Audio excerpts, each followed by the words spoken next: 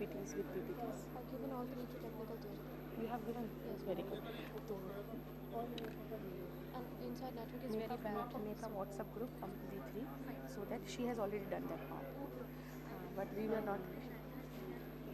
Okay. Yes. She wanted to do from her own laptop, so I said no. No. So she's here. She's sitting there. So just communicate her. You got the one? You got the one? I got to USB. I told her save the video and upload it. That will work. No, me too. We cannot do own laptop. We have to do USB. So eventually got USB. So I'm like, ma'am, we'll work with this for now. So it's sorted now? Yes, but Because she's she's not at first. satisfied. Oh, her satisfaction is not so much important for us. Show must go now. She's like, link me behind you. Kya karo? नहीं ठीक है तो all set. Should I say something?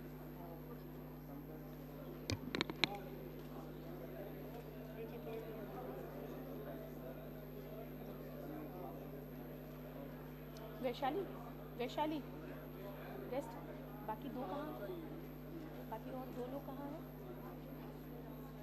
नहीं बाकी दो और लोग कहाँ बैठे हैं वैशाली मैडम बैठी ये वो वाले सर है कौन से वाले सर जो वाले पाँचवा पॉइंट का है वो सेकंड है और जो थर्ड वाले सर है खत्म कर जिसका जो है व्यूज इसमें मत कर देना डिस्कशन रखना तो 10 मिनट सुनो ना 10 minute speaker and 5 minute discussion it's questions will be there शुरू करें ये टीम हटेगी बुला ले जिसको फैसिलिटेटर ने वो मले ने ऐसा बोला है कि ना आप हाँ उनको मोमेंटो भी दिलवाना ना वैशाली मोमेंटोस तो आप पीछे रहो वहाँ से मोमेंटो भिजवा देना तो वो तो बाद में करवाना ना प्रेजेंटेशन के बाद तो आप लोग जो बैठे होंगे आपको बुलाएंगे आपको कोई नहीं मिलेगा तो मैं आपको बुला लूँगी बाय डिफॉल्ट मले ऐसा बोल के गया कि पहले कुछ हिंदी में बोलिए पर 2 मिनट के बाद बोलिए कहाँ है मले वो ट्रांसलेटर को चेक करवाना ट्रांसलेट हो रहा है कि नहीं हो रहा तो मुझे बोलते थे पहले कुछ हिंदी में बोलना है तो शुरुआत हिंदी से करना करूँ हाँ वही कर दूँ ना ठीक है ठीक है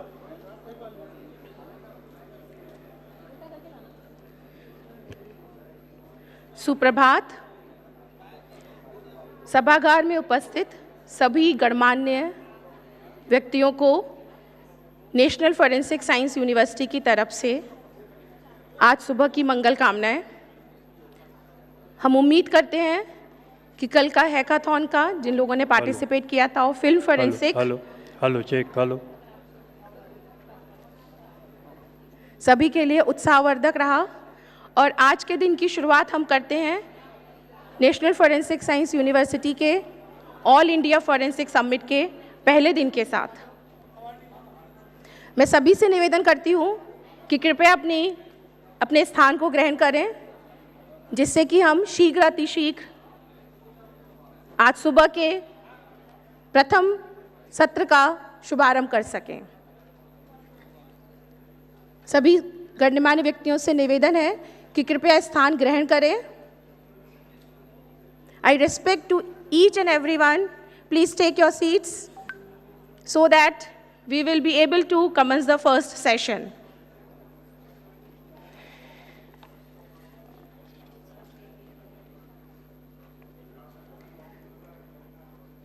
All the people present on the dais, I request you kindly take your seats in the hall so that we can commence the session. Everyone, please. Please settle down at the earliest.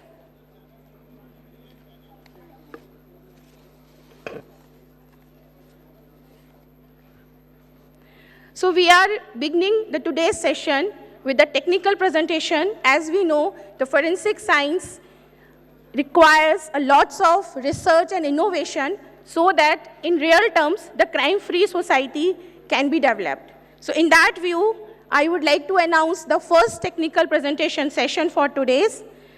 And for that, I will invite Dr. Mrs. Shaila Dinkar Apte. Madam, please.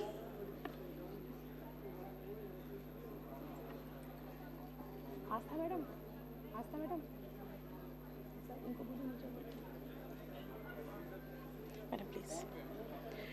Mr. Sameer Kumar Dutt. Mr. Sameer Kumar Dutt.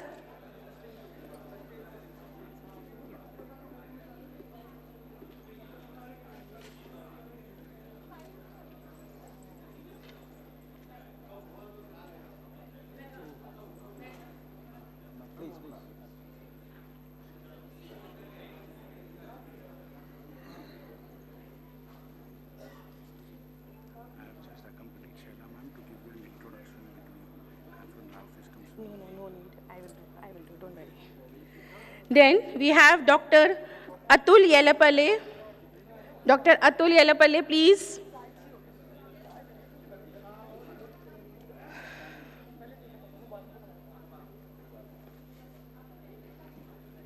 Dr. Atul, please join us from the dais.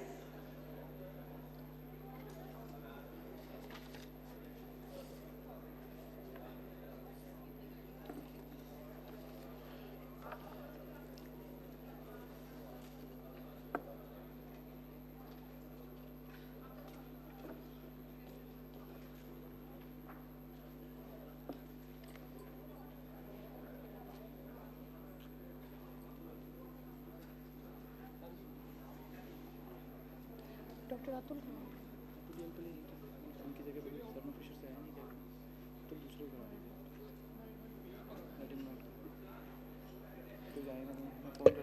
Dr. Atul Yelapalle will join us shortly. So we will begin the session with Dr. Mrs. Shaila Dinkar Apte. So Madam will be speaking about the signature verification and authentication. I would say the process of confirming the identifying of the signature by analyzing the visual and the dynamic feature. It's very crucial, and particularly in forensic science, we have different cases where the document forgery is going on. So without taking much more time, I would like to invite Dr. Shaila Dinkar Apte to please proceed, begin with her talk. Thank you, ma'am. May I have the presentation, please, technical team?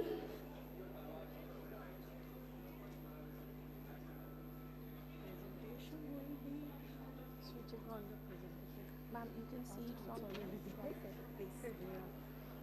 How can I see that? I have to look back. Ma'am, it's there, down. Okay.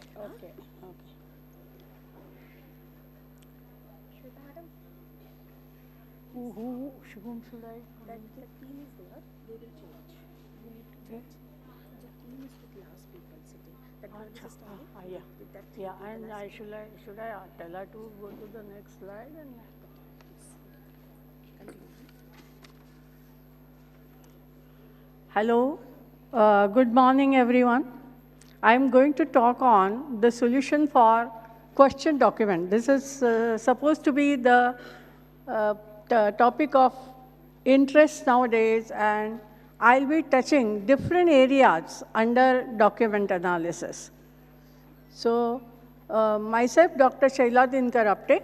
I am founder and CEO of Anubhuti Solutions, which is based in Pune. So, I'll be talking about different features, those we have introduced under this particular product. Next slide, please. I can't see. Yeah. Yes. So under document investigation, you have several things, those are included. First one is signature analysis and verification. Then you have signature authorization, and also you have writing analysis and writing verification. You want to verify the writer. That is the third type of task. Next one. So we'll first consider different parameters for signature analysis, those we have introduced. We have histogram analysis, which is basically, as you all know, it is useful to find out whether the two signatures are of similar shape or not. Second one is you can have directional feature measurement. You can have closed loop analysis. Then you want to find out the pen pressure, etc., and how the strokes are. For that, we are using the emboss analysis, and also we have the pressure point analysis. Next one. In the histogram analysis, you can see that there are two signatures taken just side by side, and we are in a position to plot the histogram. And then we can find out the difference between the two histograms. Here, the key point is that we want to ignore the background. We want to see what is there in the signature, so we'll be considering only some part of the histogram for comparison, and we'll eliminate the background part, because in the background the paper may be little, you can say yellow paper, old paper, so in that case the background will change. So you will have to ignore the background and consider only the signature part. So we'll have to consider only the histogram part which is related to the signature. Next. Then we have the directional features. Under the directional features, you can find out what is the inclination of that signature, what is the slant angle for that signature. Then we have also introduced two more features, the vertical crossings and horizontal crossings. So suppose you consider the particular signature as a square signature, some square block which is bounding this signature, we consider the center value, center axis of the X horizontal line, and we find out how many times it touches the signature. Similarly, on the vertical line. This also is one feature which can enable us to compare the two different signatures. Next one. We have closed loop analysis.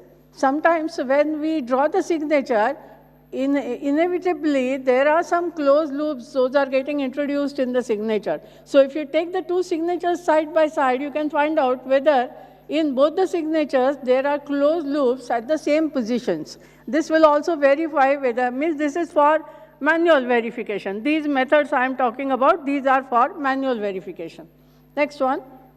Then we have emboss analysis. This will give us the pen pressure and what is the thickness of the corresponding ink that you are using. That will be also used as one of the good features for signature comparison. Next one is the pressure point analysis. Here also we are using the pen pressure.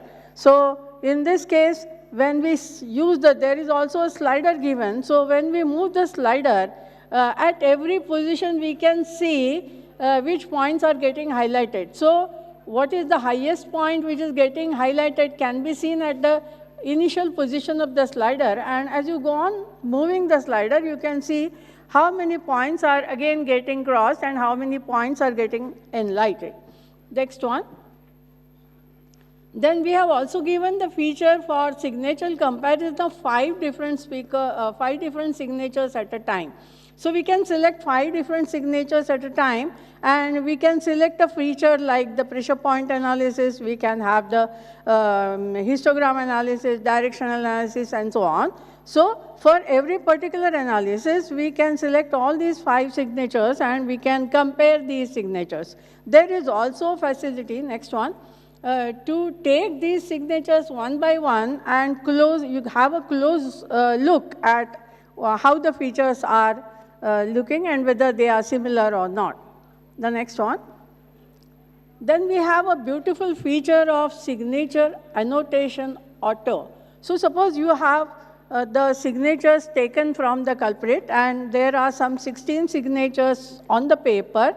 We can directly use a facility for automatic signature on annotation, and we can annotate all these signatures at once. And we can directly take it into a folder. This process is also automated. Next one. Then we have a signature sorting facility. Let us say that you have some 30 signatures, those you have annotated, and you want to do signature verification. So you would like to sort first 5 signatures, and then maybe the signatures, those are closer, you can use it further for signature verification. So for signature sorting, we have given a facility wherein you can first remove the outliers, we can take the inlier signatures, then we can have the sorting of the signatures. Let us say we want to sort only 5 signatures, or you can sort 10 signatures. Sometimes there may be some 300 as high as something like 300 signatures taken from the culprit, and you want to sort out only 30 signatures, then in that case also signature sorting is a better option. It can directly give you the sorting of the signatures out of a huge number. Now in this case, in this particular case, the parameters those we have used is the signature, for the signature comparison, we have used histogram analysis. We have also used the centroid point, that is the center of gravity for the signatures. Next one. We can export the sorted signatures. Let us say we have exported 5 signatures, and then we can go in for the signature verification. Next one. Now in the signature verification, you want to verify whether there is the means it is the simple forgery or random forgery, or you want to have a skilled forgery. So you do not know. So there will be a test carried out for simple forgery, and then there will be a test carried out for the skilled forgery. Next one. Now this is a snapshot of the signature verification system. In this case, we take 5 sorted signatures and then compare the histograms of these signatures. And if the histogram is matching, that means if there is some similarity found in the signatures, then it will go in for wavelet analysis. We have done wavelet analysis so that when we take the, we generate the wavelet for every signature from the test signatures, those are given to us. Now this wavelet, when we are generating one frame of reference for that particular person. So for every person, there will be another frame of reference, and because there is a different frame of reference, the distinction between different signatures becomes very easy. So when we do wavelet analysis, we can find out whether the signatures are same or not. Next one. Then we also have signature authorization, wherein this is basically useful when you have something like 300 signatures, and out of these 300 signatures, you have first sorted some 30 signatures, and out of these 30 signatures, you want to find out whether the sample signature is done by the same person or not. So you want to authorize whether he is the same author or not. So authorship granting is the functionality that is included over here. Now in this particular authorship detection, we use in the first place, we use the directional features, we also use the centroid calculations, we also use the histogram calculations to find out which signatures are matching in the first place. And then we go in for the wavelet analysis, wherein it will be confirmed whether at least one signature exists which is having more than 90% probability for matching. If this is so, out of some 30 signatures, if one signature matches with the sample signature, then you can be sure that he must be the same author. So this is what is called as signature authorization. Next one. Then we have writing analysis also included in this, wherein we can have size measurements. So you can take the 2 points. Suppose the computer word is occurring number of times in this particular writing. What you can do is you can mark that particular word from start to end and measure what is the dimension of that particular word. Then you can take the next word from the same writing and check whether the corresponding word measurements are same or not. So this is for measurements. You can also find out the, you can say the capital letter to small letter height ratio and so on. So whatever measurements you want to carry out can be carried out using this writing analysis. Next one. Then we have the writing analysis verification. So suppose you take the writing specimens of the same person. Then in this case, we have used wavelet transform, and we are calculating 3 different ratios. That is CV by CA, CH by CA, and CD by CA. Now these 3 ratios, if they are in the same range, they may not be same. Even though the writing is by same person, they may not be same, but they will be in the same range. Next one.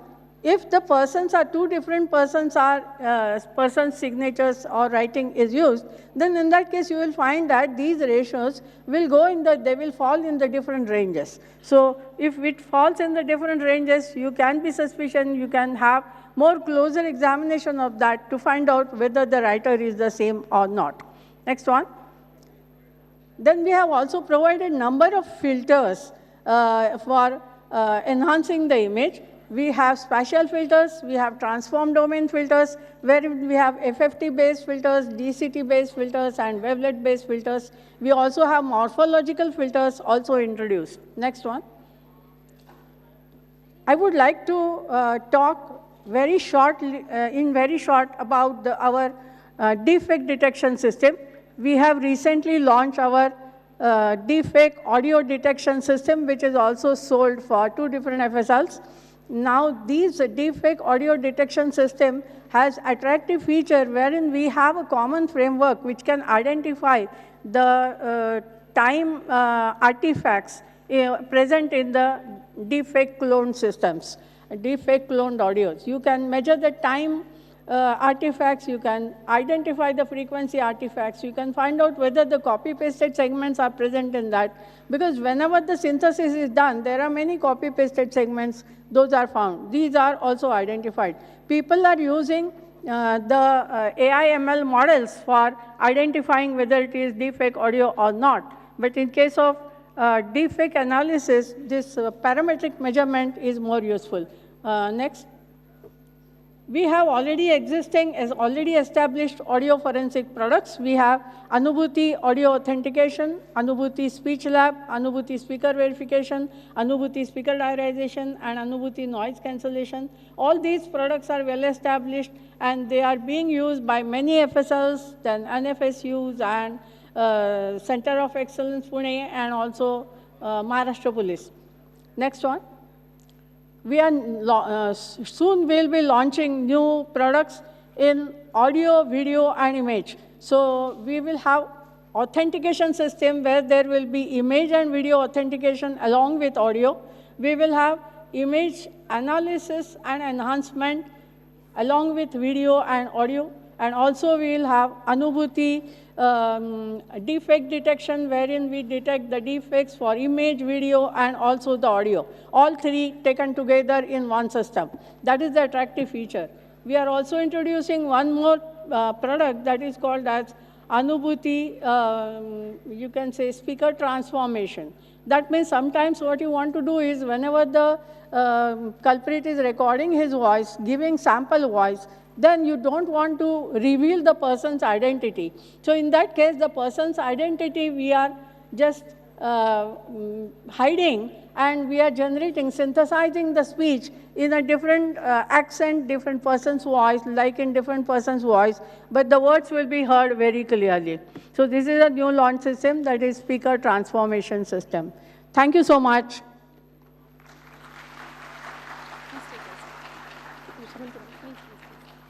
Thank you so much, ma'am, for your detailed and scientifically methods for the signature identification. Without taking much more time, I would like to call Mr. Sameer Dutt, who is going to speak about the Make in India initiative through his instrument, that is a digital investigation and cyber forensics field. Sir, please.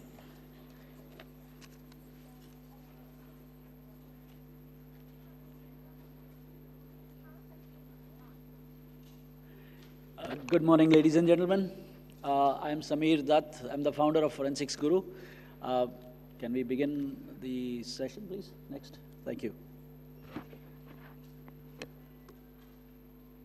Okay, this is a short video which gives you a little bit of an overview. Can you just play that, please?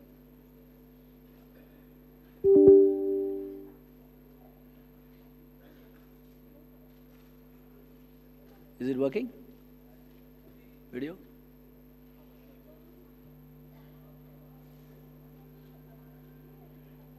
Okay, so let's just proceed. Why Make in India for digital forensics? Next.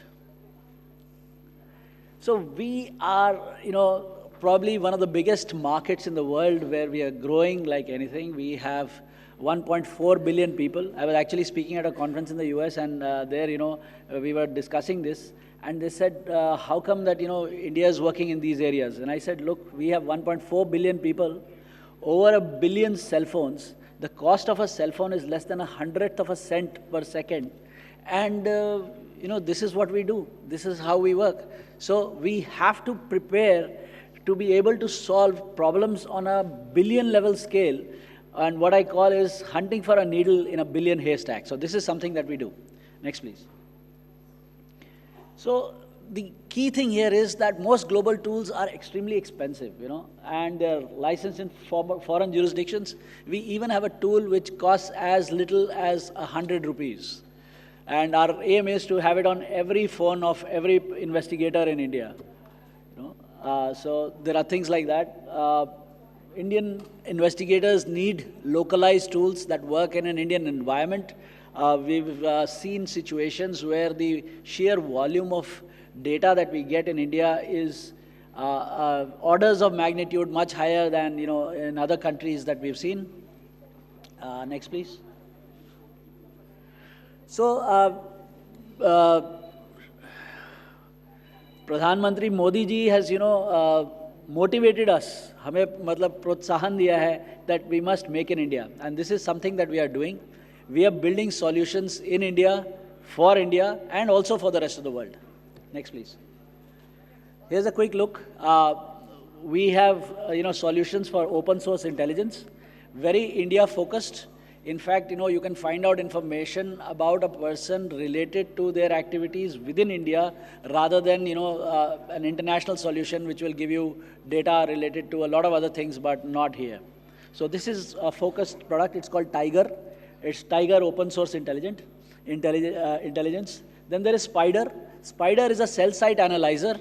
And the best part about the cell site analyzer is that you can take it to the scene of the crime and you can identify who were the people present at the scene of the crime at the time of the crime. So it will work on 2G, 3G, 4G, 5G, and it will collect all the data and put it all together, and it will give it in an instant.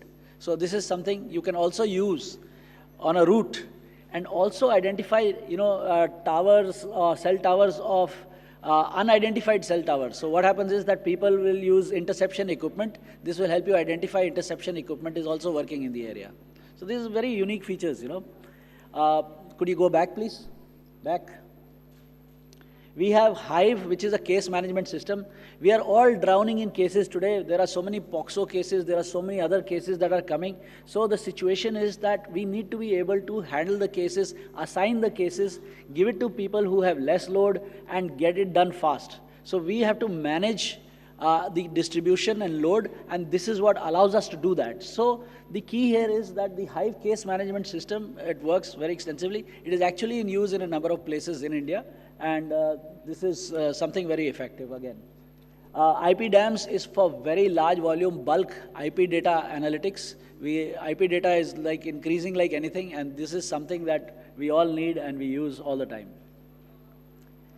Then we have the digital evidence seizure kit. This is something that works as per the BNS, the Bharatiya Nyaya Sanhita. You want to seize digital evidence. You take a video, take a shot, fill up a seizure memo. And the best part is it allows us to do it by just taking a picture of digital evidence. When we take a picture, we can get the serial number, the make, the model, and everything goes inside the seizure memo, and it automatically produces it. So when you take it on a crime scene, you take it to the MOCA, and at the MOCA, you can get all the data and use it. Fast and easy, yes. We have the call data analysis system. We have IP, CDR, IPDR, but we also have gateway. We also have towers. We also have ISD. So one can actually do very, very high volume data analytics with this. There is Owl Hunt, which is a tampered image detection system. And this allows us to, insert an image and identify it where it has been tampered, etc. Now, these last two products that you see here, which is Nautilus and Octopus. Octopus is a crime investigation platform. This is something that allows us to collect, collate, and analyze data in bulk from multiple sources. So we may have data in text form, we may have data in video form, evidence in video form or audio form, we may have CDRs, we may have mobile phones seized, and we may have data collected from them. We can get it all together, analyze it, put it together in a case, and get a result. This is the kind of results that we get which helps us solve cases in bulk, and complex cases can be solved like that. It is an event-based investigation platform. Then we have Nautilus, which is an intelligence analysis platform. And Nautilus, the speciality is that it works on the pole model, which is the people, objects, locations, and events. And it is the base for intelligence-led policing. Now, from a policing perspective, this is the, mode that you'd like to be in. So if you're carrying out an investigation and you have multiple sources of information coming in, this is the way to go. Next, please. Right. I've been told I'm running out of time, so I'm going to speed up the process. Next, please. So this is what it looks like. This is our Tiger. In fact, it's got a very cute interface. It starts running around. Next, please. Next, please. Right. So you can, get a graphical view of the whole thing. Next, please. a link chart, it will show you a lot of data about various accounts that people have. We have matrimonial frauds, you'll get information about shadi.com, a lot of other things like that and all that. You'll get UPI IDs, bank account details, you'll get photos, you'll get mobiles, you'll get email IDs. You'll even get data leaked on the deep and dark web. Next, please. So you can get any kind of information related to that. You will get photographs, you'll get all sorts of information. Next, please. We are just starting with a simple telephone number and getting all that information. Then we go on to the crime scene investigation. Next, please. Next. Yeah. So here what happens is that as per the BNS, we tend to take, collect the data, seize the evidence and bring it, from the scene of the crime. This allows us to do that. It comes with a tablet. You just take a picture of your evidence. So if you have a hard drive, if you have a mobile phone, you just focus the tablet on that. You can get the serial number, the make, the model. It is all populated into the seizure memo, and you will get the results. Next, please. Yeah. Next, please. Yeah. We go on to telecom. Next, please. So this is the Spider cell site analyzer, which I was talking about. Next, please. This is what it looks like. In fact, we've got physical pieces on demonstration here at the exhibition area. You can always see it and try it. Next, please. This is, the high-end CDR analytics. It is used extensively in India by a lot of users across the country. Next, please. It allows us to import data from multiple sources. So we can actually import data from phone forensics. We can get data in from interception, lawful interception. We can get subscriber details. You can get gateway. You can even get data from seized SIM cards and also damaged SIM cards if it comes to it. If you have a SIM card exploded in an explosion, extract data, you can put it in. And of course, CDRs, TDRs, IPDRs, and everything, you can get that as well. Next, please. You can produce a nice quick report. You'll get a result. You'll catch the criminal. You can see what's going on. Next, please. IPDR analytics, we talked about that. Next, please. This is the interface. This is what it looks like. This allows us to make it very easy. Our objective is that since police officers are using it, they need to be able to use it with ease. And this is the way to go about it. Next, please. A quick report. It tells you, different applications that are used, like, somebody's using bottom to call the Middle East. You can track that down and things like that. You can find the B party of the person who's, being called using WhatsApp and things like that as well. Next, please. Multimedia. Next, please. This is a tampered image detection system, as we talked about. Next, please. So you can identify, where the image has been tampered, etc. Next, please. You can identify, original and modified images and where the tampering has been done. Next, please. Video shots. In fact, when we are analyzing videos, and especially very big videos, what happens is that we tend to be bogged down by handling that much data. So what we got to do is we break it down into smaller pieces. We can have multiple people working on it, working to deadlines, life at risk situations. This allows us to create shots of different video clips which are part of that whole video and get the data out. Next, please. Next, please. We talk about intelligence. Next, please. There is a crime investigation platform, Octopus. I like the logo. I hope you like it. Next, please.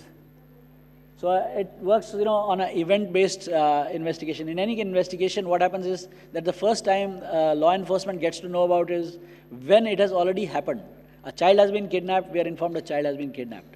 So now we are reacting to an event. This allows us to take an event and every event after that, put them all together, gather evidence. There are tablets, there are also cell site analyzer, number of products.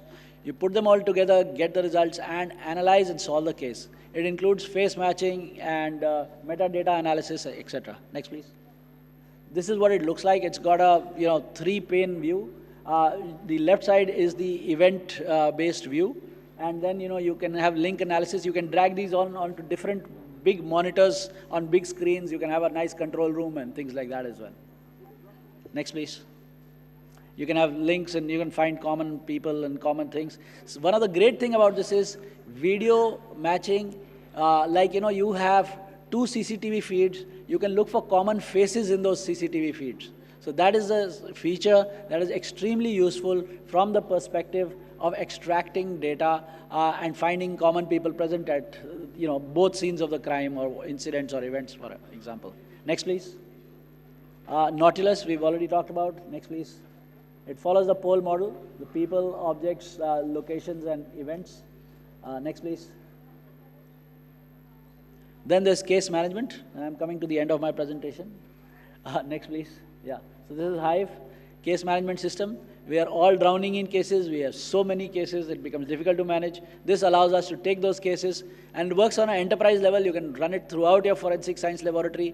You can manage different types of different departments. Everything can be managed centrally, and the director can see on his desktop what is happening at any given time.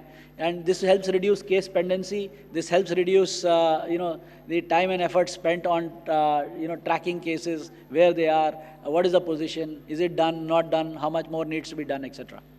Next, please. So this is what it is. This is what we do, and we are happy to, collaborate and work with any law enforcement agency that would like to, take these things to the next level. So next, please. All of these tools come with machine learning and artificial intelligence inside. Today, AI and ML is the buzzword, but we build it in, but we make it so simple to use that people don't need to know whether it is inside or not, but it produces the results that it needs. So that's how it works. Thank you very much. Thank you for your time. Thanks a lot, sir. To promote the Make in India and for the Atmanirbhar Bharat with your entire technical sessions and the efforts that you are taking in your laboratory. So moving towards the third session, we are having Ms. Kritika Kaur. Dr. Atul, because of some commitment, is not available here. So instead of that, Ms. Kritika Kaur will speak on the advancement in the field of narcotic and psychotropic substance analysis using the sophisticated instrumentation. Thank you. Good morning, all. So I am Mrs. Kritika Kaur, and by education, I am a nuclear engineer. But apart from that, I'm also, as a sales manager, I'm also handling the radiation product as well as the forensics, Raman and FTIR technologies. So today I'll be explaining about what the products we have in India and about Thermo Fisher Scientific a brief. So Thermo Fisher, we enable our customers to make this world a healthier, cleaner, and a safer place. So we have around 1 lakh colleagues around the world, and every year we invest around 1.4 billion USD into research and development, and around 45 billion in revenue. Next slide. So talking about the CBRNE technologies, that is the chemical, biological, radiological, nuclear events. So we are particularly dealing with the chemical as well as the radiation technologies, that is the radiation and nuclear technologies. So in chemical, we have technologies like Raman and FTIR, and we are the only ones we have a technology in which we have both the technologies like Raman and FTIR in a single product. So that's a very special product that's called Gemini, and it's used globally by the customs and police officials. Next slide, please. Next slide. Yeah. So talking about the detection and identification. So mostly people are concerned about detection. That is the first thing we want. We want to detect whether there is some narcotic substance or explosive substance that is present. But what we are dealing is with the identification, because that is equally important. You should know what you have detected, whether it's a narcotics or it's a plain sugar or it's an explosive. So these are the technologies that are available globally. And in the labs, if you see the technologies that are used are GCMS, FTIR, Raman, IMS. IMS is the field technology. Colorimetric is used by NCB and the police officials, where they have the color kits, and they use to identify which drug is present. But the problem with that color kit is that it has an expiry of every 6 months, and secondly, it has a very limited library. So the technology that we are talking about is the field technology that in which we use the Raman and FTR, and the same technologies are used in lab. So it is just like carrying your lab with you in the field where you have found the narcotics or the explosive substances. So these are the technologies that are available. K9 is the dogs that are used for detection of any narcotics substance by the police. Next slide, please. So as I said, that these are the lab confirmatory, that is GCMS, gas chromatography technique. And in field, we have now Raman and FTR, which were also lab techniques earlier. Now these are available in the field that can be used by the police officials and carry the instruments and used to identify whether which narcotic substance is there. So these, handheld Raman and FTR technologies have a library of around 13,000 molecules. So it has an unlimited library, and also a user can also add the library, any new narcotic substance if they are found, that can also be added into the instrument. And these technologies are IMS, colorimetric, canine. So these, the last three technologies have very high probability of false negatives and false positives. So it's always, advisable to use technologies like GCMS and FTR and Raman. Next slide, please. So suppose you are in the field. As a police person, you are in the field and you have found this particular powder. So how do you identify what it is? Whether it's a sugar sample, whether it's a narcotics, explosive, or hazardous chemical. How do you do that? So for that, we have these technologies to identify there in the field itself, and depending what the result is. So it has every molecule has a particular spectrum. So that particular spectrum is already loaded inside the instrument, and whenever this particular substance is found, they try to match that spectrum and identify that what particular narcotic substance it is. So it is very easy for the police officials to go on the field and identify that what particular substance is and how to take it further, instead of sending to the labs and taking time for around 6 months, 4 months, and then getting a clear evidence that this was the substance that was present. So in the field itself, you can identify what it is. Next slide, please. So as I said, this is the scientific working group for analysis of seized drugs. So they have identified 3 categories of technologies: category A, B, and C. So currently, the police officials or NCB, everybody is using the color kits, wherein the library is limited and the expiry is every 6 months. So every 6 months, those color kits expire. You have to procure new one, and then this process goes on. So in category B, we have ion mobility spectrum. That is the detection technique. But as I said, it has a lot of false positive and false negatives. Category A is infrared technology or Raman spectroscopy, NMR, X-ray diffractometry. So these are the technologies that are category A, and these give the confirmatory results. Next slide, please. So these are the range of products that we have. First is TrueNarc, that is only for narcotics, based on Raman spectroscopy. Second is First Defender. This is again based on Raman spectroscopy with a 785 nanometer wavelength. Then we have 1064 Defender, that is 1064 nanometer wavelength, again a Raman spectrometry. And then True Defender is FTIR technology. FTIR is basically Fourier transform infrared technology. And next we have Gemini. Gemini is a combination of FTIR as well as Raman in a single product. Next slide, please. So this is how the technology works. Every person has a particular fingerprint. So every molecule also has its own fingerprint, and it is used to identify with the detector. Next slide, please. Next. Next, yeah. So this is how the technology works. You can press next. So there is a laser source that goes in, and it interacts with the molecules of the sample, and it goes back to the detector, and it processes, it matches with the spectrum that is already saved in the unit, and when it matches, it gives a result that this is the sample that has been identified. Next slide, please. So this is what Raman and FTIR spectrums looks like. So both the spectrums are different because both the technologies are different. So, and it gives a confirmatory result that this is the particular substance that has been identified. Next slide, please. So in field analysis, this is how the report comes. This is how it, it is so easy for the police officials to use, that it gives a clear picture that this is the drug that has been identified, and this is how the report will look like. This is the spectrum that is already saved. This is the spectrum that they have found, and it tries to match with the spectrum that is there in the instrument. Next slide, please. So TrueNarc is, this is how it gives the results. So look how beautifully it, identifies that this is a narcotic substance. It gives in red.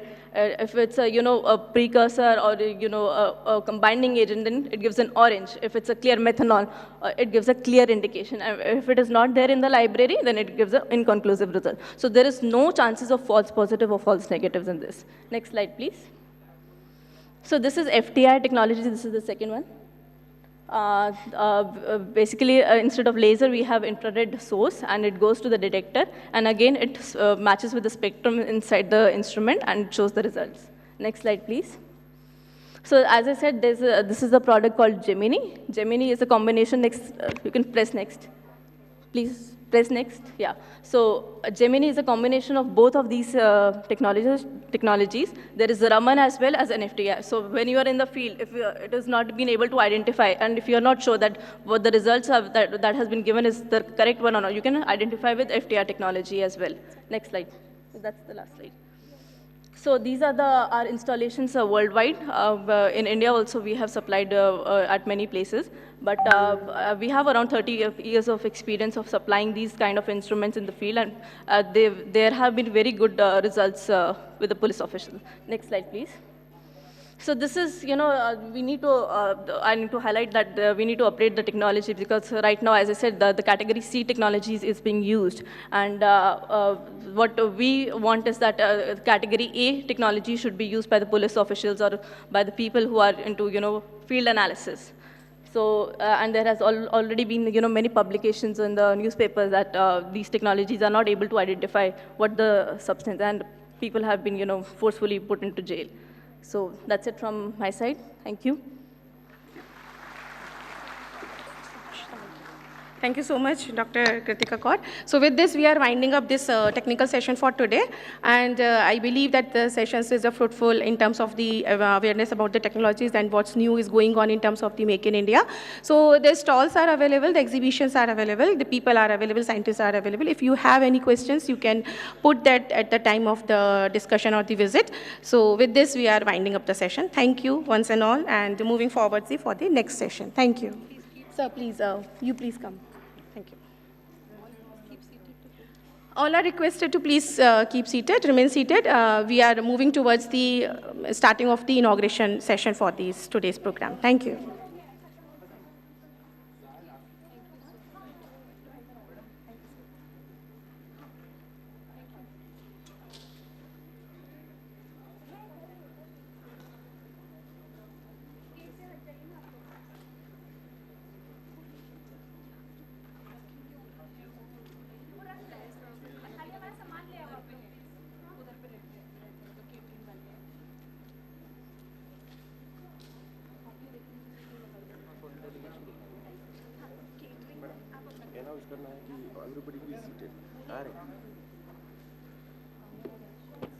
All are requested to please be seated. Hello, check 1, 2, 3. Please Hello, do mic not check. move around the Hello. plenary hall, please. Students are requested to please be seated.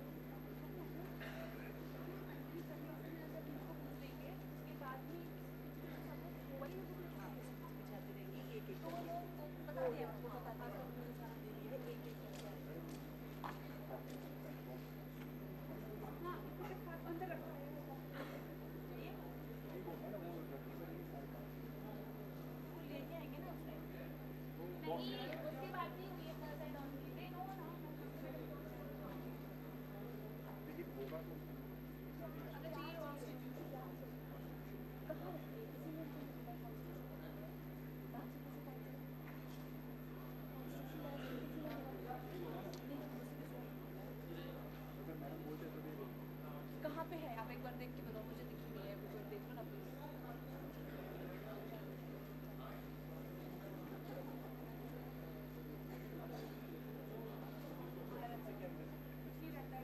कितना आपको instructions मिला था?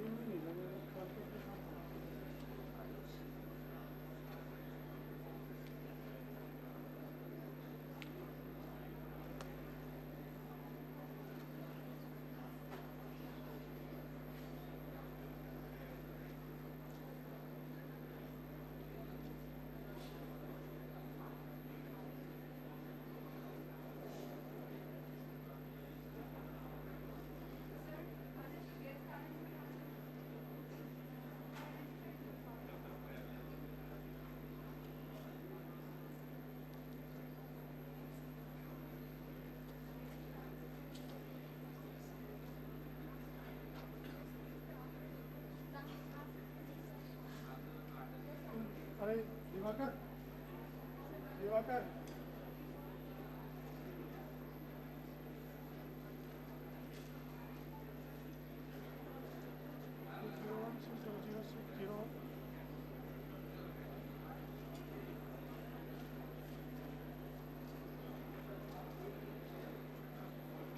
Six zero two.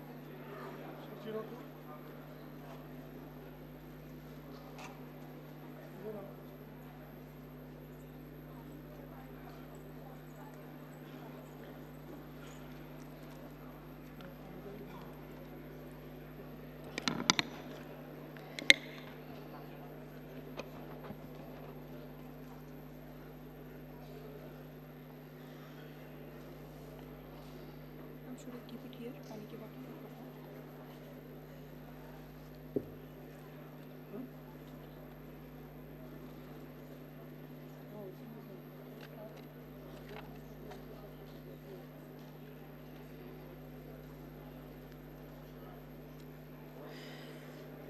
A very good morning to one and all. I request all of you to be seated. Very soon we are expecting Honorable Union Home Minister.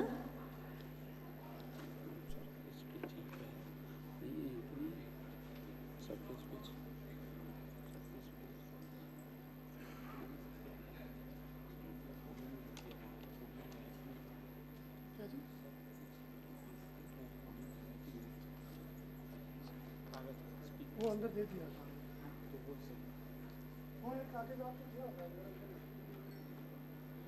Podium से ला के दिया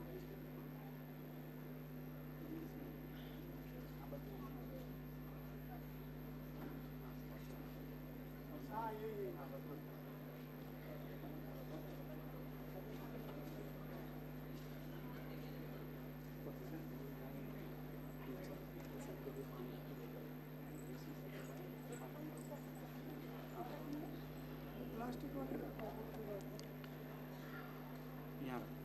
यहाँ रख देता हूँ सर को मैं बोल देता हूँ सर को बोल दीजिएगा यहाँ पे भी रख देते यहाँ पे भी रख दो I request all the students to please take your seats. Please make yourself comfortable as quickly as possible. यहाँ पे भी रख देता हूँ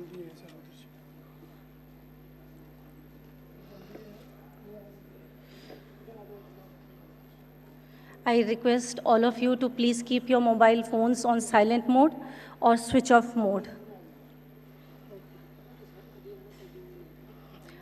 आप सभी से निवेदन है कि आप कृपया अपने mobile phones switch off mode एवं साइलेंट मोड पर रखें.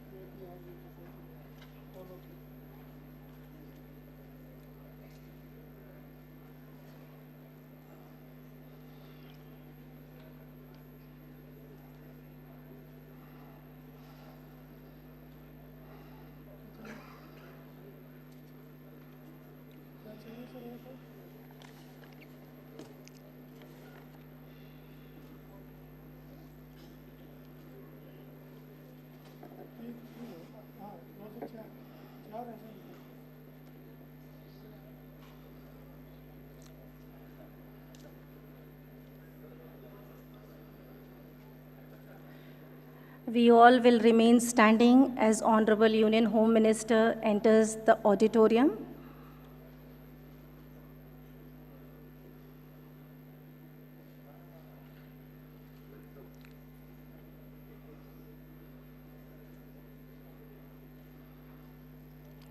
I request all the students to not to make any movements during the inaugural sessions.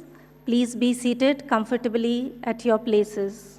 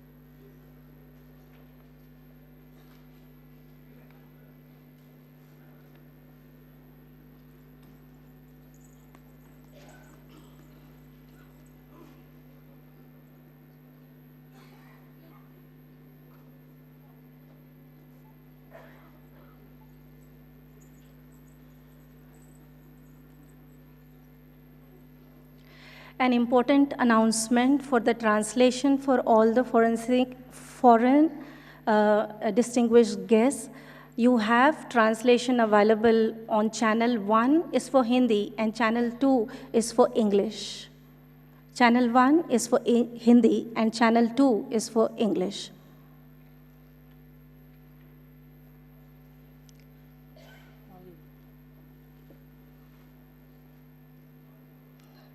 I request everybody to please be seated. Please do not make any movement. I request all of you to please rise. We'll remain standing.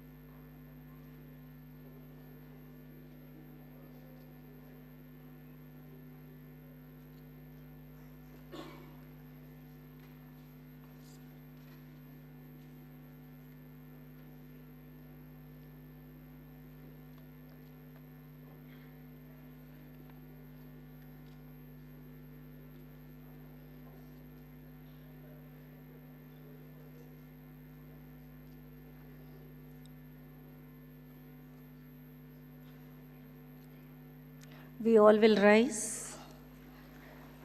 हम तालियों की करतल ध्वनि से स्वागत करते हैं हमारे आज के ऐतिहासिक पर्व के मुख्य अतिथि माननीय केंद्रीय गृह एवं सहकारिता मंत्री माननीय श्री अमित शाह जी का बहुत बहुत स्वागत है, अभिनंदन है, वंदन है माननीय आपका।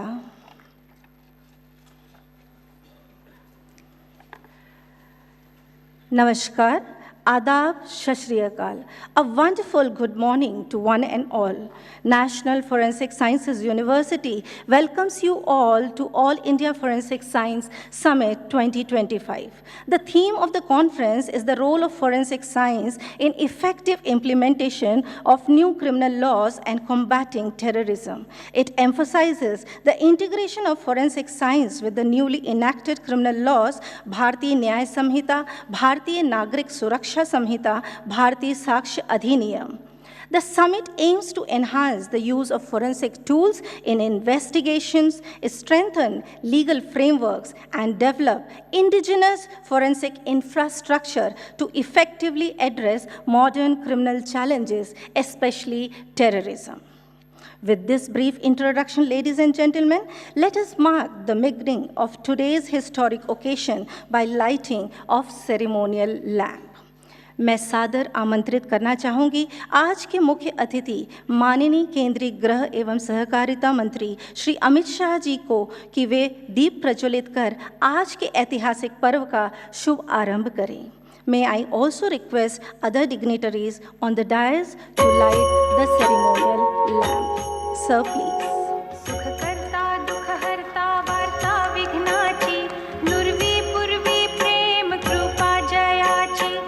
Ladies and gentlemen, please give a big round of applause.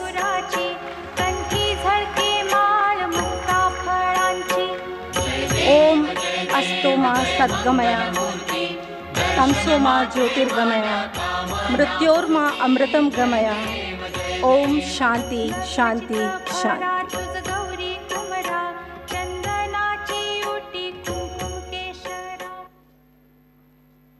Thank you so much, sir. अब हम अनुरोध करते हैं माननीय डॉक्टर जे.एम. व्यास जी से कि वे कृपया स्वागत संबोधन के लिए पधारें. Sir, please.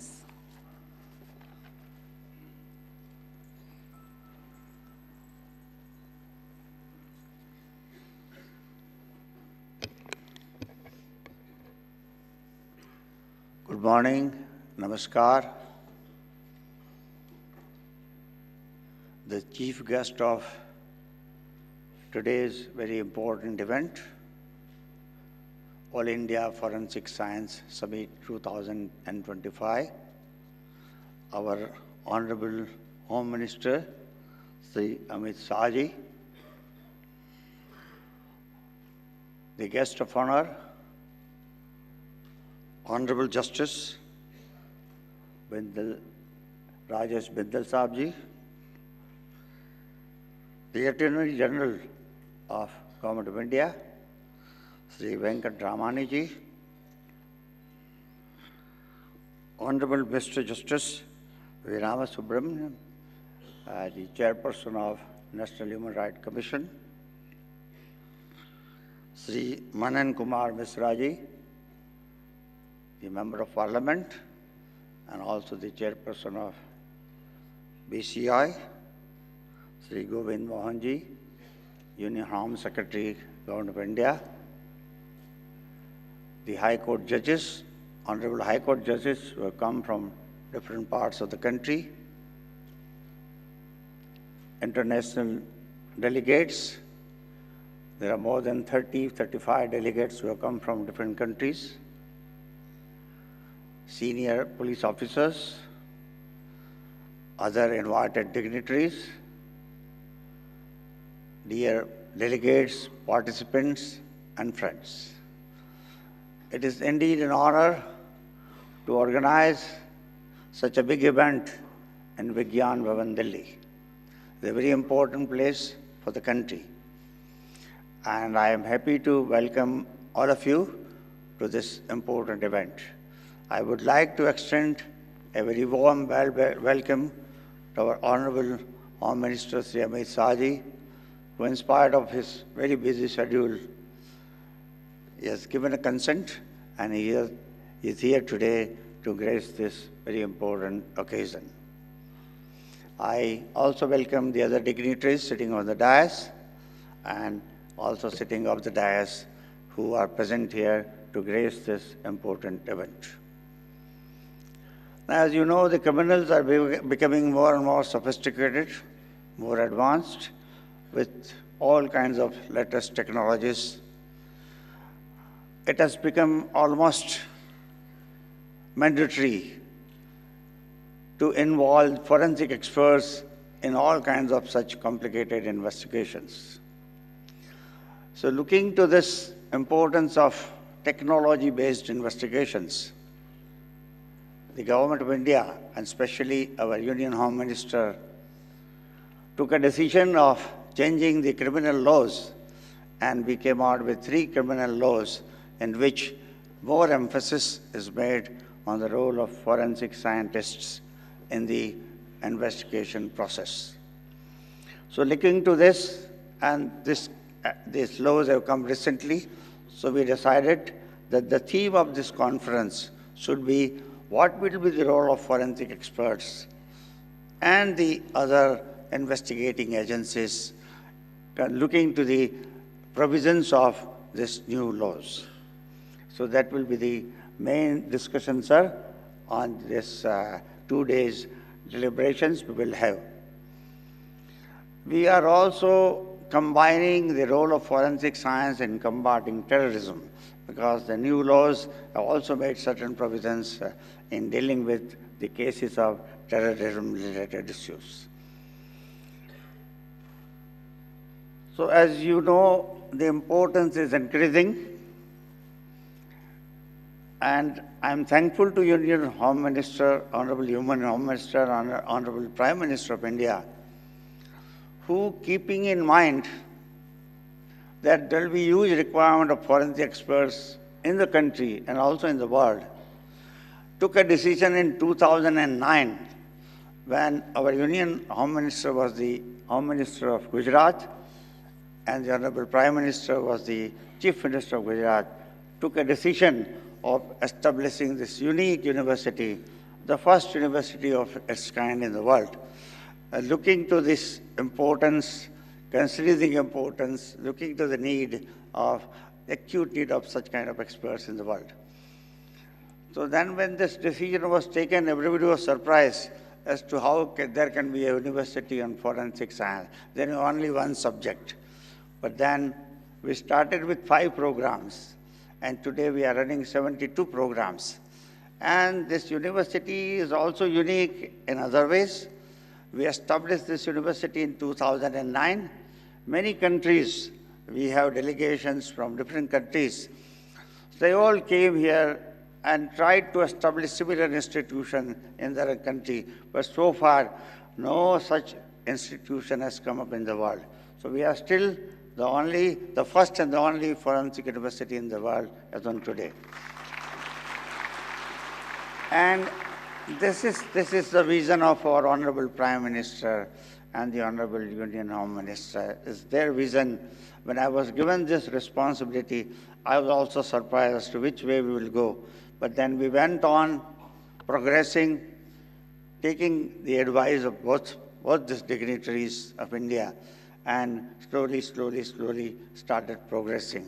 And then in 2020, looking to the potential of this, because we were, as Gujarat Forensic Sciences University, we were extending these services to almost 60, 70 countries in terms of providing some kind of expertise in their investigations, providing training to their law enforcement agencies, establishing forensic capabilities in their countries.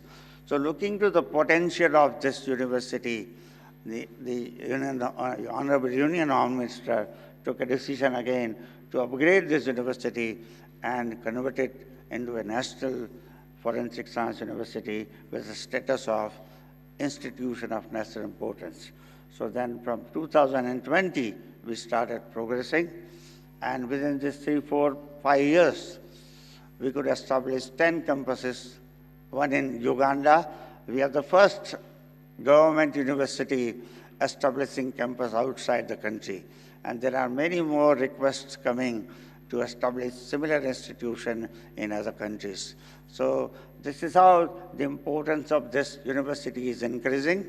And then because every country needs technical experts who can investigate crimes like cyber crimes, the crimes which are taking place in IoTs, the crimes which are taking place using artificial intelligence, the crimes which are taking place using drones.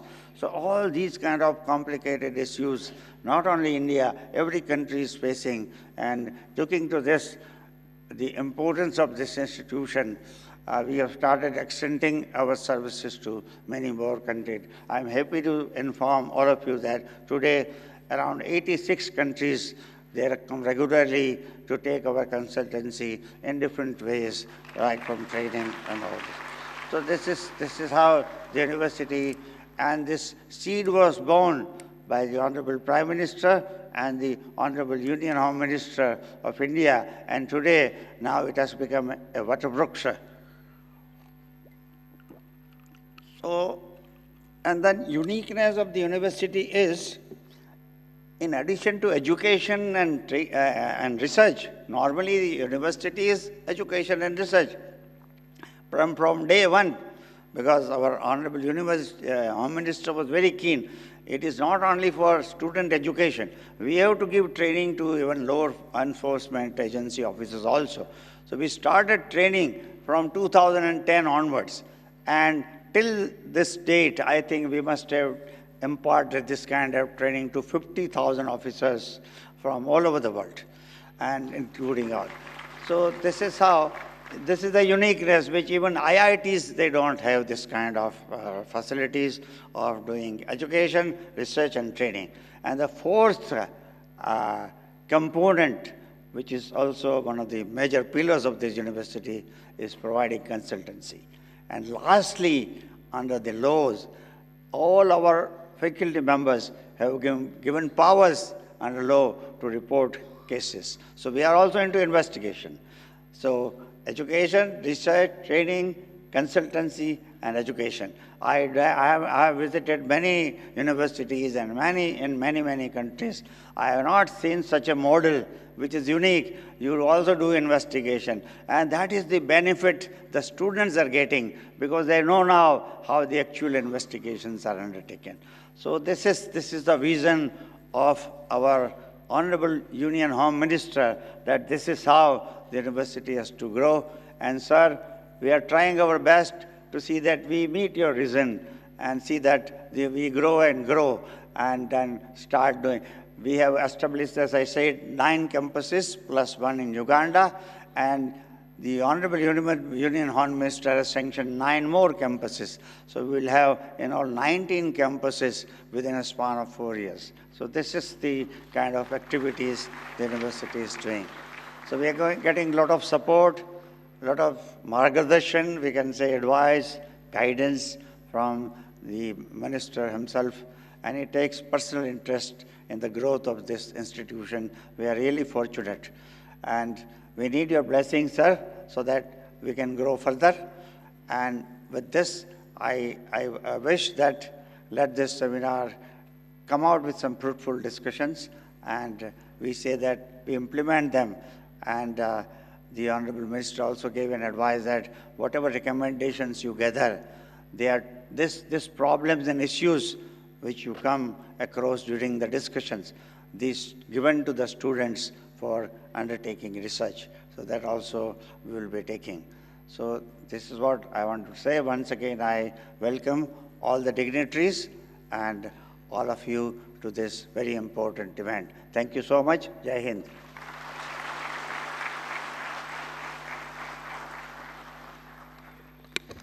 Thank you sir. कहते हैं कि मेघ और मेहमान बड़े भाग से पधारते हैं।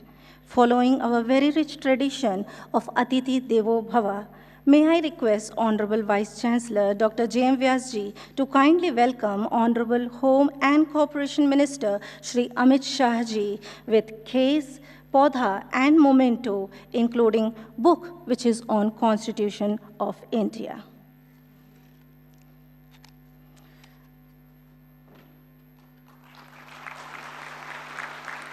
पौधा जीवंतता का प्रतीक है, जीवन का प्रतीक है, हरियाली का प्रतीक है।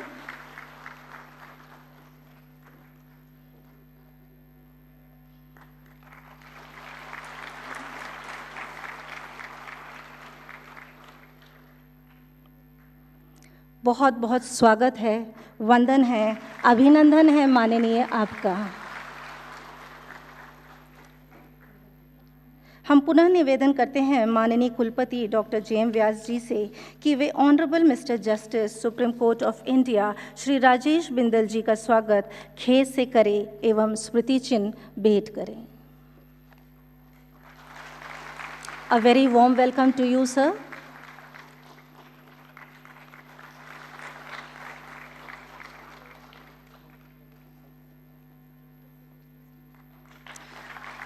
Thank you, sir, for honoring our invitation. May I again request Honorable Vice Chancellor Dr. J.M. Vyas to welcome Attorney General of India Shri R. Venkatramani, sir, with case, plant, and memento. A very hearty welcome to you, sir.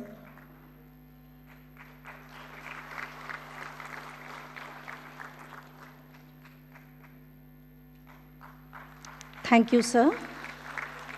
May I now request Professor Purvi Pokhriyal to welcome Honorable Mr. Justice, Chairperson, National Human Rights Commission, Shri V. Ramasubramaniam, sir, with case, plant, and memento.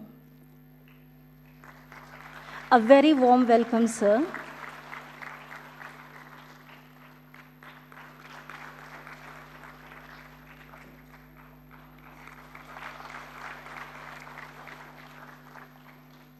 I now request Professor Puri Pokhriyal to welcome Chairman, Bar Council of India, Shri Manan Kumar Mishra, with case, plant, and memento.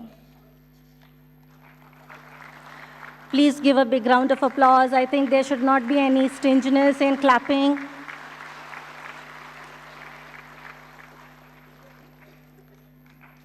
A very warm welcome, sir. Thank you so much.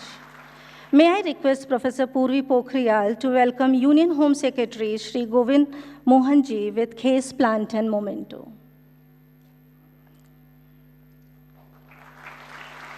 A very hearty welcome to you, sir.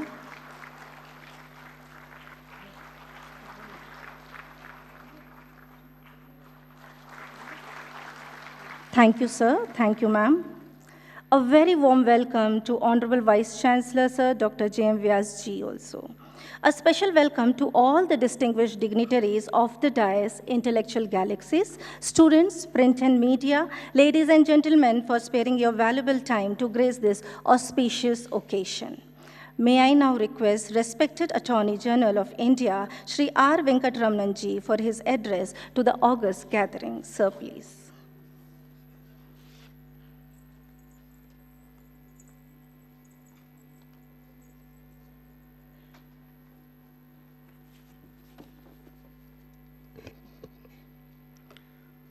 Honorable Home Minister Shri Amit Shah ji, who employs his sharp intelligence to all matters of expedition, respected Justice Shri Rajesh Bindal, Shri Ramasubramaniam, both of whom I regard very deeply, Shri Manan Kumar Mishra, Chairman Bar Council, and Shri Govind Menon, Union Home Secretary, Dr. Vyas, an outstanding Vice Chancellor of NFSU, Professor Purvi Pokhriyal, a dedicated teacher, honorable judges, dignitaries, distinguished delegates from abroad, and all invitees, good morning. For long, India has suffered many countries, the cultural and political impositions and narrations through the language and understandings of colonial law. We have forsaken the rich repository of ideas and literature in justice administration, logic and evidence, which Bharat has produced over long periods, particularly in Nyaya and Tarkasastras. For good reasons, we have now bid goodbye to colonial criminal and procedural courts and are beginning to harvest our own riches. We need to plunge deep into these riches and make them relevant for modern use and expositions. We need to borrow and adopt from relevance wherever relevant.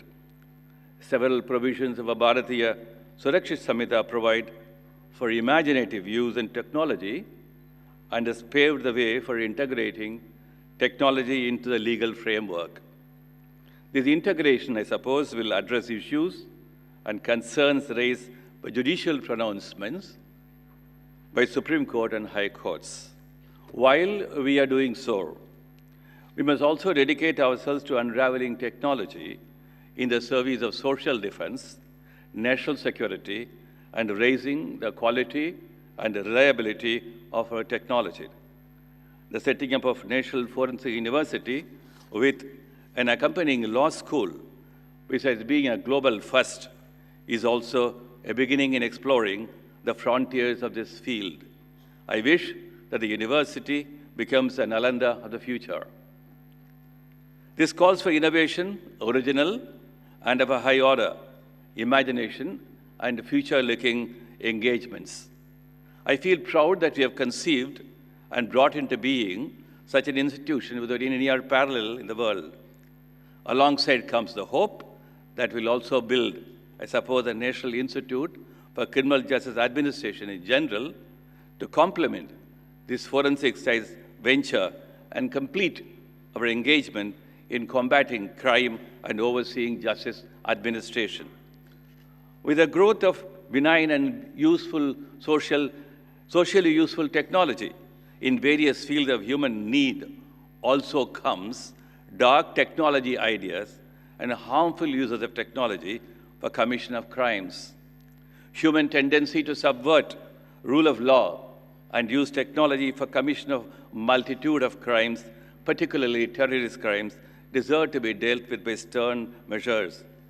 There can be no room for such offenses while we are on the march of greater global connectivity, global exchanges, and creation of an egalitarian social order with development and peace on focus. After sight, oral, and written communication, information technology is the fourth communication gateway, and with its ever-expanding spectrum, subversions also emerge. People who use technology for committing crimes, such as financial, money laundering, and other social disruption crimes, are enemies of a peaceful social order. It is therefore important that by the intelligence of technology and the intelligent use of technology, that we can combat these dark forces of human nature.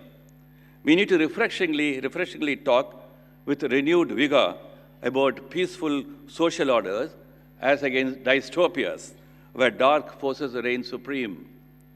We are also called upon to explore the frontiers of forensic science to subdue the dark forces and to strengthen rule of law. Having a peaceful and a crimeless social order with due attention to victims of crimes is also a human right, a right as important as any other right. Can we not say that forensic sciences will also be a handmaiden of human rights? The advances in forensic science are indeed astounding. Virtually every shade of human conduct in the commission of crimes can now be detected and identified by forensic sciences. The early ages of DNA tests, with its pitfalls and deficiencies, are being addressed. Advances in identifying and detecting proteins have made proteomes an essential forensic science tool. Scientists can find proteomes in blood, bones, and other biological materials and analyze them to find answers. The digital world, through use of which many crimes are planned and executed, can now be expansively used to detect trace of commission of crimes. Biosensors, immunochromatography, forensic palynology, digital vehicle forensics, drone forensics, video spectral comparator, digital surveillance called the XFT device to know illicit drugs in gaming areas, a few examples. The Organization of Scientific Area Committee in USA, concerned with forensic sciences, has proposed a forensic science standard board. Perhaps we should also think about such institutions within NFSU.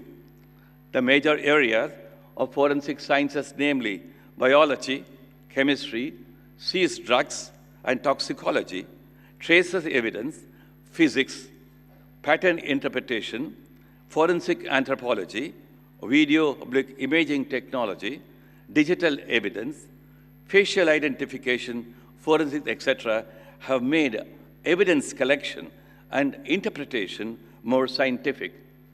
Magnetic fingerprinting and links analysis software for forensic accountant, mass spectrometry techniques, as also blood pattern analysis software, omics techniques, or other developments.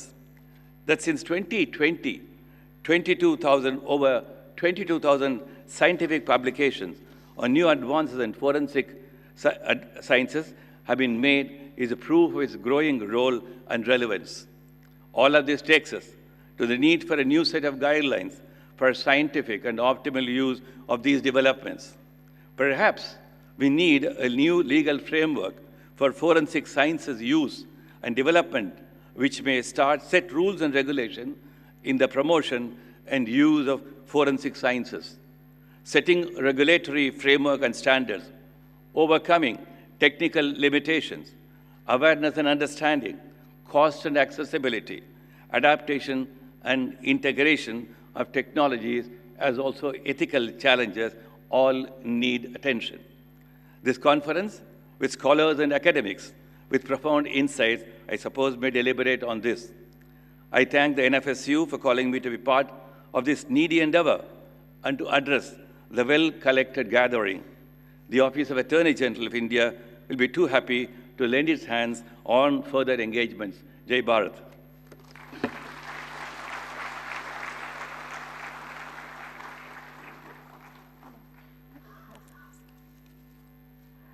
Thank you, sir.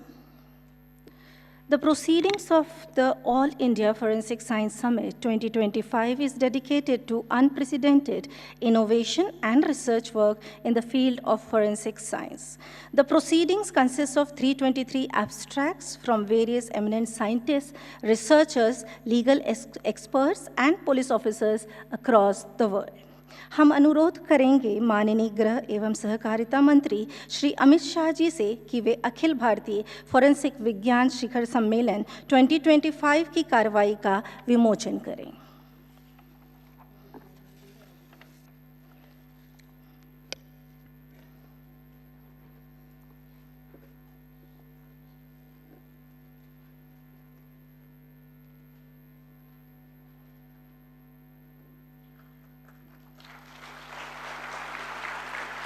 Thank you sir. साथ ही साथ माननीय आपसे पुनः अनुरोध है कि आप unfolding forensic primer का भी विमोचन करें। माननीय आपको बताना चाहेंगे कि अनफोल्डिंग फोरेंसिक राष्ट्रीय फोरेंसिक विज्ञान विश्वविद्यालय द्वारा तैयार किया गया है, जिसका मुख्य उद्देश्य न्यायिक अधिकारियों को वैज्ञानिक साक्ष्यों की गहराई में समझ और उनके विवेकपूर्ण उपयोग के लिए तैयार किया गया है। Thank you, sir. May I now request Honorable Mr. Justice V. Ramasubramaniam, Chairperson of the National Human Rights Commission, to address our intellectual gathering. Honorable Union Home Minister, my dear brother, Honorable Justice Rajesh Bindal, my good friend, Sri Venkatramani, the Attorney General for India, the Union Home Secretary, the Bar Council Chairman, Sri Manan Kumar Mishra, distinguished invitees, dear friends. Two problems plague the system of administration of criminal justice, not only in this country, but the worldwide. One is the huge backlog of cases, and the other is lack of scientific investigation of crimes. Both these problems have as their root cause the shortage of experts in the field of forensic science. Some statistics show that in India, there are about 180 colleges which churn out probably about 18,000 graduates in forensic science every year. In comparison to more than 40 million criminal cases pending all over the country, the number of forensic experts available for investigation of crimes scientifically is abysmally low. And I think it is this gap that is sought to be filled up by this Forensic Sciences University, the only one of its kind in India and probably Asia. The problem which I mentioned about shortage of forensic experts is a universal phenomenon. In fact, there is an academy called American Academy of Forensic Sciences, whose website has got a section called Justice Talks. This section carried an article. The title of the article was Exploring Unintended Consequences, the Erosion of Institutional Knowledge of Investigative Techniques as Correlated to the Availability of Expertise.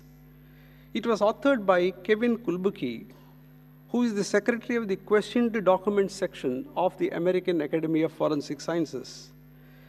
This article highlighted as to how the shortage of forensic experts leads to gross injustice throughout the world.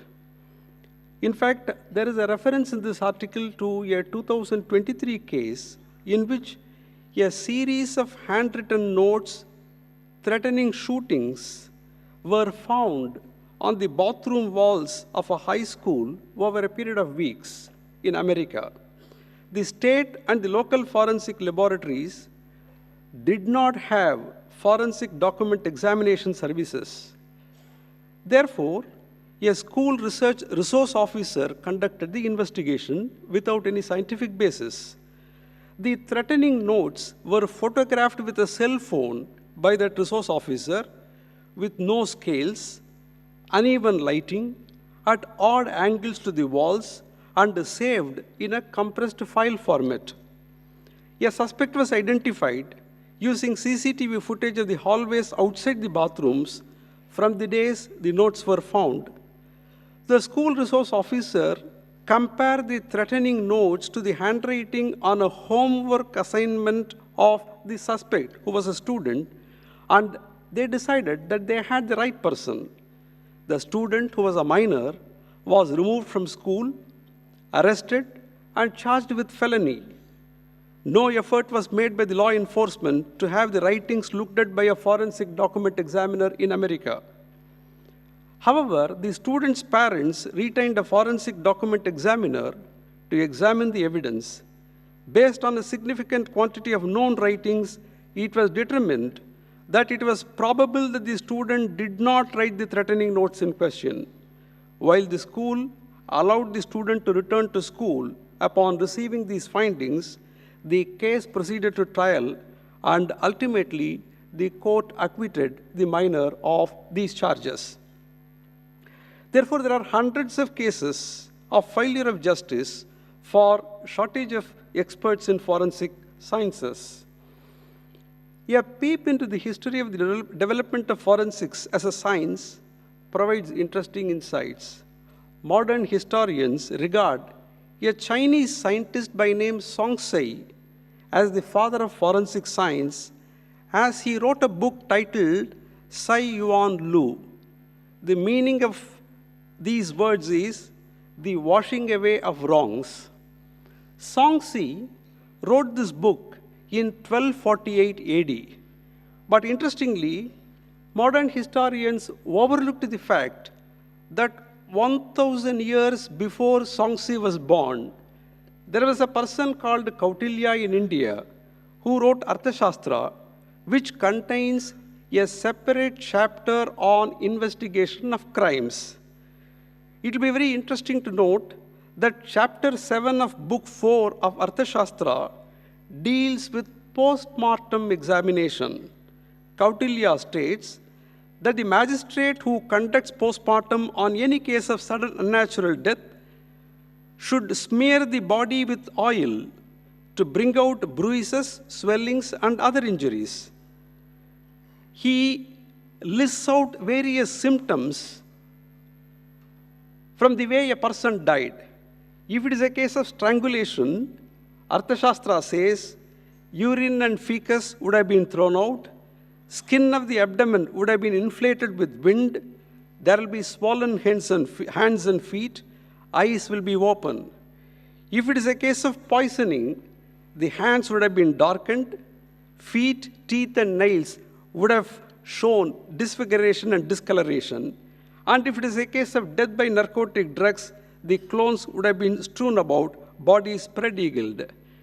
Ultimately, Kautilya concludes, I quote, in case of death due to poisoning, the undigested parts of the meal shall be tested by feeding it to the birds, or they can be thrown into fire. If these particles produce a crackling sound and become multicolored, then it is a case where poisoning is positively proved. If the heart or stomach does not burn when the body is cremated, then poisoning is proved. This is what Kautilya says. Therefore, our society has always had a fair degree of understanding of how important forensic science is for more than 2000 years. With such a background, I am sure that the All India Forensic Science Summit is bound to be a huge success, and I wish the university and participants a very productive summit. Thank you very much.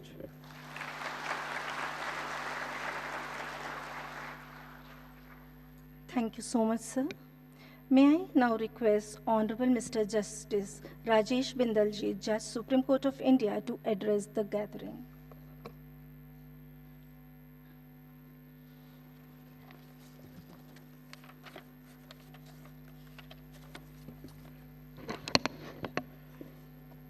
Honorable Mr. Justice, Honorable Mr. Amit Shahji, Union Home Minister, other dignitaries on and off the dais, ladies and gentlemen.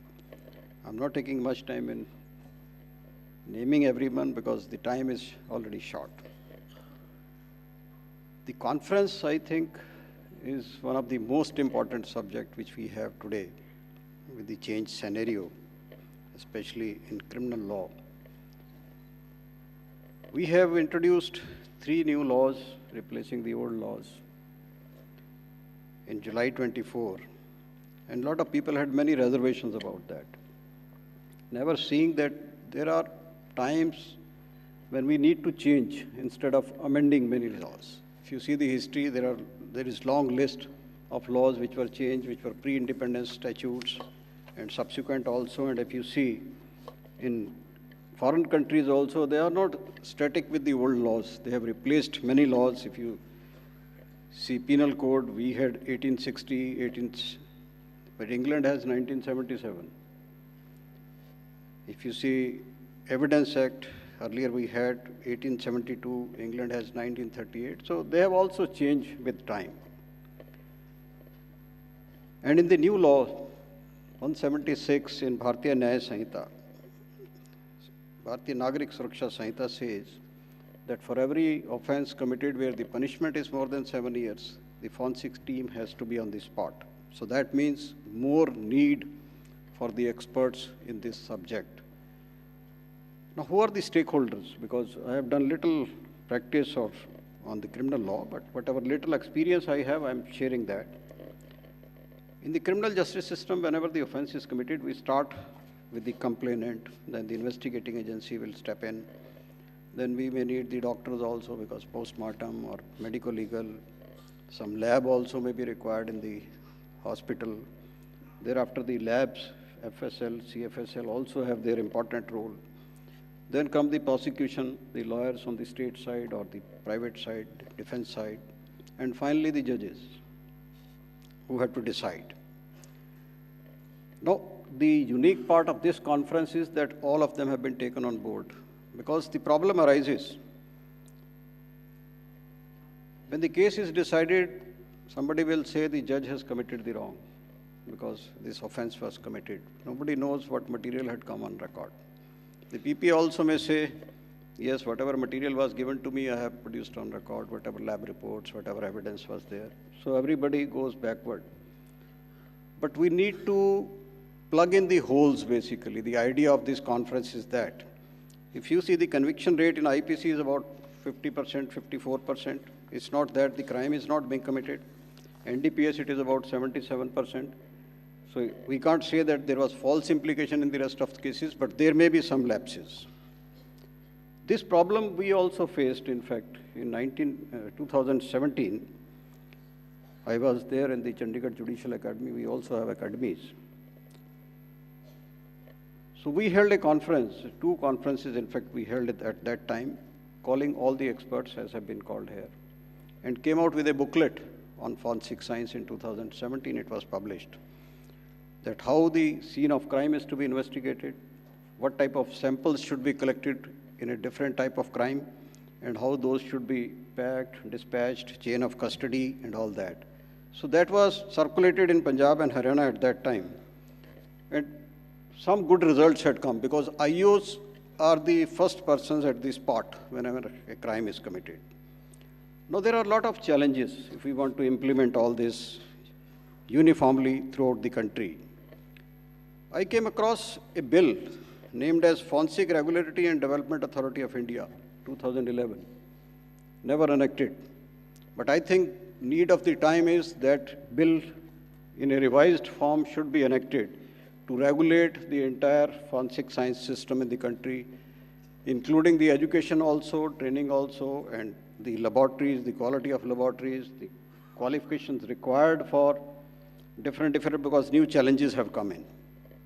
Another area which I saw that if we want to have uniformity in the forensic science at the state level also, because the crime, as we see, doesn't have any boundary of a district or a state or a country also.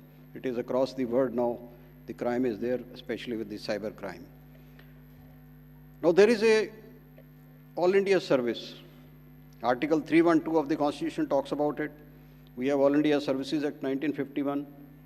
I think if Indian Forensic Science Service is also there, and which can be the officers trained at one platform and then maybe posted to different state labs also, as we have the officers in the IAS, IPS, or the Central Guard officer.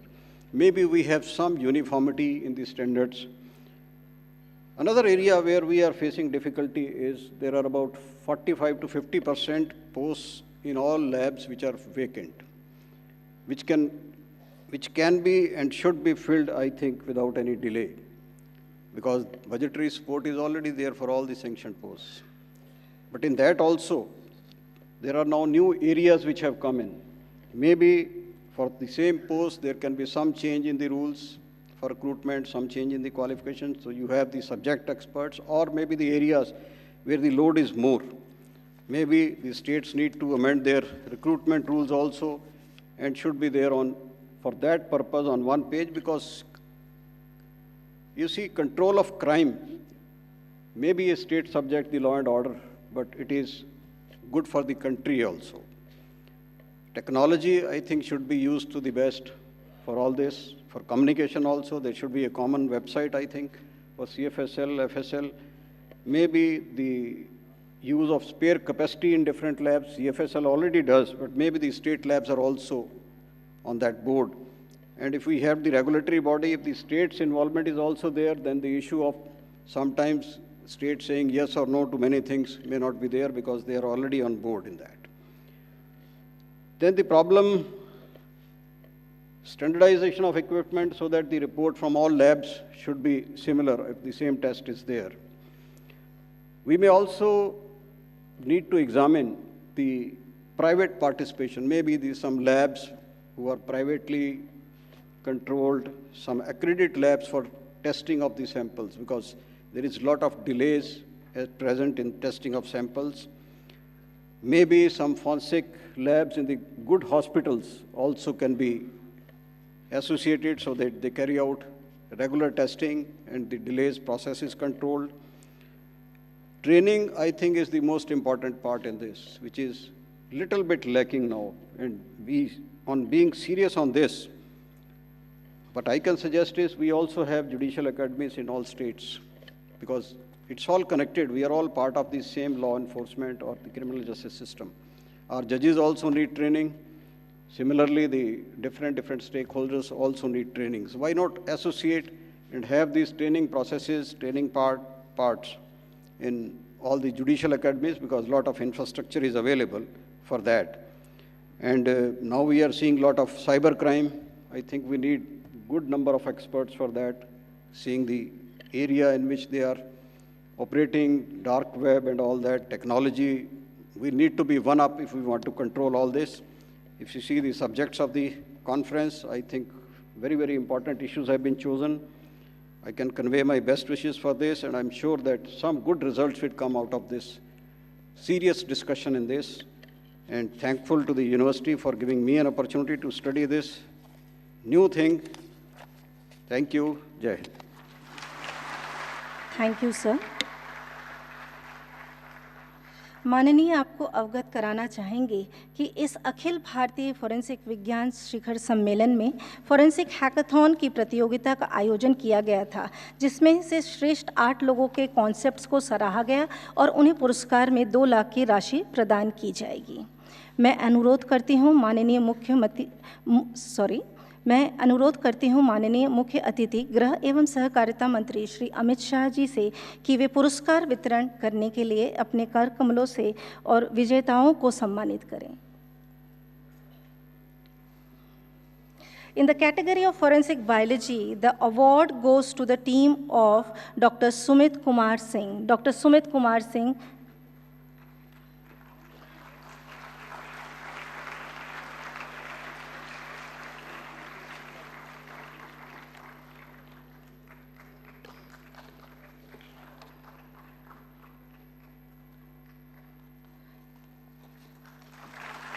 Doctor Sumit Kumar Singh को forensic biology category में award दिया जा रहा है। The next award is in the category of forensic chemistry goes to Dr. Rohit Kanojia. Rohit Kanojia.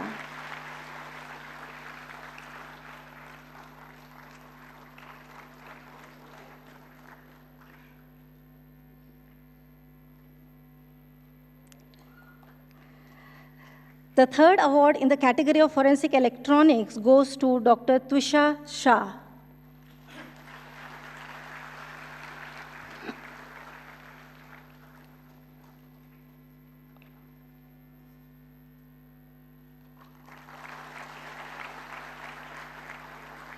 Next award in the category of forensic psychology goes to Aditi Sharma.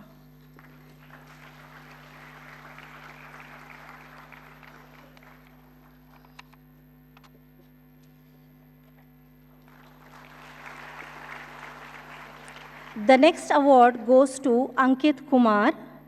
Ankit Kumar, please come on the dais. माननीय, हमें यह बताते हुए हर्ष हो रहा है कि NFSU के द्वारा आयोजित हिंदी पखवाड़ा में 4 प्रतियोगिताएं आयोजित की गई थी, जिसमें प्रथम पुरस्कार के लिए मैंने श्री अमित कुमार को आमंत्रित किया है। इन्हें वाद विवाद एवं भाषण प्रतियोगिता में सम्मानित किया गया।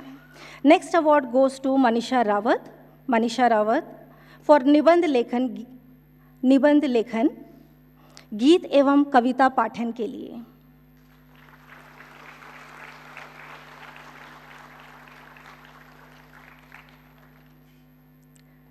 The next award goes to Shri Shashank Arjuna for गीत एवं कविता पाठन के लिए।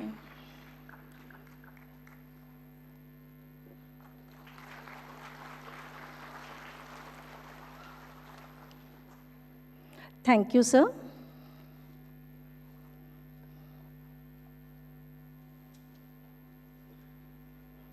मुझे आप सभी को बताते हुए हर्ष हो रहा है कि माननीय प्रधानमंत्री श्री नरेंद्र भाई मोदी जी ने ऑल इंडिया फॉरेंसिक समिट के लिए अपनी शुभेच्छा एवं आशीर्वाद प्रदान किया है।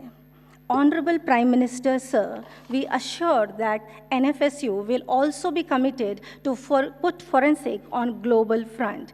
And एक भारत श्रेष्ठ भारत के लिए हम जरूर कटिबद्ध रहेंगे एवं उसे चरितार्थ करेंगे। माननीय, आपकी अत्यंत गरिमामयी उपस्थिति से आज के इस कार्यक्रम का गौरव बढ़ा है। माननीय, हमारा परम सौभाग्य है कि आपके आतिथ्य का सौभाग्य हमें प्राप्त हुआ है। आपकी आभा मंडल हम सभी में सकारात्मक ऊर्जा का प्रवाह कर हमें प्रेरित करता है। मैं सविनय निवेदन करती हूँ माननीय गृह एवं सहकारिता मंत्री श्री अमित शाह जी से कि वे इस पावन पर्व पर अपने संबोधन से हम सबको प्रोत्साहित करें, हमारा मार्गदर्शन करें एवं आशीर्वचन से हमें प्रेरित करें। तालियों की करतल ध्वनि से हम स्वागत करते हैं माननीय श्री अमित शाह जी का।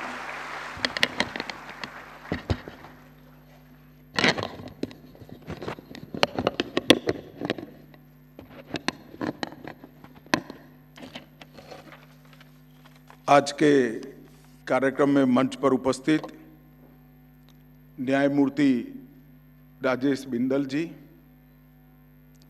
न्यायमूर्ति V Ramasubramanian ji, Shri R Venkataramani, attorney general of India, Shri Manan Kumar Mishra, bar council of India के अध्यक्ष और राज्यसभा के संसद सदस्य, डॉक्टर J.M. व्यास, कुलपति national forensic science university, Shri Govind Mohan ji, गृह सचिव भारत सरकार, और आज के कार्यक्रम में फॉरेंसिक साइंस और फॉरेंसिक साइंस के उपयोग करने वाले हर क्षेत्र से उपस्थित सभी महानुभावों का आज के कार्यक्रम में मैं स्वागत करता हूं। सबसे पहले मैं डॉक्टर J.M. व्यास को बहुत बहुत बधाई देता हूं कि उन्होंने एक ऐसे दिन पर इस सेमिनार का आयोजन किया है जिस दिन एक महामानव का जन्मदिन है। डॉक्टर बाबा साहेब आम्बेडकर जी ने हमारे संविधान को आखिरी स्वरूप देने का काम किया। हजारों घंटों की हर इश्यू पर विशद चर्चा को एक प्रकार से एक पुस्तक के 4 कोने में लाना ये भगीरथ कार्य था। और बाबा साहेब आम्बेडकर जी ने इस देश की परंपराओं को ध्यान में रखते हुए, इस देश की जरूरियातों को ध्यान में रखते हुए और आने वाले 1000 साल तक जिससे हमारे संविधान की रिलेवेंसी बनी रहे, वो काल बाह्य न हो, ये सारी चीजों को समाहित कर कर हमारे संविधान की रचना की। हमारा संविधान एक पुस्तक नहीं है। हर नागरिक का शरीर, संपत्ति और सम्मान तीनों की रक्षा की व्यवस्था ये संविधान के अंदर की है। और ये तीनों की रक्षा के साथ जुड़ी हुई क्रिमिनल जस्टिस सिस्टम को पुख्त करने के लिए आज हम सब जानते हैं फॉरेंसिक साइंस इस सबसे बड़ा एक प्रकार से उपयोगी विज्ञान है। और आज व्यास जी ने उसी दिन ये सेमिनार रखकर एक बहुत स्तुत्य काम किया है। मैं व्यास जी को बहुत बहुत बधाई और अभिनंदन देना चाहता हूँ। मित्रों, नरेंद्र मोदी जी के नेतृत्व में हम न्याय प्रणाली को पीपल सेंट्रिक और वैज्ञानिक बनाने के लिए प्रयासरत हैं और न्याय मांगने वाले को समय पर न्याय मिले और न्याय मिलने की संतुष्टि भी हो, इसके लिए भी हम प्रयासरत हैं। और इसी के माध्यम से सुरक्षित भारत, सक्षम भारत और समर्थ भारत की रचना ये हमारा मुख्य उद्देश्य है। आज यहाँ पर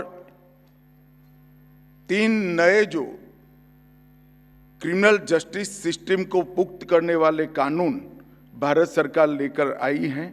इसके इफेक्टिव इम्प्लीमेंटेशन के लिए और आतंकवाद को निपटने के लिए भविष्य में फॉरेंसिक साइंस का रोल क्या हो सकता है, ये 2 विषय पर ये समिट आयोजित की गई है।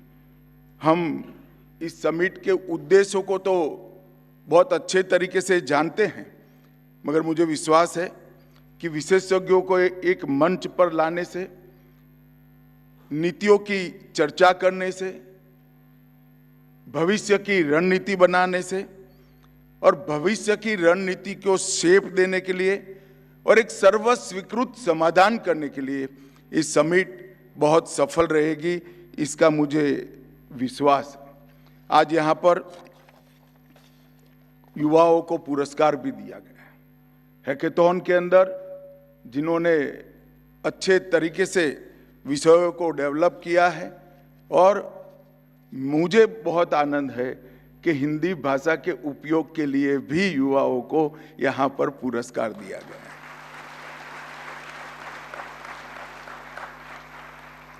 मैं सभी पुरस्कार विजेताओं को और हिस्सा लेने वाले, स्पर्धा में हिस्से लेने वाले सभी लोगों को बहुत बहुत बधाई देता हूं। अभी न्यायमूर्ति सुब्रमण्यम साहब ने कहा कि हमारे यहाँ फॉरेंसिक नया विचार नहीं है। ये बात सही है। चरक संहिता, सुश्रुत संहिता और कौटिल्य के अर्थशास्त्र के अंदर डिटेल इसका विवरण मिलता है। हम इसको ध्यान से देखते हैं तो आश्चर्यचकित हो जाते हैं कि अभी का मेडिकल साइंस आने से 2300 साल पहले, 600 साल पहले, 400 साल पहले किस प्रकार के मेडिकल साइंस के अभी के सभी तारणों को इन्होंने विस्तृत रूप से वर्णित किया है। और विष विज्ञान, विष की पहचान, संदिग्धों की बॉडी लैंग्वेज, बोलचाल के आधार पर आरोपियों की पहचान, इस तरह के साइकोलॉजी से जुड़े हुए विषयों पर भी आचार्य कौटिल्य ने बहुत डिटेल मार्गदर्शन विश्व का करा है। और मैं मानता हूं कि ये कभी भी कालबाह्य नहीं होगा, इसका उपयोग भी हमने करना पड़ेगा। मित्रों, हम सभी जानते हैं आज के जमाने में न्याय को अगर समय पर उपलब्ध कराना है और दोष सिद्धि का दर, कन्विक्शन रेशियो बढ़ाना है, तो फॉरेंसिक साइंस के बगैर ये संभव ही नहीं। जो पूरा क्राइम का सिनेरियो बदला है, इसमें टेक्नोलॉजी का क्रिमिनल्स द्वारा उपयोग, इंफॉर्मेशन के अलग अलग माध्यमों का उपयोग और कम्युनिकेशन के माध्यमों का उपयोग कर कर क्राइम को सीमा रहित बनाया है। पहले एक जमाने में क्राइम एक जिले की यूनिट में होता था, एक राज्य की यूनिट में होता था, एक देश की यूनिट में होता था। अब क्राइम बॉर्डरलेस हुआ है। वो राज्य की, शहर की, देश की सीमाओं को लांघकर अंतर्राष्ट्रीय सीमाओं को भी लांघने का प्रयास कर रहा है। उसी समय फॉरेंसिक साइंस का महत्व बहुत बढ़ जाता है। और मुझे आनंद है कि हमारे प्रधानमंत्री जी ने बहुत समय पहले इसको परख लिया था। जब मोदी जी गुजरात के मुख्यमंत्री थे, तब 2009 में मैं वहाँ गुजरात का गृह मंत्री था। तब हमारी कैबिनेट में उन्होंने चर्चा की थी कि गुजरात में एक फॉरेंसिक साइंस यूनिवर्सिटी बनाई जाए, एक ऐसी नींव रखी जाए जो आने वाले 50 साल तक देश की क्रिमिनल जस्टिस सिस्टम का आधार बने। और आज मैं बहुत हर्ष के साथ कह रहा हूं, जो गुजरात फॉरेंसिक साइंस यूनिवर्सिटी का पौधा उन्होंने बोया था, वो आज नेशनल फॉरेंसिक साइंस यूनिवर्सिटी के वटवृक्ष में बनकर अपने तरीके की विश्व की एकमात्र यूनिवर्सिटी बना है। और मित्रों, मेरे लिए ये भी हर्ष का विषय है कि 1 अक्टूबर 2020 को नेशनल फॉरेंसिक साइंस यूनिवर्सिटी का स्थापना हुआ। उस वक्त भी मोदी जी प्रधानमंत्री थे और मैं इस देश का गृह मंत्री था। मोदी जी के विजन ने इस देश के क्रिमिनल जस्टिस सिस्टम के परिदृश्य को बदलने का काम किया है। जिस पर आरोप है उसको भी अन्याय न हो और जो फरियादी है उसको तो जरा भी अन्याय न हो, इसकी चिंता करनी है तो फॉरेंसिक साइंस को हमने क्रिमिनल जस्टिस सिस्टम का हिस्सा बनाना पड़ेगा। 2009 और 2020 ये दोनों इनिशिएटिव फॉरेंसिक साइंस यूनिवर्सिटी के बनाने के जो लिए गए, इससे न केवल हमें ट्रेन मैन पावर की उपलब्धता होगी, इसके साथ साथ अनेक क्षेत्रों में अनुसंधान के लिए हमारे दरवाजे खोल दिए गए हैं। एक प्रकार से जटिल केसों में विश्वसनीय तरीके से फॉरेंसिक असेसमेंट करने के लिए एक विश्वसनीय स्थान भी खड़ा हुआ है और देश भर की फॉरेंसिक लेबोरेटरीज को टेक्नोलॉजी को, फॉरेंसिक लेबोरेटरी को आधुनिक टेक्नोलॉजी देने का एक बहुत बड़ा मंच भी हमारी नेशनल फॉरेंसिक साइंस यूनिवर्सिटी बनी है। डिग्री, डिप्लोमा, पीएचडी, अनुसंधान, कई प्रकार के कार्यक्रम, कई प्रकार के अभ्यासक्रम वहाँ चल रहे हैं और कई प्रकार की स्वदेशी टेक्निक भी नेशनल फॉरेंसिक साइंस यूनिवर्सिटी ने अपनाई भी है, इसको डेवलप भी की है और इसकी टूल किट्स भी बनाकर देश भर की पुलिस को देने का काम नेशनल फॉरेंसिक साइंस यूनिवर्सिटी ने किया है। मित्रों, आज मैं 3 नए आपराधिक कानून आए हैं, इसके बारे में भी मैं बात करना चाहता हूं। 2019 के अगस्त महीने से प्रधानमंत्री जी ने एक काम गृह मंत्रालय को कहा कि कॉलोनियल लॉ से इस देश को मुक्ति दिलानी चाहिए। 19 से 24 तक विशद चर्चा कर हम 24 में ये कानून लेकर आए। अब जब मित्रों इस पर चर्चा हुई तब मुझे मालूम पड़ा कि ये कितना जरूरी था। मैंने इसकी हर मीटिंग में क्लॉज बाय क्लॉज पुराने और नए दोनों कानून पढ़े हैं और मैं बता सकता हूं कि हम कितना नुकसान हमारी क्रिमिनल जस्टिस सिस्टम का कर रहे थे। मित्रों, कोई भी कानून 50 साल के बाद बदलते परिदृश्य की लेकर कालबाह्य हो जाता है। अगर उसमें उचित परिवर्तन नहीं किए जाते हैं तो कानून इरिलेवेंट भी हो जाता है, अपना उद्देश्य भी खो बैठता है। एक क्रिमिनल जस्टिस सिस्टम के तीनों कानून जिसका उद्देश्य भारत के नागरिक को न्याय देना नहीं था, अंग्रेजों की सरकार को बरकरार करना था, उसके उद्देश्य में ही खामी थी। नरेंद्र मोदी जी अपने नेतृत्व में 3 जो नए कानून लेकर आए हैं वो भारत के नागरिकों द्वारा, भारत के नागरिकों के लिए और भारत के नागरिकों के अधिकारों की रक्षा के लिए बनाए गए हैं और मैं मानता हूं ये 21वीं सदी का सबसे बड़ा रिफॉर्म है। और मित्रों, मैं ये इसलिए कह रहा हूं कि इस कानून के अंदर अभी की सभी टेक्नोलॉजी को लीगल आधार देने का काम किया है और सिर्फ अभी की टेक्नोलॉजी को नहीं, आने वाले कम से कम 100 साल तक की टेक्नोलॉजी को समाहित करने का भी हमने इसमें प्रयास किया है। जैसे मैं एक छोटा सा उदाहरण देता हूं, हमने ई डॉक्यूमेंट और ई समन 2 व्याख्या की है। अब टेक्नोलॉजी जो बदल जाए, ई डॉक्यूमेंट जब लॉ एक्सेप्ट करता है तो मोड ऑफ टेक्नोलॉजी का कोई महत्व नहीं रहता है और ई समन जब आप स्वीकार करते हो कानूनी रूप से तब मोड ऑफ टेक्नोलॉजी का कोई महत्व नहीं रहता। इस प्रकार से लंबे समय तक हमने क्राइम सीन, इन्वेस्टिगेशन, ट्रायल सभी चरणों में टेक्नोलॉजी को स्वीकार किया है और 7 साल या इससे अधिक जिसमें कारावास की सजा है उसमें हमने फॉरेंसिक साइंस की लेबोरेटरी की विजिट को कंपलसरी किया है कि क्राइम सीन का विजिट एफएसएल ने करना ही पड़ेगा, उसको हमने मैंडेटरी बनाया है। और इसके कारण जो सजा कराने का दर है, दोष सिद्धि का प्रमाण है, मुझे विश्वास है कि कुछ ही सालों में आने वाले 1 दशक के अंदर दुनिया में सबसे अच्छा दोष सिद्धि का दर अगर किसी देश में होगा तो वो भारत में होगा। और मैं इसलिए कह रहा हूं कि मैं अभी अभी आसाम का रिव्यू कर आया हूं। अभी पूर्णतया ये कानून लागू भी नहीं हुए हैं। वहां अभी इसका इंफ्रास्ट्रक्चर बन रहा है, टेक्नोलॉजी स्थापित करने की प्रक्रिया भी चल रही है। फिर भी इस कानून के तहत जितने केस चले उसमें पहले आसाम का दोषसिद्धि का दर 20% था, वो बढ़कर 56% हुआ है, मतलब 30% की वृद्धि हुई है। देश का अभी दोषसिद्धि का दर 54% है और इसमें अगर हम 40% की वृद्धि करा सकते हैं तो मैं मानता हूं कि भारत के अंदर सच अर्थ में जिसका स्वप्न हमारे संविधान निर्माताओं ने देखा था, कानून का राज स्थापित करने का स्वप्न हम पूरा कर पाएंगे।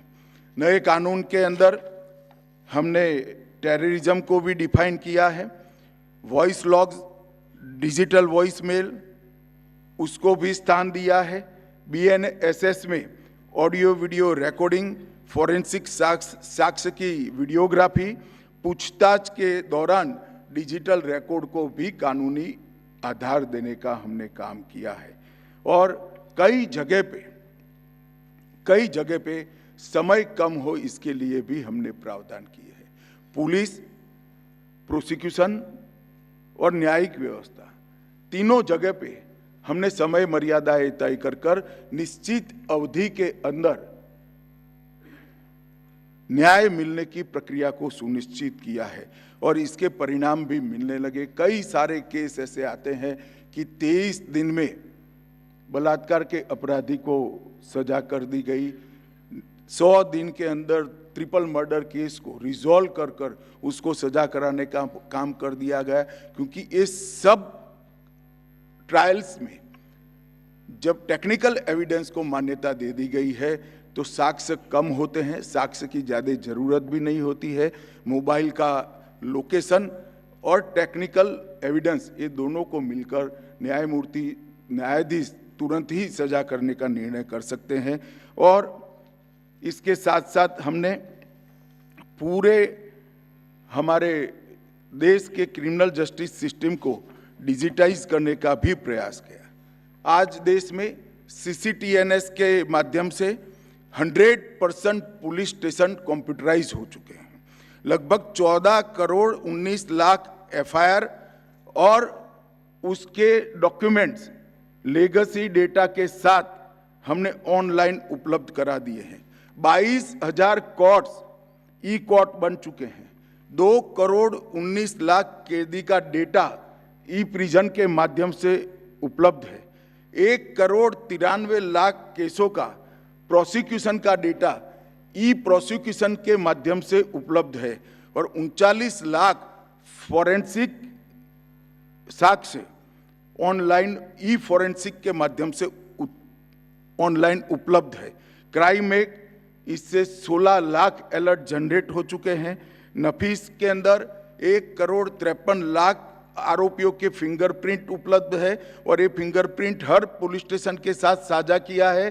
तो क्राइम सीन से जो फिंगरप्रिंट आता है उसको कंप्यूटर में डालने से कुछ मिनट में ही आरोपी का पता चलता है। National database of human trafficking offenders भी उपलब्ध है। प्रिजन डेटाबेस, NIA का राष्ट्रीय स्तर का टेररिज्म का database, national cyber forensics laboratory के माध्यम से कई सारी सेवाओं को भी हमने डेटा में कन्वर्ट किया है।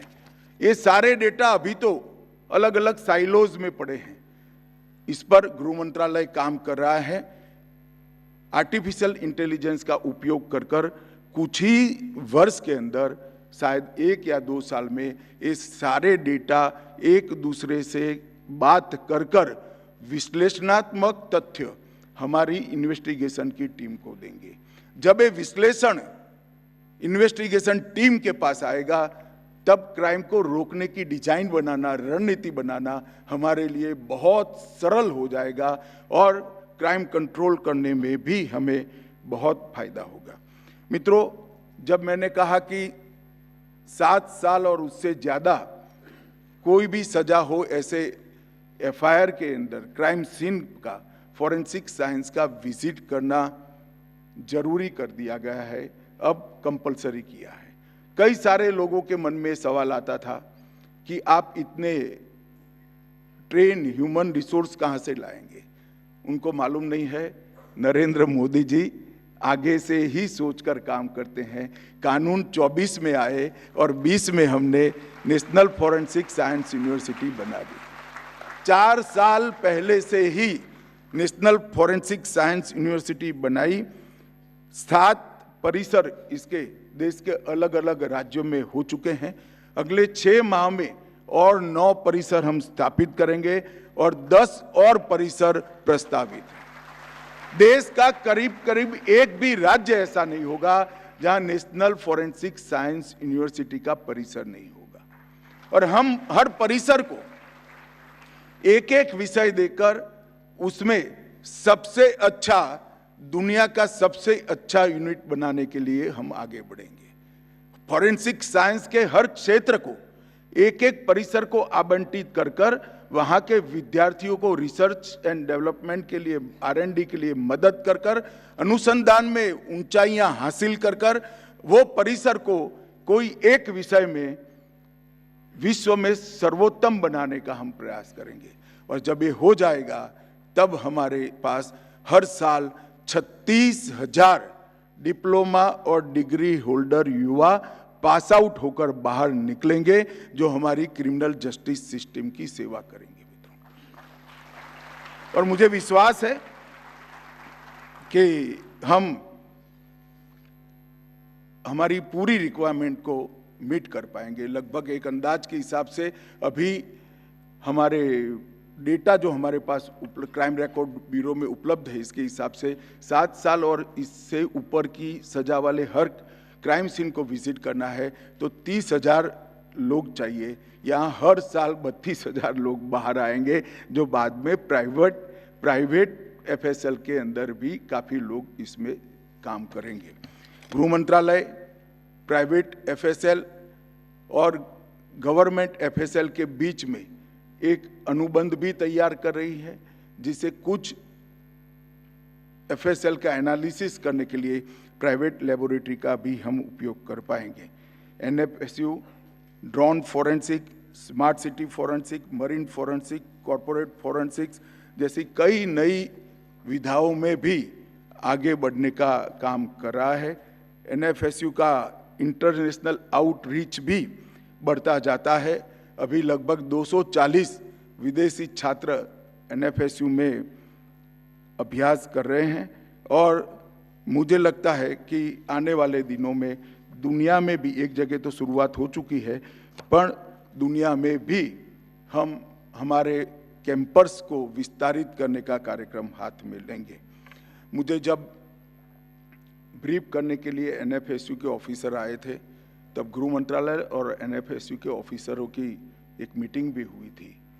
इसमें मैंने नेशनल फॉरेंसिक साइंस यूनिवर्सिटी को कहा है कि साइकोलॉजी के लिए भी कुछ अच्छे स्टूडेंट तैयार किए जाए और हमारे जो कैदी है इनका एनालिसिस कर कर, जो जन्मजात क्रिमिनल कैदी है, जो आदतन क्रिमिनल बन चुके हैं, उनको एक वर्ग बनाया जाए। जो सरकमटेंसीज के कारण क्राइम कर बैठे हैं उनका एक वर्ग बनाया जाए, और जो रिक्वायरमेंट के कारण क्राइम कर चुके हैं उनका भी एक वर्ग बनाया जाए, और जेल के अंदर ही तीनों को एक प्रकार से साइकोलॉजिकल सिटिंग्स कर कर अच्छे नागरिक बनाने की दिशा में भी हम आगे बढ़ें।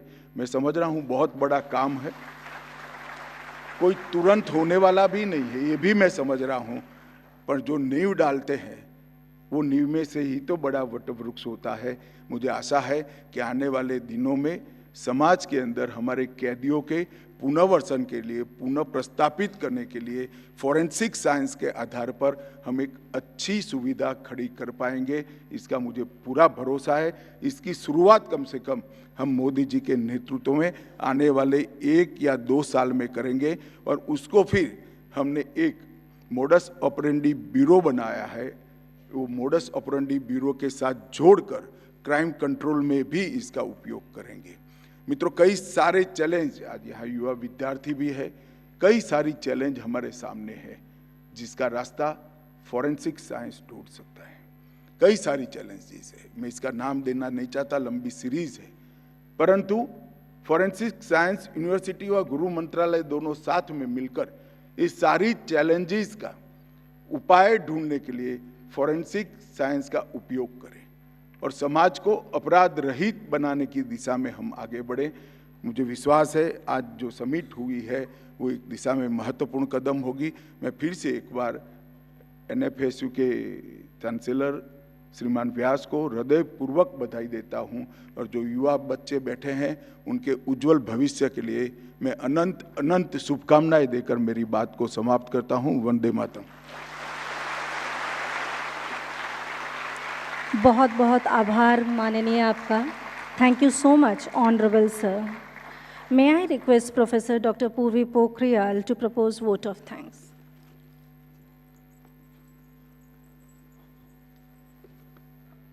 नमस्कार। आज की समारोह में मुख्य अतिथि की विशिष्ट उपस्थिति से कार्यक्रम की शोभा वृद्धि हुई है। ऐसे हमारे सबके पथदर्शक जो देश की न्याय व्यवस्था को दुनिया के एक बेमिसाल मुकाम पर पहुंचाने हेतु विशिष्ट आयाम प्रस्थापित करने में महत्वपूर्ण भूमिका निभा रहे हैं, ऐसे हमारे सबके प्रिय माननीय गृह एवं सहकारिता मंत्री श्री अमित शाह जी का हम तहे दिल से आभार व्यक्त करते हैं। मान्यवर, आप हमारे प्रेरणा स्रोत हो। आपके नेतृत्व में हमारा देश विज्ञान एवं तकनीक पर आधारित एक ठोस न्याय प्रणाली की परिकल्पना कर रहा है। मान्यवर, आपका हार्दिक धन्यवाद, आपनो खूब खूब आभार। आज के समारोह में उपस्थित न्यायमूर्ति श्री राजेश बिंदल जी, जिन्होंने अपने कार्यकाल के दौरान चंडीगढ़ में फोरेंसिक न्याय प्रणाली को सशक्त करने हेतु विशेष प्रयास किए थे, आपका भी हम कोटिशः धन्यवाद करते हैं। Learned Attorney General for India, Shri Venkataramani ji, who has been guiding us as the chairperson of the advisory board of the summit. Thank you, sir, for your inspiring presence and support. Dr. Rama Subramaniam ji, thank you, sir, for accepting our invitation and for insightful address. Shri Manan Kumar Mishra ji, जिनका साथ और सहयोग हमें सदैव प्राप्त होता रहा है, आपका भी हम तहे दिल से धन्यवाद कर रहे हैं। हमारे केंद्रीय गृह सचिव श्री गोविंद मोहन जी, जो सदैव हमारे मार्गदर्शक बन रहे हैं, आपका भी हम आभार प्रकट करते हैं। और जिसके विजन से इस पूरे सम्मेलन का आयोजन संभव हो पाया है और जो निरंतर हमें मार्गदर्शन प्रदान करते आ रहे हैं, हमारे माननीय कुलपति डॉक्टर GM व्यास जी का हम आपको तहे दिल से धन्यवाद करते हैं। सर, इस समारोह में उपस्थित सब विशिष्ट महानुभाव, राष्ट्रीय पुलिस संगठन के निर्देशक, देश विदेश से पधारे हुए फोरेंसिक विशेषज्ञ, विद्यार्थियों, रिसर्चर्स, फोरेंसिक साइंटिस्ट, आप सभी इतनी बड़ी संख्या में यहाँ पे उपस्थित हुए हो, वो इस कार्यक्रम की सफलता दर्शाता है। We also greatly appreciate the members from the media who have remained present in big number covering this event. जय विज्ञान, जय अनुसंधान, जय भारत।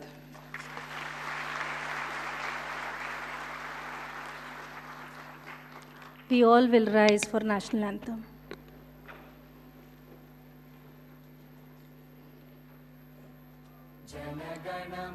अधिनायक जय हे भारत भाग्य विधाता, पंजाब सिंध गुजरात मराठा द्राविड उत्कल बंगा, विंध्य हिमाचल यमुना गंगा उच्चल जलधि तरंगा, तव शुभ नामे जागे, तव शुभ आशीष मांगे, गाहे तव जय गाथा, जन गण मंगलदायक जय हे भारत भाग्य विधाता, जय हे जय हे जय हे जय जय जय जय हे। जय Hind.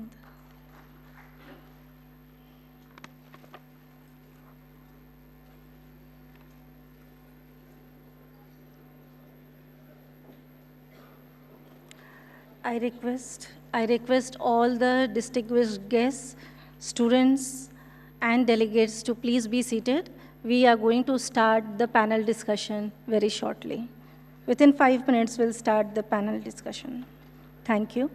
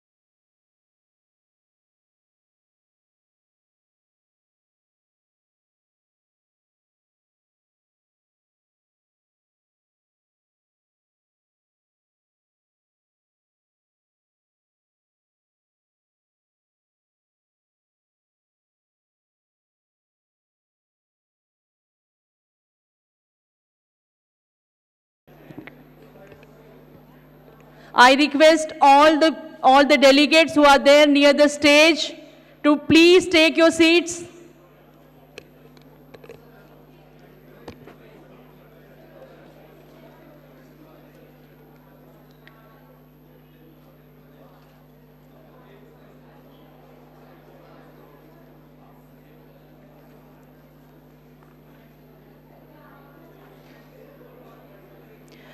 So, good afternoon, friends. Today, we are starting with the first panel discussion. We have with us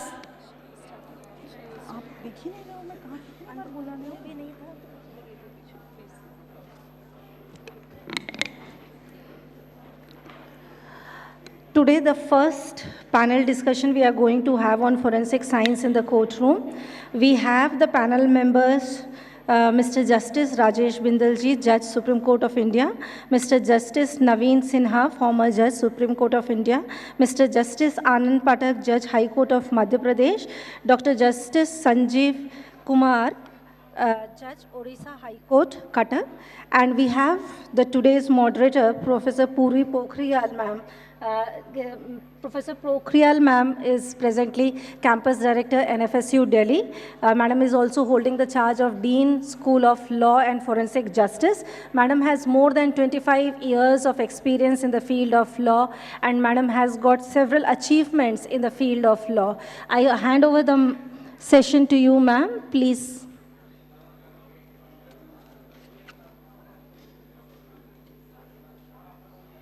May I request all the dignitaries to be seated?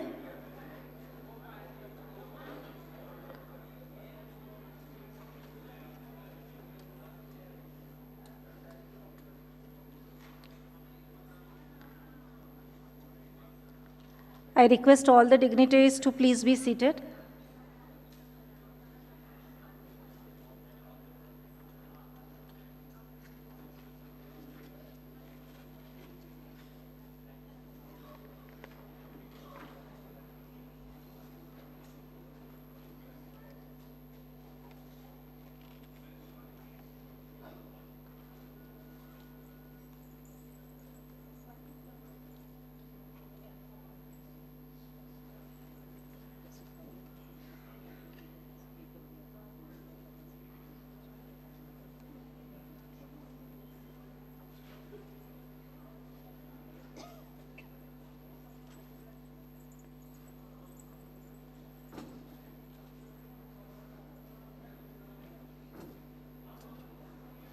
So good afternoon. We have with us, as a chair of this session, Honorable Mr. Justice Rajesh Bindalji, Judge, Supreme Court of India. Justice Bindal would chair the session. We have requested, sir, to give an opening remarks for 2 minutes, and then we would start. We would request all our esteemed panel members, Honorable Mr. Justice Naveen Sinha, former Judge, Supreme Court of India, Honorable Mr. Justice Anand Pathak, Judge, High Court of Madhya Pradesh, and Honorable Mr. Justice Sanjeev Panigrahi, Judge, High Court of Orissa. The theme of this panel is forensics in the courtroom. So what are the issues that we confront when we talk about the appreciation of forensic evidence in the courtroom? That's the major focus of this particular panel. I would request Honorable Mr. Justice Rajesh Bindal to offer an opening remarks. Thank you, ma'am. Welcome after the inaugural session. I think the tone of this summit is well set in the inaugural session by our chief guest. We all know the importance of forensic in the criminal justice system. And court is not isolated out of it, because ultimately in any investigation, any criminal case, the matter will ultimately land in court only, where the forensic evidence or whatever kind of evidence is that will be produced in court, and thereafter it will be evaluated. It will be evaluated by the court. Now there are a lot of issues which are basically faced when the evidence comes to the court. As in the morning session also I shared, there are a lot of delays also in submission of reports in the court, as a result of which, firstly, delayed charge sheets, maybe default bail, maybe delayed trial. So this is the consequence of it. And sometimes, in some cases, one of the colleague judge shared with me that maybe there is good amount of scientific evidence, forensic evidence, but all the witnesses turned hostile. As a result of that acquittal. So we have to make all these forensic so reliable that even if there is no other evidence, it should result in conviction. That is the idea, because this is all science. And it has to be to that level.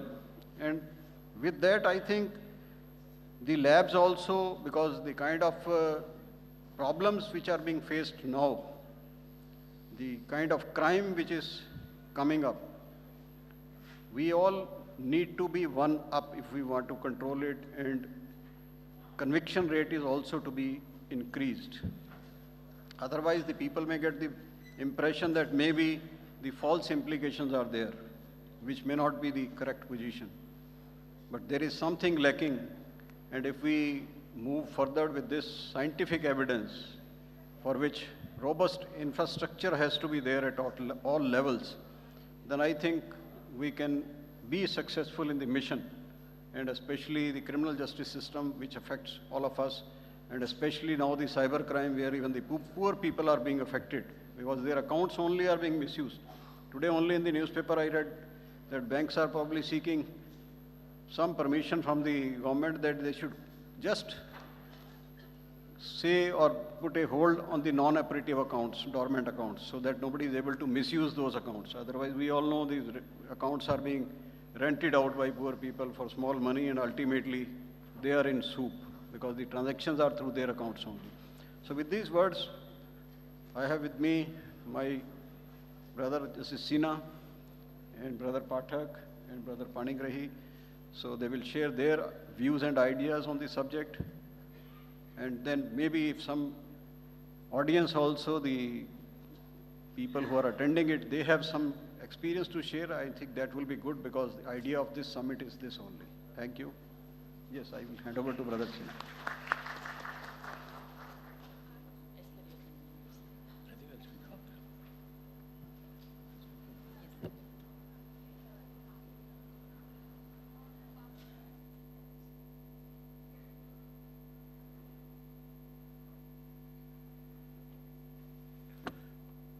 Thank you, Justice Bindal. Very good afternoon to everybody present here. I have to speak on forensic science in the courtroom. Though I had prepared a note to share with all of you, but I think we are short of time, and so I'll come straight to the basics. See, my thinking as judge always was that as we are evolving as a society, a lot of changes are taking place for good and for bad. Now, crime is one aspect which is also developing with society. So I always believed that if crime is getting smart, the police has to get smarter, and the judge has to become the smartest. So we have a smart criminal, we have a smarter police, and we have to have the smartest judge. Now, the difficulty there is that forensic science is based on physics, chemistry, biology, computer science, engineering. Now, as far as the UPSC is concerned, we have people joining with diverse backgrounds. Unfortunately, that is not the position with us. Most of the judges, generally speaking, are not very conversant with science. But still, I'm very happy to say that the new laws which have come in, they have institutionalized forensic investigation and forensic science. So a beginning has been made. Brother Bindal just pointed out a case where he was told that the forensic evidence was there, but the witnesses turned hostile. I have a very interesting anecdote to recite, because now I have retired and that case has been decided. I have no qualms in discussing it, sharing it with you. There was a case from Gujarat where a minor girl was violated. And as usual, the trial took a long time. Forensic evidence was there. By the time trial came up, the girl had grown up, she was married, she had children. So she didn't want any trouble after that, and she wanted to go and lead her own life. So the victim, the mother, everybody went hostile. The forensic evidence was there, but the witnesses were hostile. I was sitting with Justice Gogoi and I said, "Sir, isko to hum nahi chhodenge." So he said, "To tum likho isko." So I wrote that judgment, and despite witnesses going hostile, the forensic evidence was so good that we correlated it to the statements of the hostile witnesses and found ways out and convicted. So therefore, forensic science is a tool which we use in aid of investigation. But as far as judges are concerned, we will have to keep in mind that it's not the gospel truth. See, technology can be a very good servant, but it can become a very bad master. So a judge has to be trained that merely because it is forensic evidence, it doesn't have to be accepted outright. There are cases where fingerprints are morphed to obtain conviction.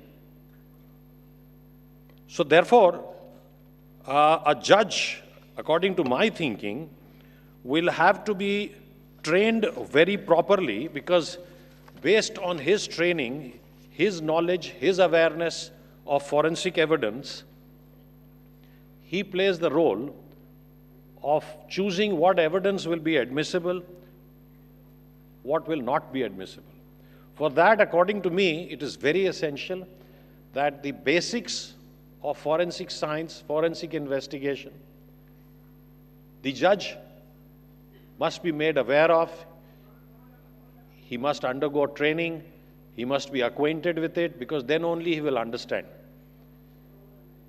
Because the judge is supposed to have knowledge of various fields, and he has to keep improving his knowledge. Now, once he is able to understand what is forensic evidence, how is it collected, what are the pitfalls, how can it be segregated, how to correlate it to materials collected during investigation, it can reduce the risk of miscarriage of justice. I just said that forensic evidence can be misused to obtain wrong conviction. If a judge is trained properly in forensic science and he gets an expert evidence before him of a forensic expert, he will be able to apply his own mind. Let's keep one thing in mind: a judge is not supposed to just write down in a rote manner whatever is told to him just because it is science. The judge must understand it.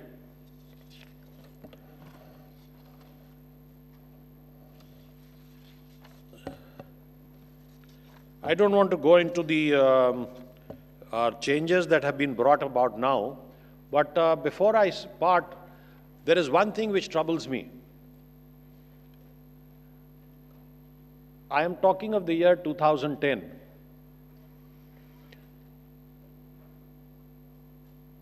There was a case when I was a judge in the Patna High Court where the police had done an excellent job of mobile forensics. The trial judge, of course, convicted because the oral evidence was very good. But he didn't understand the mobile forensics, and he just, if I may use that expression, vomited it in his judgment. When the convict appealed to the High Court, something aroused a curiosity in me, and I started working on it. Now, my brother judge would have none of it. The lawyers were not talking of it. So with my limited resources, being conscious of the fact that the internet can't be a basis for deciding cases, but I did do a lot of research on the internet and came to my own conclusions as best as I could understand it. And when we checked the oral evidence and I applied the mobile forensics to it, the two locked together like this. So what I'm trying to emphasize is that training of judges is going to be very important. And not merely, I wouldn't worry much about big cities. I wouldn't worry about that at all, because there the level of education is higher, the kind of training which will be given will be better.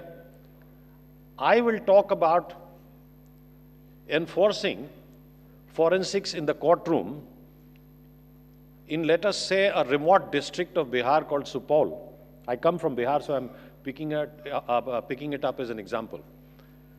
Enforcing forensics in a remote district of Bhopal, where the judicial magistrate sitting there or the sessions judge sitting there hearing a case should be made aware of it. That will be the time we can say that forensics has entered the courtroom. So my suggestion would be that there is a very urgent need for collaboration between the police, the judicial academies, and the forensic university. Because once a case comes to the court, the judge has certain handicaps. He cannot do anything on the evidence which is before him. So first of all, the sanctity of the evidence collected by the police has to be maintained. The judge must be aware of it. He must be able to sift it. All this is going to take a lot of time, but I'm very confident that a beginning has been made, and surely we will achieve success over there. Thank you very much.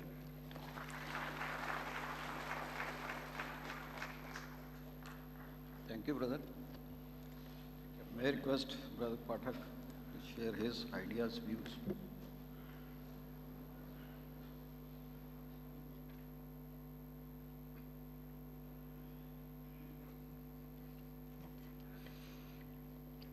Namaste. Honorable, respected dignitaries on and off the dais. First of all, I want to give my thanks because I am feeling privileged to be here, part of the proceedings.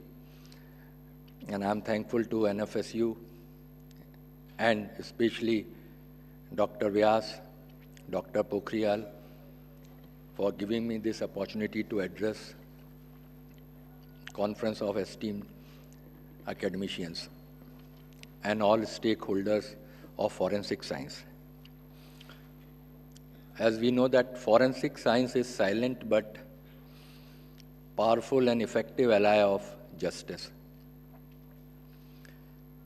Since theme of the conference is role of effective implementation of new criminal laws and combating terrorism. And theme under this broader theme of this session is forensic science in courtrooms. But work of forensics starts from investigation stage itself, then prosecution, and then adjudication. So it is interrelated and mixed. So far as effective implementation of new criminal laws are concerned, vis-a-vis for courtrooms, there is an urgent need. I am just giving my food for thought. I am just giving some points for contemplation, because I am a student of law, so whatever I am thinking, whatever I am trying to make some orders, I am trying to reflect into this, my presentation. That, first of all, an urgent need is required for creation of a National Commission for Forensic Sciences or an apex body like Bar Council of India, National Medical Commission, or Dental Council of India, an apex body. This apex body, you can call it National Commission for Forensic Science. First of all, it has to standardize educational academic curricula, and pedagogy. It should have accreditation of institutions offering forensic education and continuous learning and certification for professionals in the field. So once education is standardized, then next step would be standardization of forensic labs. Because there should be a national accreditation framework for forensic labs so that uniform operational protocols, testing methodologies, reporting standards, they should be standardized, uniform. Sometimes discrepancies occur in evidence giving different results in different state or different labs. So this discrepancy should be reduced and standardization should prevail. Lab audits should be encouraged, quality certification and inter-lab collaborations. This would create a framework for education, for qualification, as well as standardization of labs, so that evidence would become, its weight would become better. Once this happens, the next question comes regarding quality of investigation. Because adjudication or performance of a judge, as Honorable Justice Sinha Saab has marked one of judgments, I think Justice Sinha was referring to Gadvi's judgment. In 2019, Gadvi's were forensic evidence way over oral evidence. Yes, that was Gadvi versus State of Gujarat. So at times, judges have this dilemma or predicament of doing justice, but with very discrepant, with very inadequate set of evidence put forward. Sometimes witnesses turn hostile, and it appears that some crime has been committed. So, role of investigators, it assumes very importance. Police officers. So, role of police officers, this is my personal idea, that nowadays with the so much sophistication of crime, including cyber and electronic related crime, even other where some complications are involved, that in police force, at least at officers level, some percentage of seats should be reserved for those persons who have done graduation or post-graduation from forensic science, at least 1/3, or a definite proportion, because otherwise it is like that we are moving in hospital without having the degree of MBBS. Because crimes are sophisticated, because criminals are sharp, intelligent. So a person from a background other than forensic science has difficulty to tackle or to collect or to catalog the evidence. And that cataloging, standardization, that sampling, packaging of evidence sometimes gives benefit to the accused. So it is need of the hour that a percentage of professionals who have done their graduation or post-graduation in forensic science, they must be inducted as police officers or police personnel in the department, so that from the day one they know how to address the situation, scene of crime.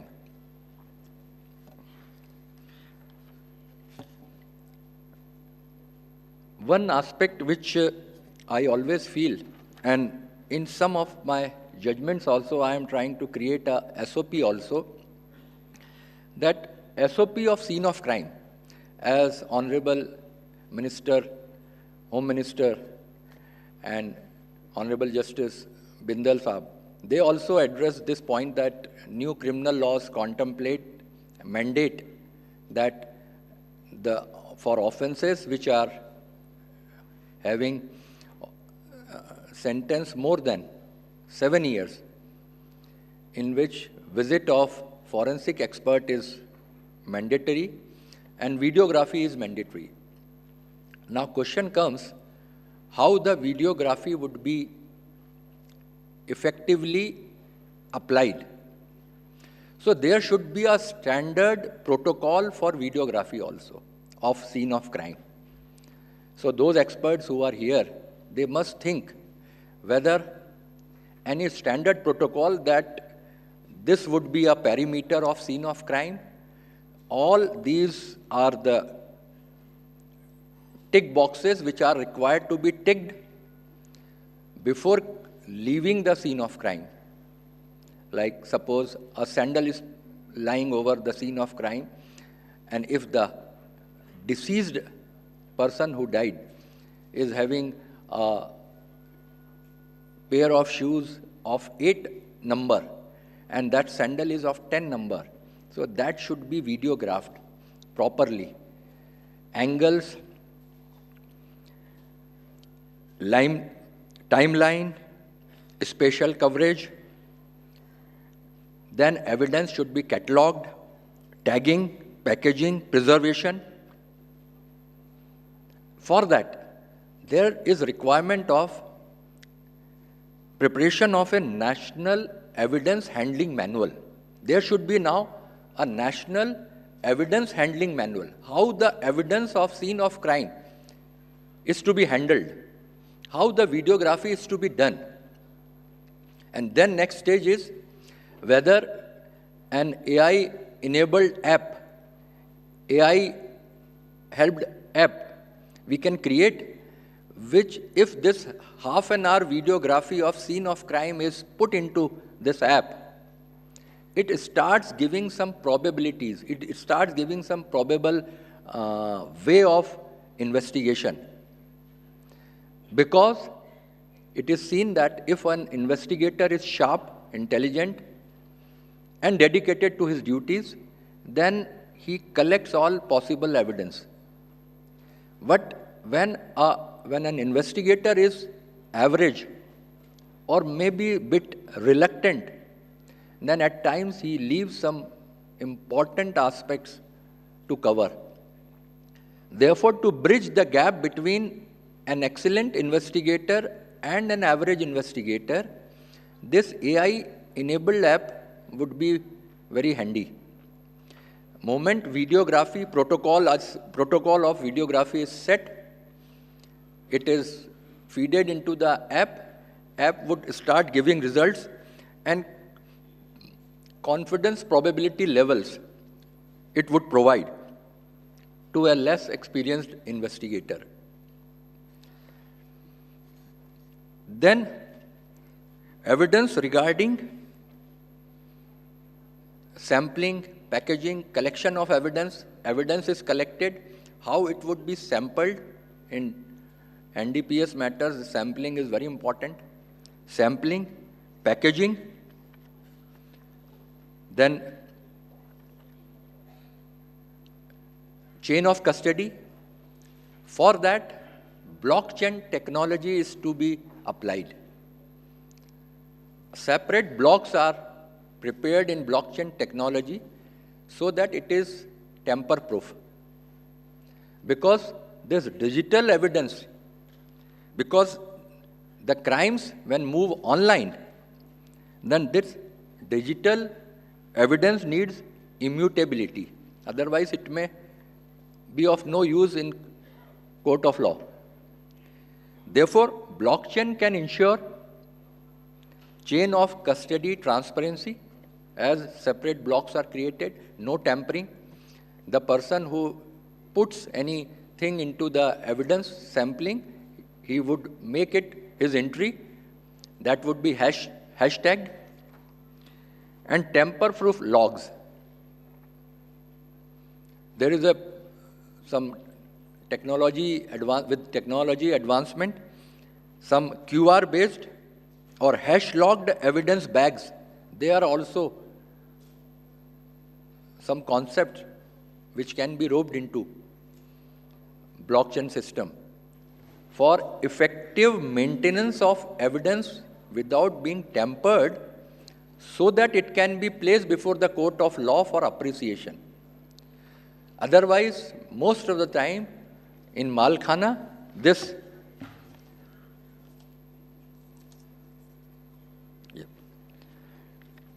for that, central digital evidence repository can be prepared, because Section 65B of Evidence Act, it's in New Evidence Act, it is 63, and it includes many more things, devices, telephonic and semiconductor chips and all. So, therefore, all these evidence regarding 65B, 63 BNS, or with this system, a central digital evidence repository can be created, where this all digital evidence can be put into for retrieval as and when required. One more aspect is this, so far as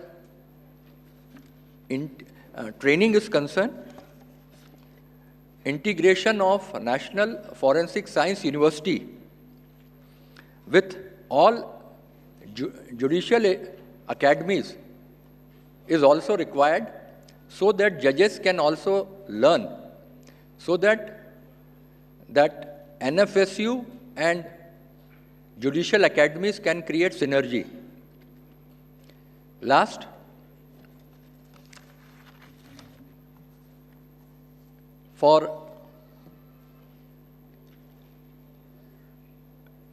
because of mobile, the span of attention of an average man is reduced to an extent of something 60 or 80 seconds. So, audio-visual mode of learning is also required for law students, for students of forensic science, for investigators, and for judges. I have prepared a module for learning criminal law with Drishyam Vidhi. I have made certain presentations there, but because of paucity of time, I would expect that someday I would present this before all of you. This is audio-visual mode because of lack span of attention, audio-visual mode of learning through film watching a clip of a movie which is in respect of some offense committed, treating it to be a real-time offense, and then 4 teams are prepared. One is investigation, another is prosecution, third is defense, and fourth is adjudication. Adjudication has less role, but investigation and first 3 are important, and every student has given a task in investigation and in prosecution. So that we have to create through the mode of technology, so that we can be updated with the time. I am thankful that you have given me patient hearing, because it is said that every evidence must speak the same language, that is the scientific one. Thank you. Jai Hind.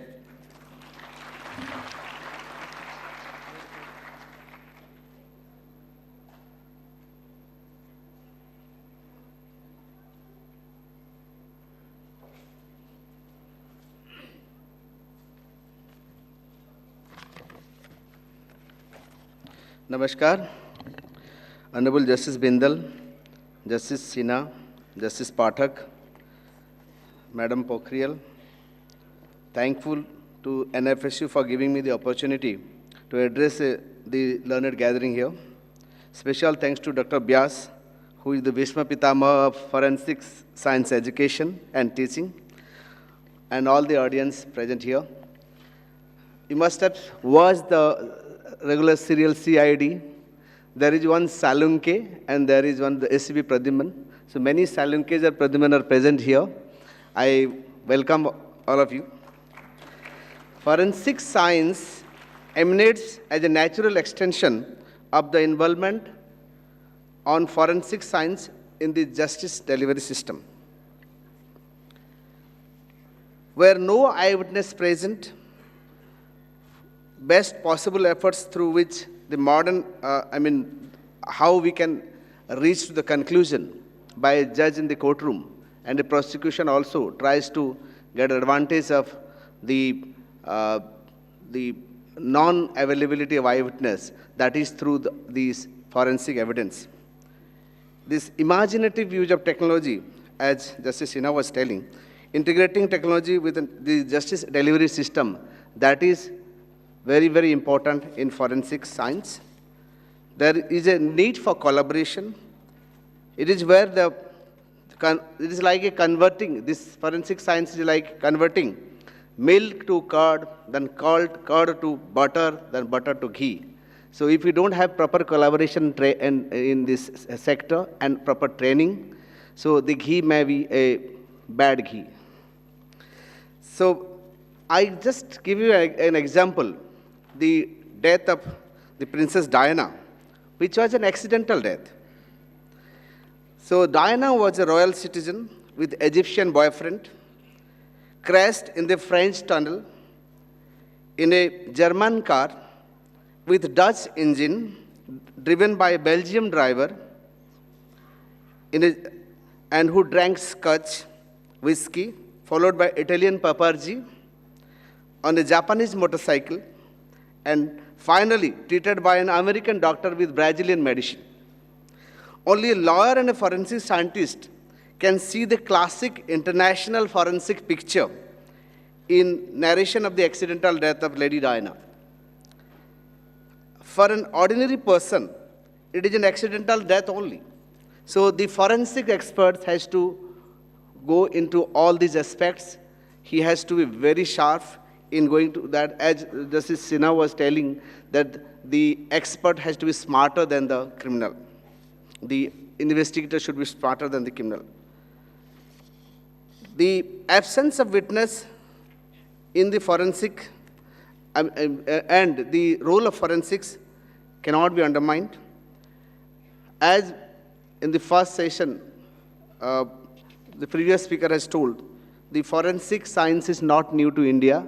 We have been relying on forensic science since good old days, as Kautilya has explained in Arthashastra.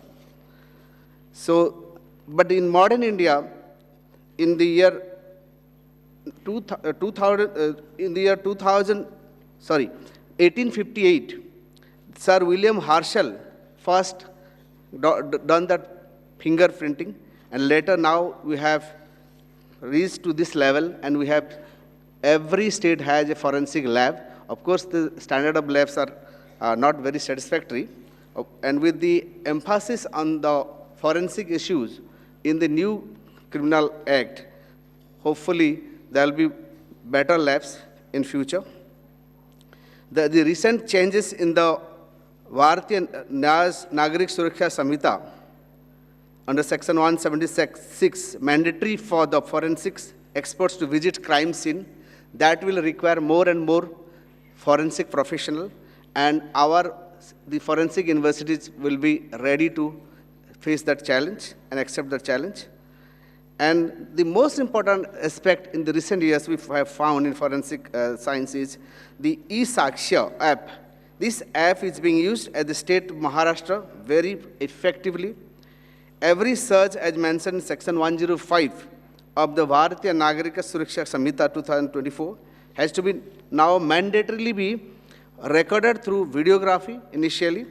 There were challenges with police officers that how the battery and space will be managed for multiple searches by the same officers. So eSaksha app is going to revolutionize this system, and our forensic experts will get a lot of help from this. The next phase of development is, of course, it is the uploading of videos and search and seizure. How will it be done? Through that CR number. So these are some of the new technological innovation that will definitely assist or aid the forensic experts. So we have various branches of forensics. Now we have many branches like chemical forensics, ballistics, forensic toxicology, and so many others. As all of you know, you are all experts. So in this process, there is more and more training is required. I would just emphasize on few more things. The challenges we are facing, because there is shortage of time, I can't just take such a long time of yours, and I don't want to stand between you and your lunch. So few challenges I will emphasize. The collection of evidence and presentation of the forensic evidence in the court of law, that is one of the most important challenge. The collection has to be, as the Nyaya Sanhita has recommended, that there should be, the police officer should visit the crime spot if it is a crime, if the punishment is above 7 years. So that part is really challenging to us. We are facing shortage of the skilled professional in this field. Then the forensic labs are not very modern. So we are running with the rickety forensic labs. In the district level, we don't have labs. And in many states, it might be, but in the states like Bihar, Odisha, Jharkhand, we don't have many district labs. Even if it is there, the condition of the labs are not very good. More crime, less forensic personnel we need. Since today with the scenario is like that, we have more crimes, very less forensic professional. We need to have more and more forensic professionals. Whenever some advertisements for forensic professionals comes through the newspaper, we find that a number are very less, so there is very lesser competition. So we need more and more professional. So that speaks that we are running shortage of professional. Then another very important thing that we have to emphasize, that our judges should also be to be given a sufficient training so that they can find out if any forensic evidences that is not to be taken, which is to be taken. Then more and more research in this field is required. We have only forensic universities. As in the morning, it was the Honorable Home Minister was telling that we have about 30,000 people required for this skilled person required in this sector, and we have to prepare that 30,000 skilled professionals from the NFSUs. Then so that the quality of investigation will improve. Another very important aspect that the gathering should deliberate upon, we need a separate wing of investigation in the police. There is a urgent police reform is also required. So if a separate wing of police is there, so they will be, throughout their life, they will be doing investigation. So there may be hierarchy in that site, and that will definitely give a impetus to the investigation mechanism.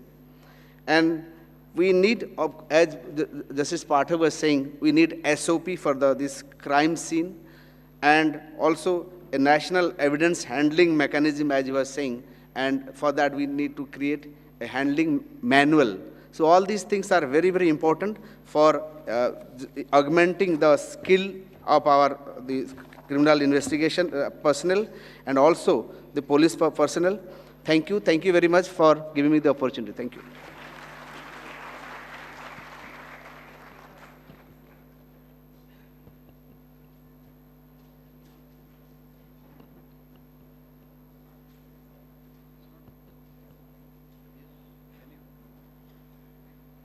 Yes, thank you. Thank you, brother.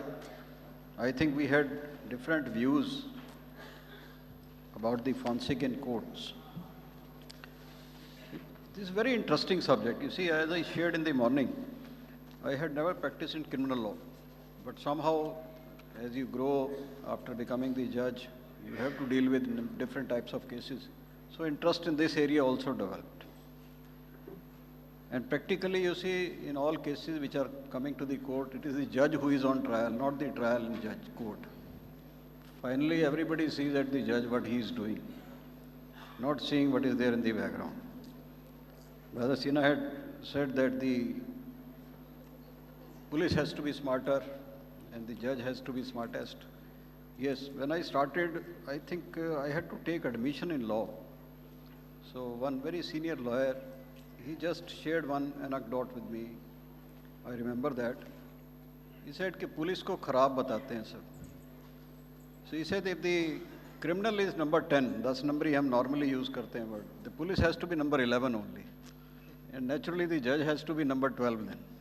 Then only they can take care of all these things, because they need to balance everything. Problem of training is there is no doubt about it. Because as judges also, they can't appreciate the intricacies of the all forensic science, basically how to appreciate it. They only see this as a corroborative evidence.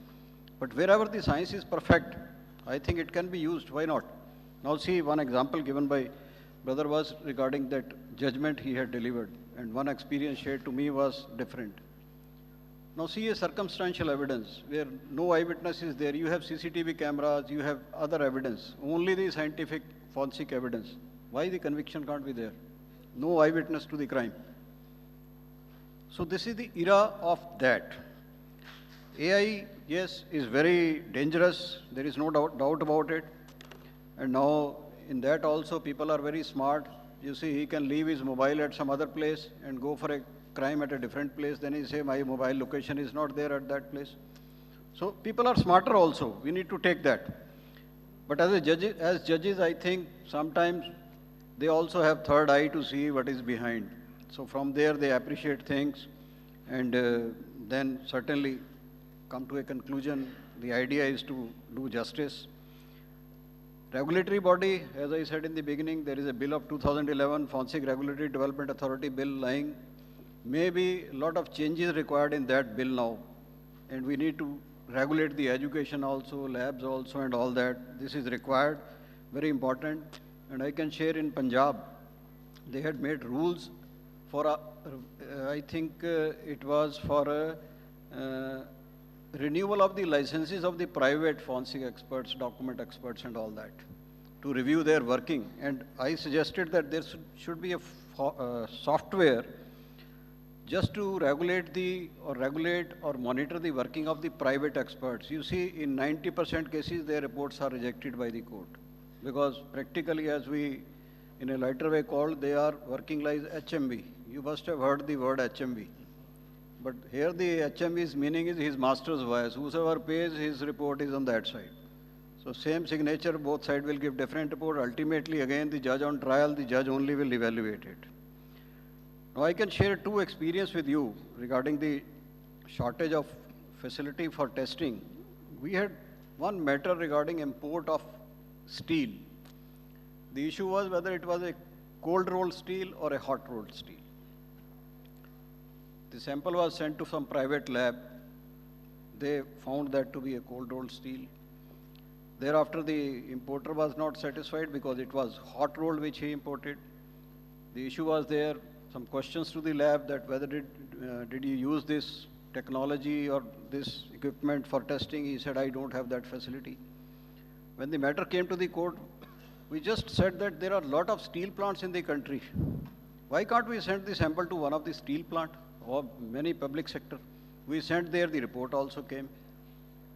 Similarly, in one case, the plastic was to be tested. That was also imported. And there was no facility with, this is called the Central Revenue Control Lab for the customs. There was no facility with them to test that plastic. Then we searched it. We found that there is a research institute at Lucknow for that. We got the sample tested from them.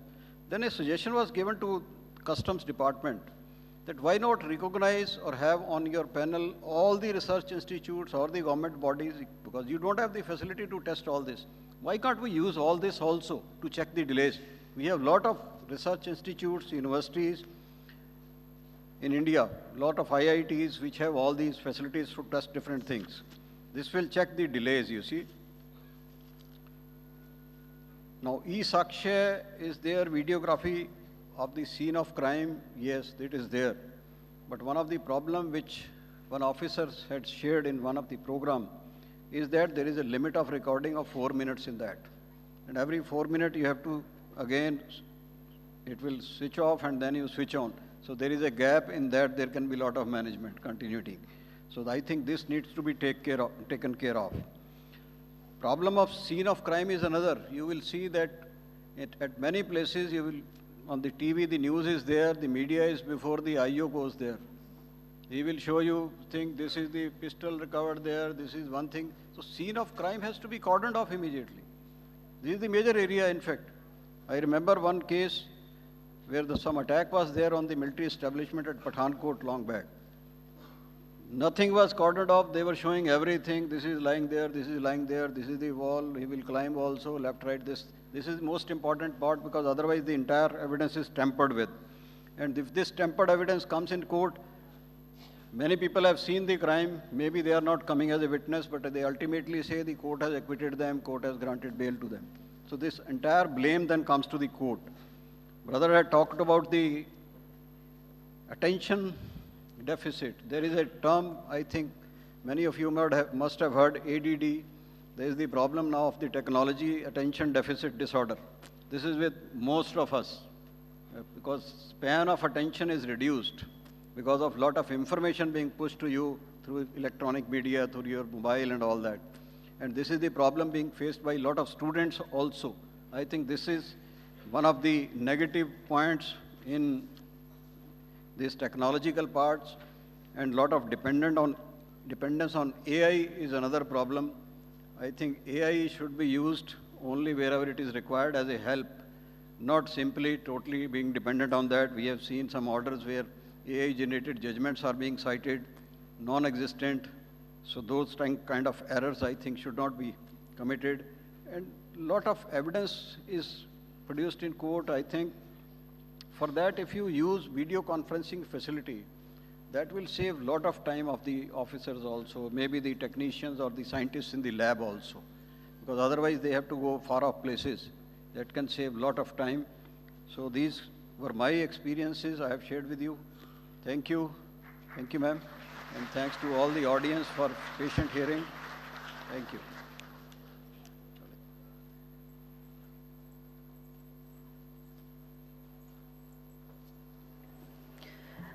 Thank you. I hope it was really a brainstorming session full of insights on forensic science in the courtroom. Now we'll have the felicitation of the dignitaries on the dais of the panel discussion.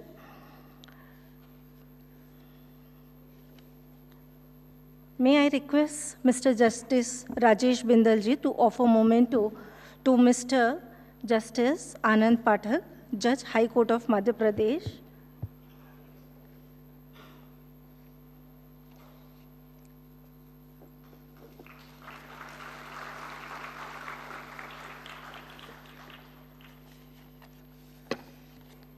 May I also request Mr. Justice Rajesh Bindalji to offer memento to Justice Sanjeev Kumar Panigrahi, Judge, Orissa High Court of Cuttack.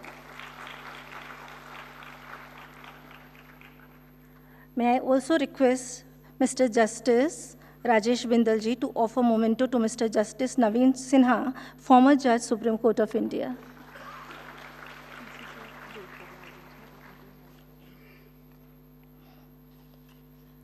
Thank you, sir. Thank you, ma'am.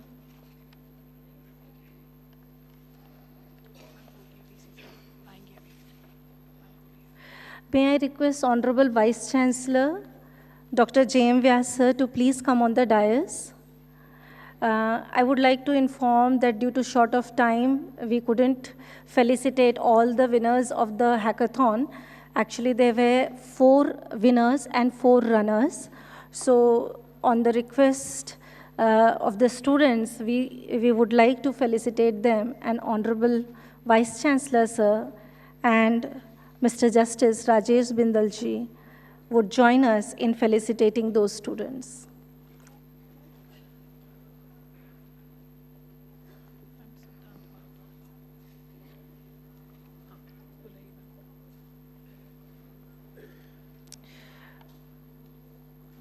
May I request Siddhant Mahate, Mr. Siddhant Mahate, to please come on the dais.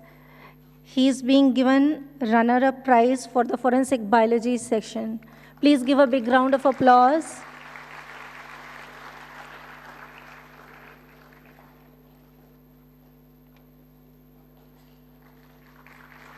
Somil Rane for forensic chemical session. Somil Rane for forensic chemical.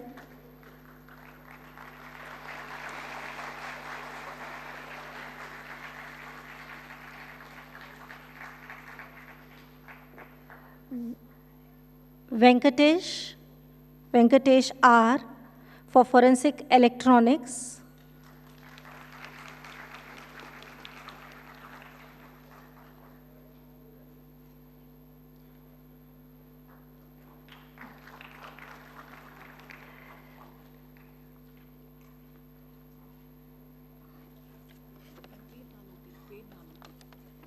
Ved Nanoti for forensic psychology.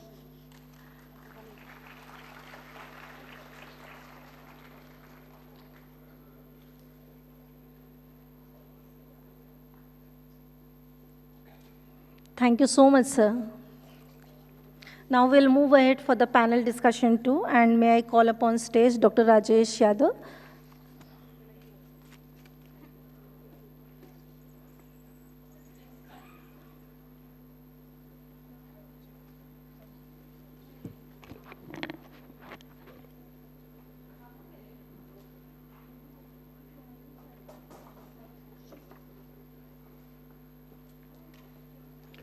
Thank you, ma'am.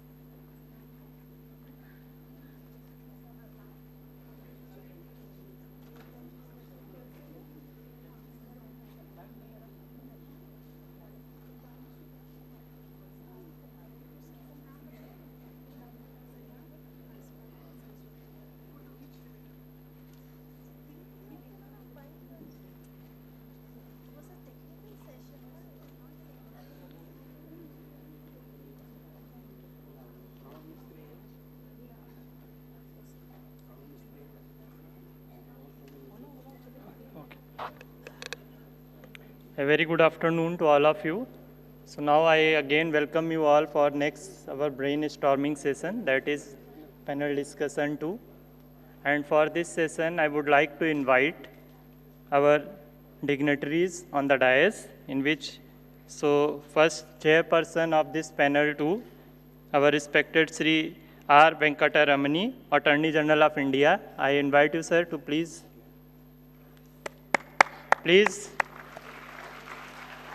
have a big round of applause for our chairperson. And now I invite the speakers, that is Professor Robert Green. He is professor at Kent University, UK.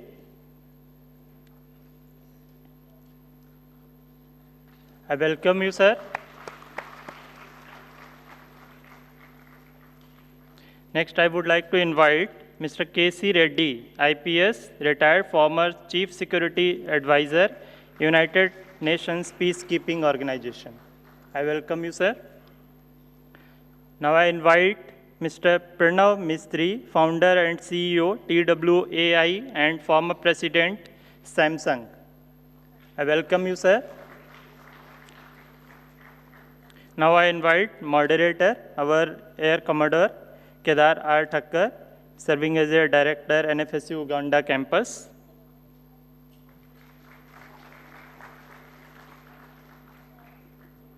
So I would like to give a brief introduction about our moderator. So right now, Air Commodore K.R. Thakkar sir is presently working as a director, Uganda, NFSU campus. Thakkar sir is a widely experienced veteran Indian Air Force officer with 35 years of distinguished service in both operations and administration. After a number of security-related tenure, he had the distinction of being appointed as the Provost Marshal of the Indian Air Force, heading Air Force Police Security and Vigilance Departments at Air Headquarters, New Delhi. He has done MSc and MPhil both in Defense and Strategic Studies and is an alumnus of the prestigious Defense Services Staff College, Wellington, and College of Air Warfare, Secunderabad. He has also been a member of UN Peacekeeping Mission in DR Congo. Since June 2019, Air Commodore Thakkar has joined NFSU as a senior faculty steering the Homeland Security Program. Later in February 2021, he was appointed as the first dean of the newly created School of Police Science and Security Studies. In November 21, he was nominated to represent NFSU on a 12-day tour of 3 African nations, that is Uganda, Tanzania, and Zambia, as a part of Government of India's Study in India program. In September 2022, Thakkar sir participated in a 3-day international conference on police education at London on behalf of the NFSU. During the same tour, he also visited the King College London and interacted with the Department of Forensics at its Waterloo campus and the Department of War Studies at KCI's Strand campus. Subsequently, in March 2023, he has been appointed as the first professor of practice at NFSU. His area of interest are Homeland Security, Police Administration, Strategic Affairs, Air, Power Defense Studies, and Peacekeeping Operations. So with this brief introduction, I welcome you, sir, and now over to you, sir, for starting the session. Are you getting me? Thank you, Dr. Rajesh Yadav, for such elaborate introduction. I don't think anybody has introduced me with such detail. Thank you very much. We are running a little behind the schedule, so we'll try to expedite the complete session as quickly as possible. With me, I'm extremely privileged to have, as a chairperson of this panel discussion, Honorable Mr. R. Venkataramani, the Attorney General of India. I personally and sincerely welcome you, sir, to this panel discussion. You are well aware about him, which was briefed in the morning. Then we have Mr. Robert Green, OBE, from the University of Kent in UK. He has got more than 30 years of experience. The gentleman sits on my left. He has dealt with many serious and notable crime scenes. Earlier, he has worked in the Forensic Science Service of the UK and then later moved to the Home Office, where he headed the science and technology in the police crime standards. And in all these years, he has been personally and sincerely pursuing the fields of forensic science and training and policing tools. Welcome to this panel discussion, Mr. Green. We have a veteran police officer with us, amongst us, Mr. K.C. Reddy. He's a gold medalist in Masters from Andhra University and a winner of the President's Police Medal. He has got a huge experience of being as a security advisor with the United Nations system for 14 years. He has been on the board of the United Nations Secretary General's Board of Inquiry on Israel-Gaza incidents of 14-15, and very many investigations he has undertaken under his wings. Welcome, Mr. K.C. Reddy. And then amongst this group of old people, we have young Dr. Pranav Mistry with us. He's a computer scientist and an inventor of great repute. He's a former president and CEO of Star Labs, that is a Samsung Technology and Advanced Research. He is currently founder and CEO of TWO and an artificial reality startup. He is best known for his work on Sixth Sense, Samsung Galaxy Gear, and Project Beyond. Amongst his other works is a mouseless, an invisible computer mouse, Sparsh, which is a novel way to copy-paste data between digital devices, very useful to my young friends here. Quickies, which is an intelligent sticky notes that can be searched, located, and can send reminders. Blinkbot, a gaze and blink controlled robo, a pen that can draw, and very many other things. I welcome you, Mr. Pranav Mistry. The topic, as you are aware, is the use of forensic science in combating terrorism. Crime is as old as the human beings themselves. What has happened is that the complexity and the intensity of the crimes have increased over the centuries, over the millennia. And today we have reached a stage where the most dreaded form of crime, the terrorism, has engulfed the entire world. It's a huge problem, it's an invisible threat, it's a borderless threat, and we really need to have an entirely different approach than what we had been having so far in dealing with crimes. So that's the environment in which we are living. I would leave it to our panelists to give their opinion. Because of paucity of time, I would request each panelist to speak for about 2 to 3 minutes, and thereafter, if time permits, we'll come back again. But to begin with, I would request the chairman of the panel discussion, Honorable Mr. R. Venkatramani, for his views. Please, sir.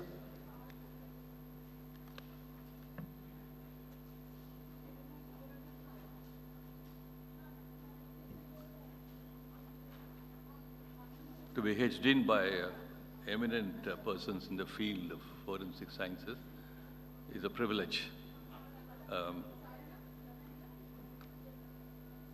It requires a certain amount of understanding to expand the frontiers of forensic science while you talk about terrorism. Because unlike any other crime investigation, prosecution, terror offenses have their own different or distinct features.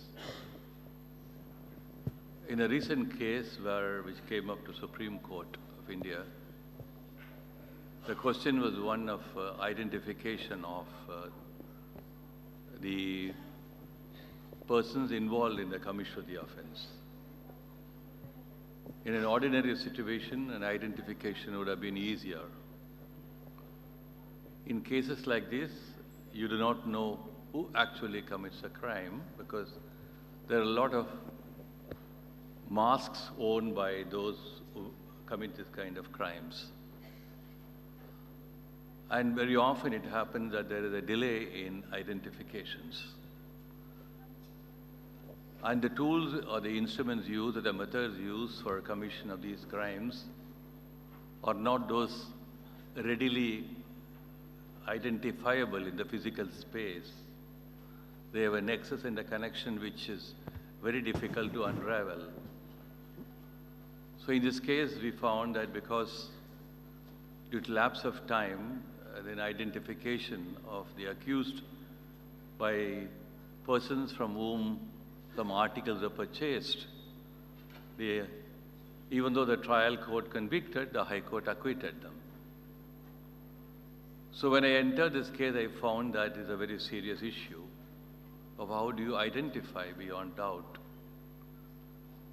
And pick up any of those cases from New York to Lebanon, to Paris, to Brussels, to Russia, to India, and Bombay, wherever these offenses occur, you may be able to trace, through trace evidence or other forensic digital evidence identification, connections between people who will be possibly connected or involved in a crime.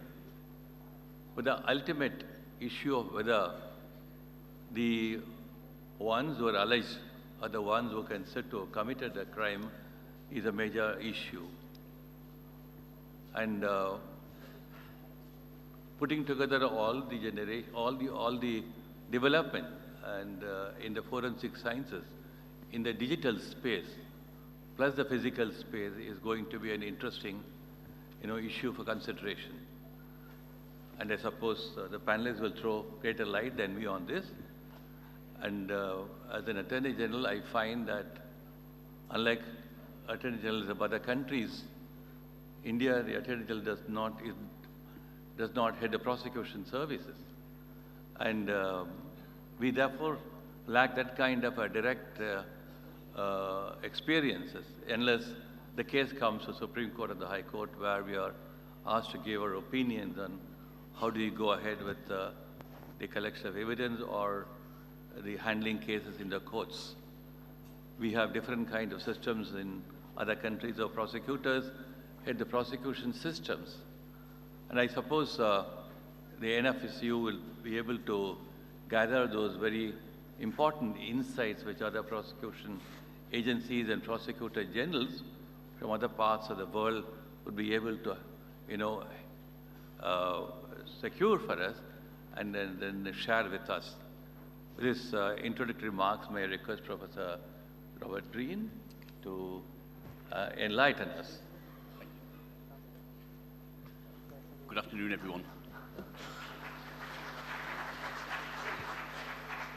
I hadn't planned to do this free-fall. I'd brought with me a presentation, but because of the challenges of time, I'll just give you a verbal update. But my presentation is available. If anybody wants the presentation that I was going to give, I'm happy to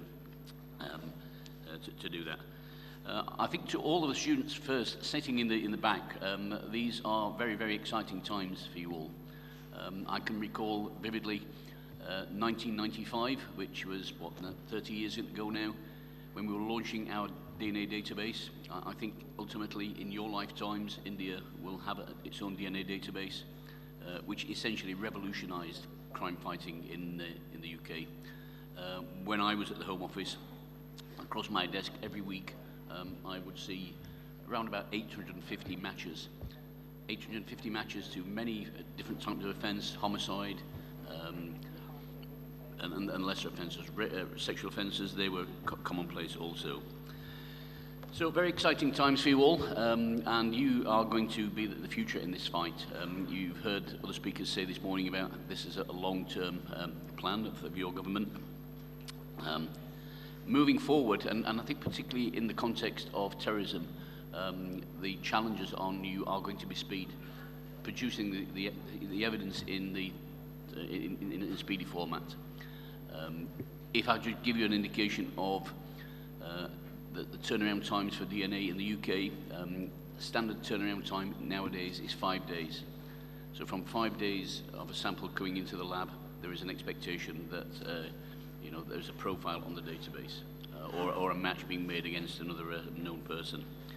So speed is going to be the real challenge. I think the other thing to mention, particularly with terrorism offences, and I was just trying to cast my mind back now to my first terrorist offence, was back in, I think around about 1997, 98, when the IRA, as they were then, they were the people who were from Ireland, who were bombing the UK mainland, blew up an army barracks, a Marines barracks near where I live. And literally you're thrown in at the deep end. You're working in a part of forensic science which is very, very unorganized. Not very unorganized, but it's very fast moving. I often say to my students the two aspects of the forensic process. One is the investigative phase, where you have to apply the same forensic science, the same scientific principles that you would in the lab. But it's it's quickly changing, it's very fast, everyone wants their answers quickly. And the evaluative phase in the laboratory, which is hopefully more ordered, pristine and so forth. But that gives you an indication of what you are up against, what might come your way. So I think speed will be one. I think people will demand more and more speed from you, and particularly in offences of terrorist type offences, that will be so there'll be very many more pressures in that sense. And I think with the pressures comes a number of things. One is perhaps to try to stretch the boundaries a little bit. And I think we've all seen, depending on how close you are to the action, about what's happening in the world of forensic science. Anyone heard of Brandon Mayfield, the case of Brandon Mayfield in the US? Brandon Mayfield was falsely identified on a fingerprint identification. So where we're trying to do more and more and more with less and less, that was, we have to be careful. We have to be careful that we don't see patterns in things that aren't, that there aren't any patterns there. And of course, I think the advent of AI will have an influence. But I think for me at the moment, I think there are too many false positives at the moment in some aspects of AI for it not to be, not to be checked without, without human intervention. What else was I going to say? We've seen some changes in terms of the way in which people commit terrorist offences. Going from the traditional explosions. I was going to explain to you something around the London bombings and actually how you would, if you went to these offences and you spotted these clues, would you be able to spot them? Would you be able to spot that, for example, in the London bombings, the bombers had actually used chapati flour and peroxide to actually construct their bomb, which actually bubbled the paint on some of the radiators. Would you have spotted that? Because if not, then it doesn't get into the lab and the case fails. But nowadays, of course, we see more subtle. The latest attempt at terrorism offences was a young lad called Axel Rudacabana, who some of you might have read about. He committed a very atrocity in Manchester, and as a major stabbing. When they actually searched his house, they saw lots of precursor equipment to actually make ricin, to actually make some ricin poison. So he was going to be, that was going to be his next phase of offending. So once again, it's going to be exciting times, but times where we actually almost really try to push the boundaries of forensic science. I don't know what those of you who actually work in the field of DNA, what your level of detection is at the moment. When I first started in my career in DNA, it was probably 2 or 3 nanograms of DNA you would actually need to actually initiate the process. Nowadays in the UK, it's 500 picograms. A picogram is a trillionth of a gram. So 500 of those, and very often 200 picograms. So things like contamination are now at massively different heights. So if I touch my colleague here, I've deposited my DNA on him. And so there's much more chance of now secondary transfer. So that the question the judges will ask is, we accept that the DNA profile is of that person, but actually how did it get here? How was it deposited? So I think that's about my 2 minutes completed. But I did have much more to say. So if you want the presentation, just get hold of me and I'll send you a link to it. Thank you. Thank you. Thank you. Thank you, Dr. Robert Green. May I now request K.C. Reddy sir to put in his views in next 3-4 minutes. Thank you. Thank you. Good afternoon to all.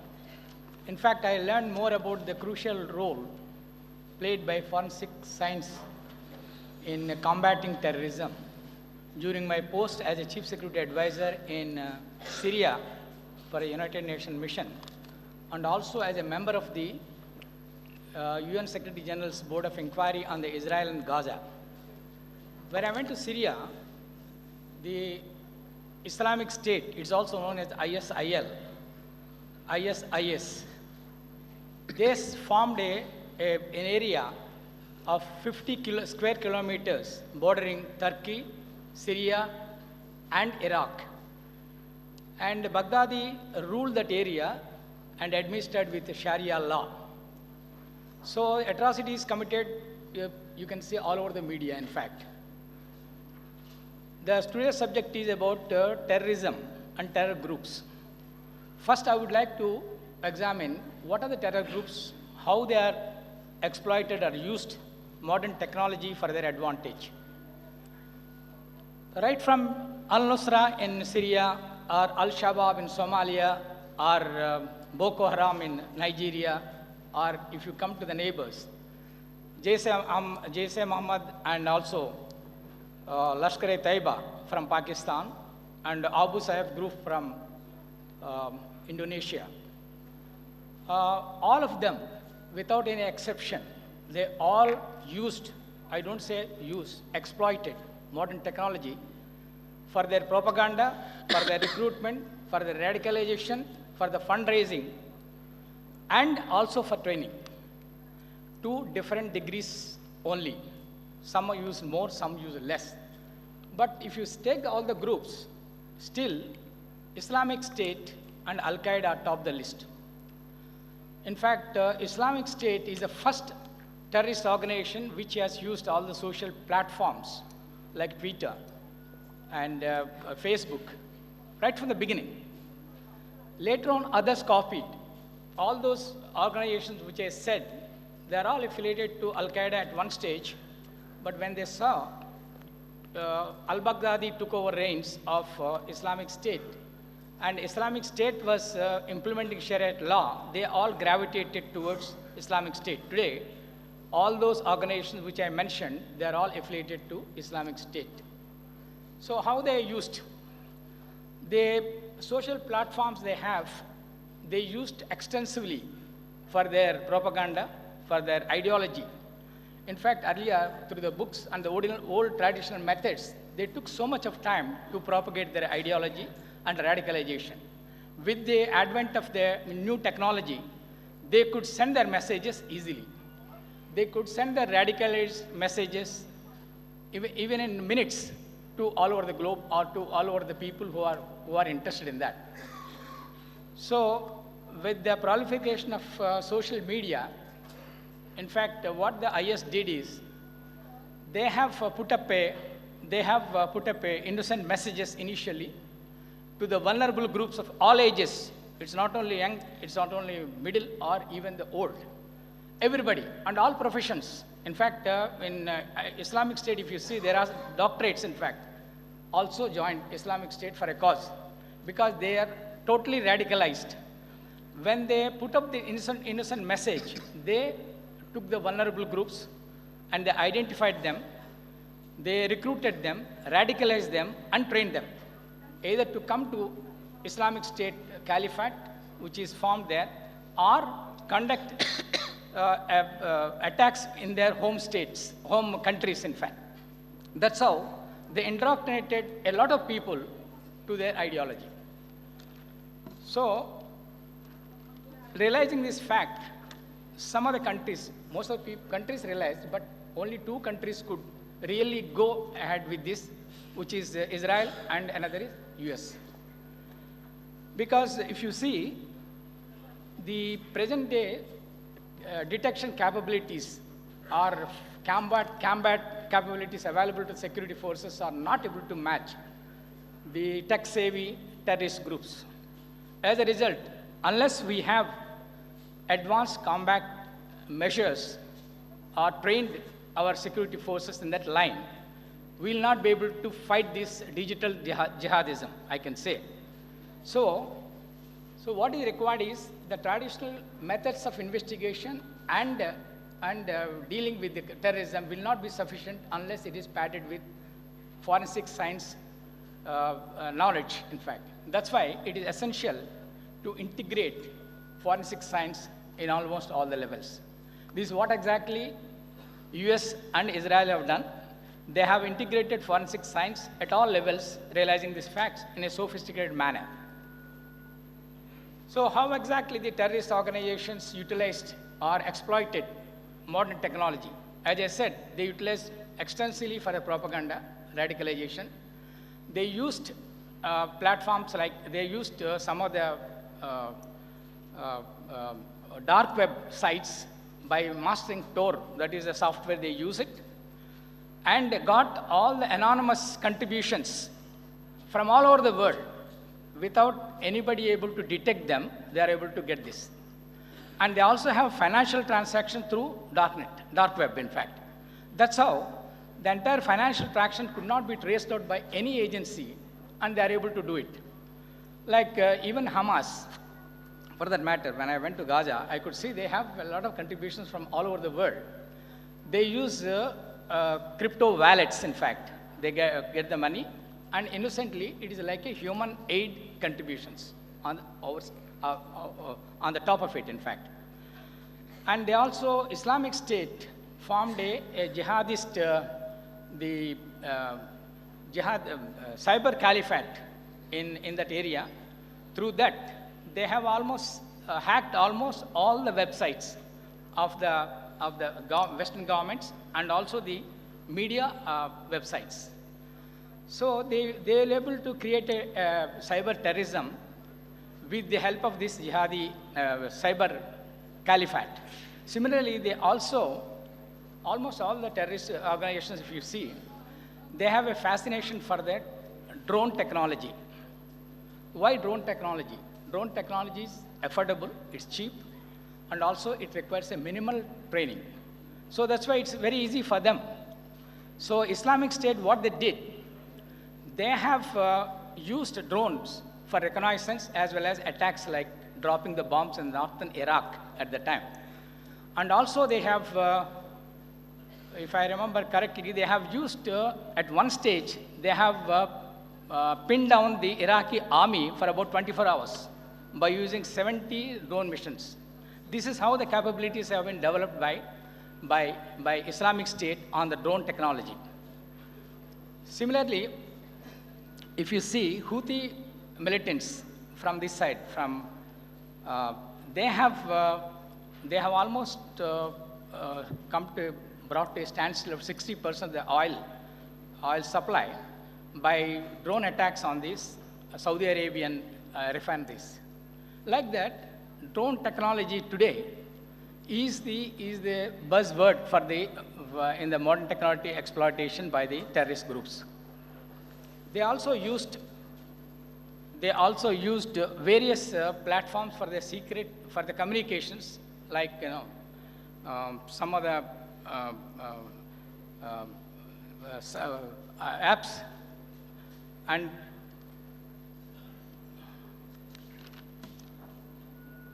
let me complete at least complete. Otherwise, it will be half done. Yeah. Now, because of time factor, I'm not going to details how exactly the terrorists have exploited the technology. But I'm coming down to the second aspect. What is the integration they have done? The countries like Israel and US, and what we can learn from them is the integration of forensic science into various levels. If you look at Israel, they have created an organization like Shanbat. Shanbat is the organization out of the 3 intelligence agencies in Israel. It is one of the important one. It takes care of internal security basically, and it combines the digital forensics, and it also biometric data with the behavioral analysis, which is not done by others, in fact. As a result, what happens?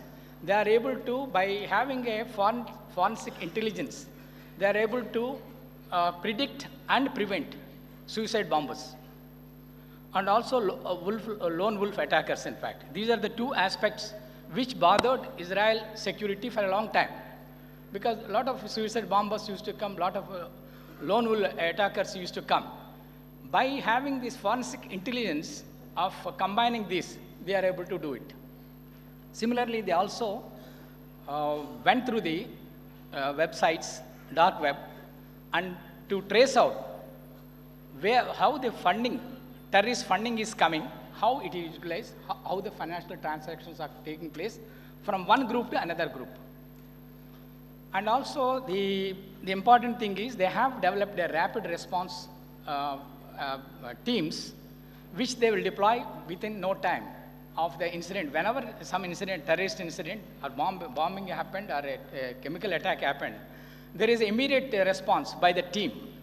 It's not only the police, but because of integration, they go into the action.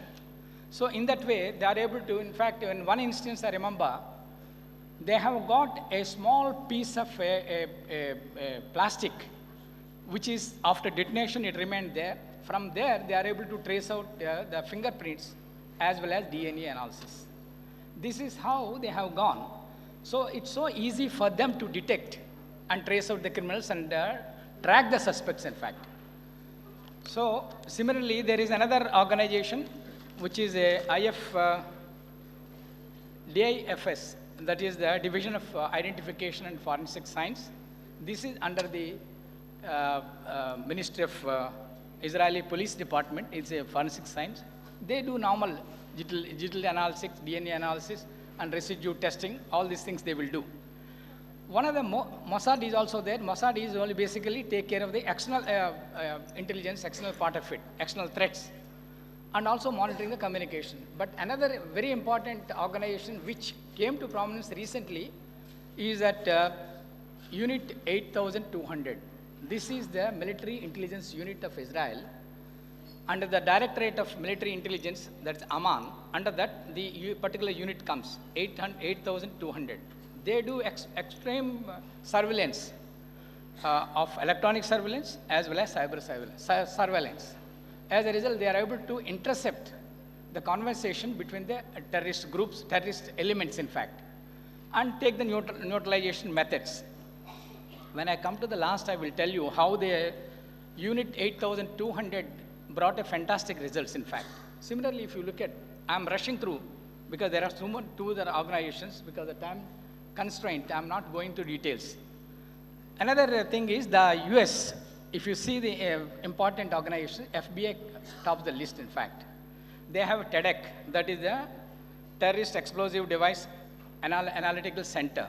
Basically, they specialize on IEDs, improvised explosive devices. In fact, they cracked a number of cases because of their specialization on this subject.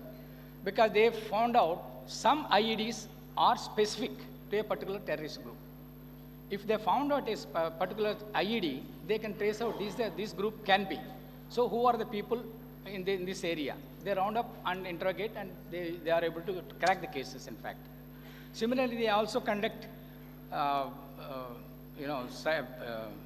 advanced cyber analysis, and which the website, they darknet totally, they screen it and get the funding portion of it to the various organizations. So they have another one is the FBI laboratory in Virginia, which is the largest and probably the biggest one and most advanced forensic laboratory in the world today. So they conduct the normal analysis, DNA analysis, then residue analysis, and the digital forensics, where you get a instrument, either phone or mobile or any of these laptops, where the data is erased, but they are able to recover, reconstruct the whole data. That's how they are able to trace out a lot of cases. I don't want to be reminded, because they are saying retired people, when they get a chance to hold the mic, they never leave it. I'm retired, but I'm not going to do that. I will just finish within 2 minutes. As I said, the unit 8200, there are 2 points I want to emphasize. One is integration of forensic science at various levels in the structures, and imparting training to the people who are connected with in any way connected with combating terrorism. And third is inter-agency cooperation, which lacks in India, which I saw, because I worked here, I worked there also. So, how inter-agency coordination can bring results, recently we can see, in case of Israel, Unit 8200, what they did is, they made a surveillance, and they asked the soil and seismic forensics to conduct the study. Seismic and soil forensics, what they did is, when they conduct a study, they could locate where the underground tunnels are there within the Gaza. So they got the locations by the GS, the coordinates, and at the same time, they had to intercept the messages coming from these various places. So the unit got into the action, and they intercept all the communications, and they got and they also seized some of the telephones. From there, they could get the plans of the Hamas, what they are going to do for the next few months, in fact. That's how they are so successful, because there is a proper coordination, proper interagency cooperation, in fact. That's why they could achieve. I think these are the 2 points I want to make. Hope, I won't be reminded again.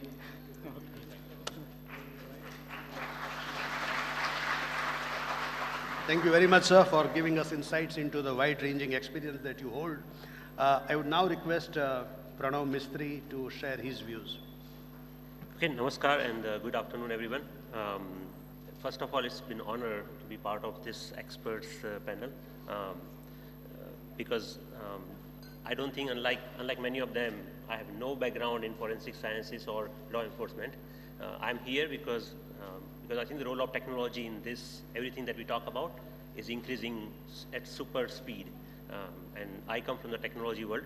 So as someone who has spent like almost 2 decades in building technologies, and many of the technologies that you use in your pockets or on your wrist, I can see is all coming from people like us.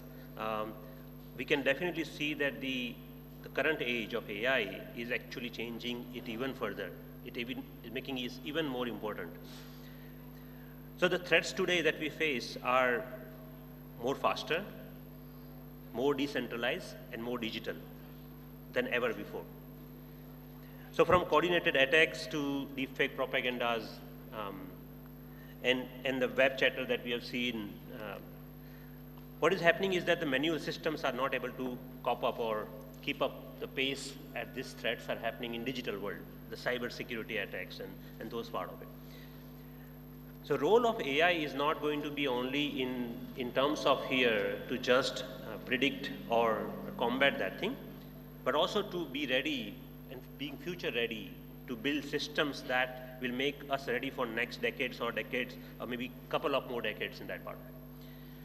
So in the interest of time again, because I think we are already being late, I will give like a 20-second each 5 points that I want to leave that what AI is going to play the role in this particular domain. And that is my thinking from where I come from. So first of all, I mean, the first point that I want to make is that the digital evidence triage, AI is going to play a key role, no doubt about it. I don't think everyone here will disagree with me on that thing. AI can easily take care of trillions of data sets.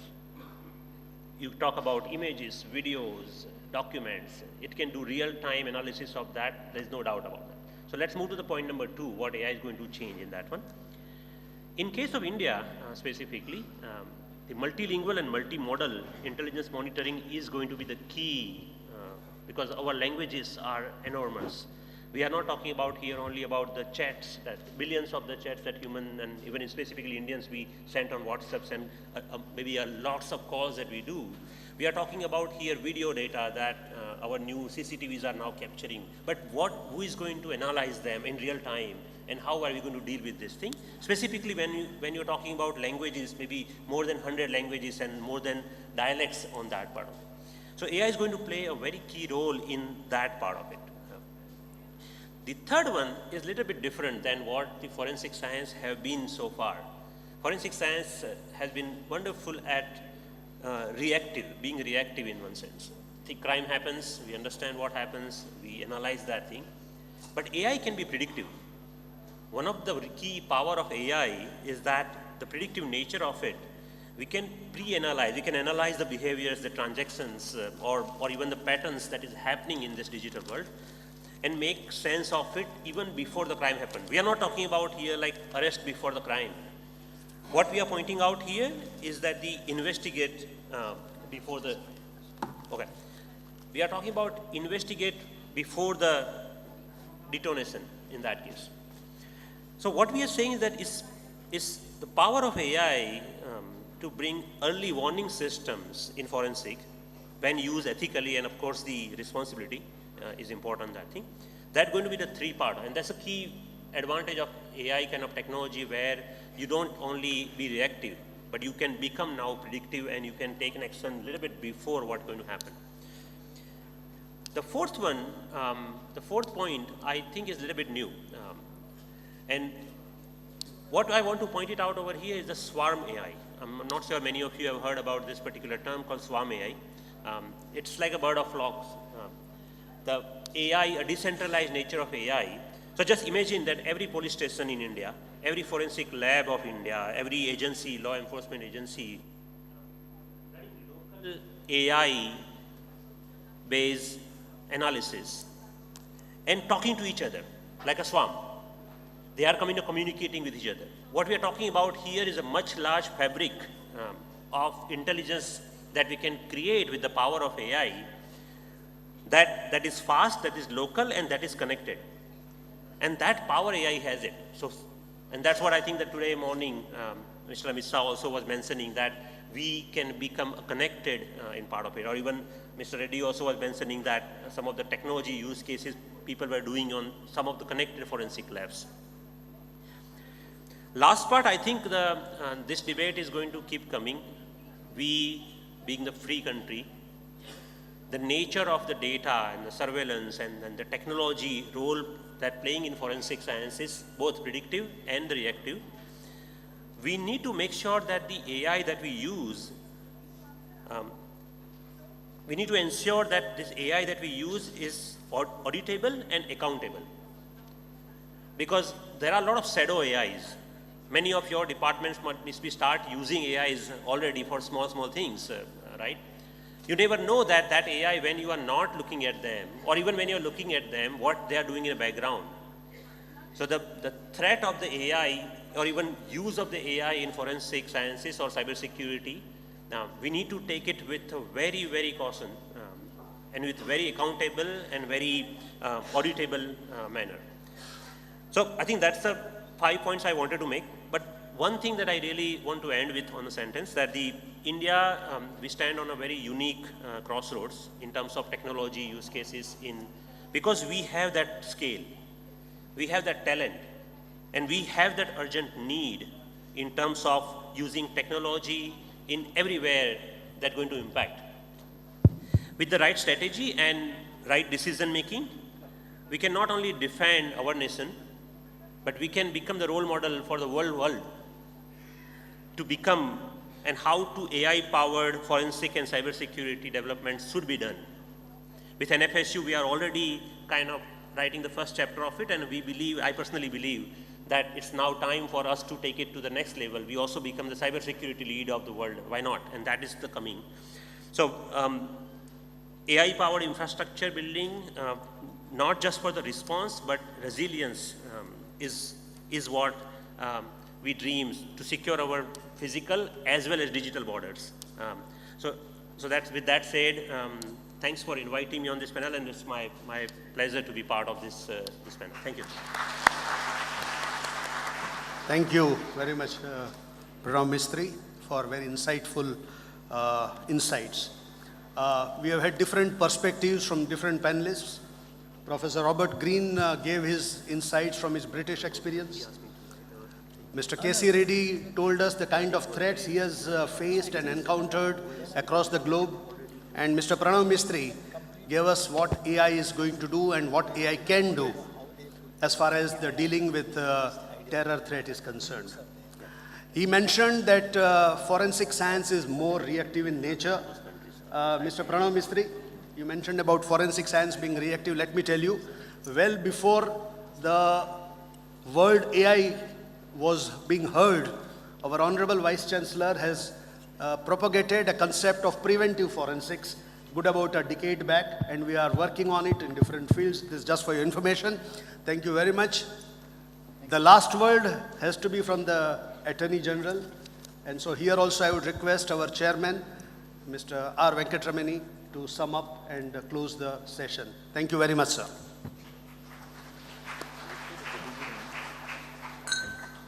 As I said in the beginning, it's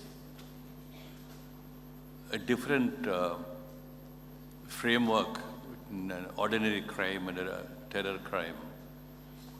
I heard with a lot of benefit what Ms. K.C. Reddy has got to say. while we need to talk about engagement of forensic science in dealing with terror crimes, there is always a problem, a very disquieting problem of entering into disputes regarding faith and religion. But I suppose, is humanity committed to peace, order, and security and integrity? Advancement of science should have no limitations and should not be impeded by any other considerations. But the real difficulty probably arises in the suggestions made are very important, but on the one hand, what technology makers and creators can do to be able to be predictive on the one hand, and also to effectively pursue after an event has occurred on the other hand. As we see the developments in forensic sciences, both in the digital realm and also in the physical realm, we see that the developments are certainly important in what one may call dealing or handling crimes on the physical space, which are individual or less conspiratorial, etc. No terror crimes happen without there being a conspiracy or a global connection. And the global interconnectedness of terror crimes is a major issue. And then we have all kinds of other concerns of human rights which are projected in domestic courts, like right of privacy, right to certain human rights under the international conventions, which are often strong defenses in domestic courts. And I'm yet to come across a case where a human right defense is discarded as against projection of evidence which could be comparatively rational, scientific, and persuasive. Because we have developed a realm of human rights where they occupy an important place in considerations of liberty. So we have all those very difficult issues of balancing liberty versus and justice and administration, liberty versus social defense, liberty versus peace and order. I suppose as we progress on the forensic sciences advancements, this issue will to a large extent could be advanced in the sense that if proof will probably occupy a greater importance than any other consideration. Because after all, ultimately, the proof of an act having occurred versus claims of liberty will be seen with a different kind of lens as we progress on the forensic sciences advancement. We have the 2017 Canadian legislation on anti-terrorist law, then the 2002 European Council guidelines on combating terrorism. Many countries in Europe have followed with that. And we have the Unlawful Prevention of Terror Act, etc. But what comes to our mind is that the running race between those who commit crimes and those who are able to detect crimes is not a running race which can be easily scaled So we have a different kind of a running race. And I'm sure if the running race becomes more easier, comfortable, and dominant for the investigation prosecuting agencies, then perhaps we could say it's no longer a running race, but a race that is won. When we talk about combating terrorism, we are talking about a race that has to be won. And that, I think, must be the goal and signposts through which forensic science need to pass through. And with the presence of many engaging minds here, scholars, academics, and scientists and investigating agencies, I'm sure we're able to get through this ideas as early as possible and present a global framework of forensic sciences and combating terrorism by gathering all the experiences across the globe. And you will find, and I think, as I said at the beginning, the NFSU can be a focal point in gathering all the global experiences and the ability to present progress on what called running race between terror, crime, and justice, doing justice. And I thank all the panelists for these presentations, and I'm sure NFSU will gather them at a more deeper level. And I assume that another occasion when you will have a roundtable conference and the experience gathered in this seminar and conference will be more fruitful, and we progress towards a framework about which we can talk more comfortably. Thank you so much. Thank you, sir. It's really an insightful brainstorming session in the form of panel discussion on the role of forensic science in combating terrorism by providing critical evidence and investigating leads through advanced technology, including AI. Thank you so much to all the speakers and chairpersons for organizing such a wonderful session.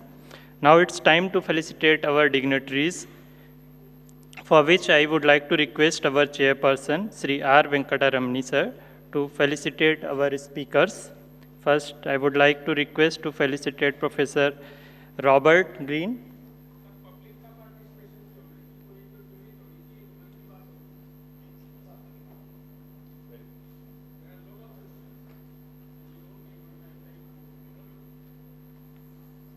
Now I again request sir to provide memento and felicitate Mr. K.C. Mehta sir.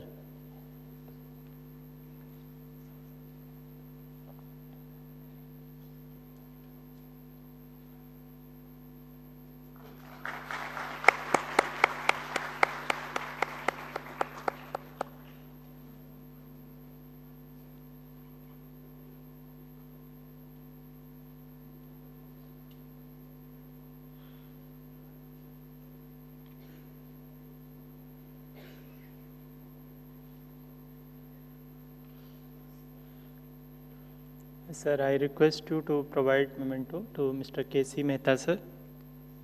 Sorry, K.C. Reddy sir, retired IPS.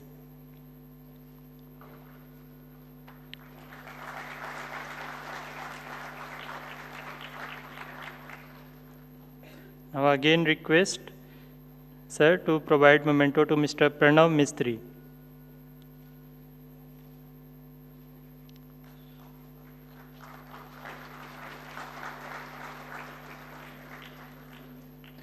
And I would also like to request our chairperson to provide memento to our moderator, Air Commodore K.R. Thakkar sir.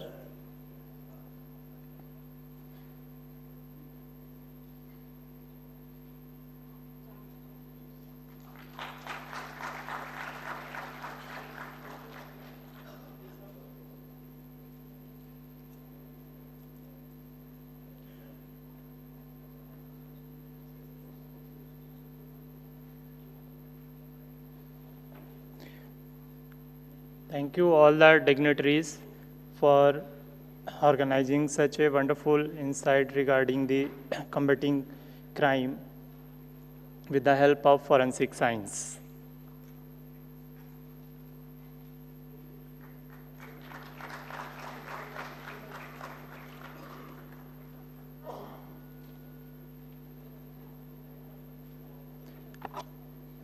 All the participants and audience are requested to remain seated. We are moving towards the next session, that is paper presentations.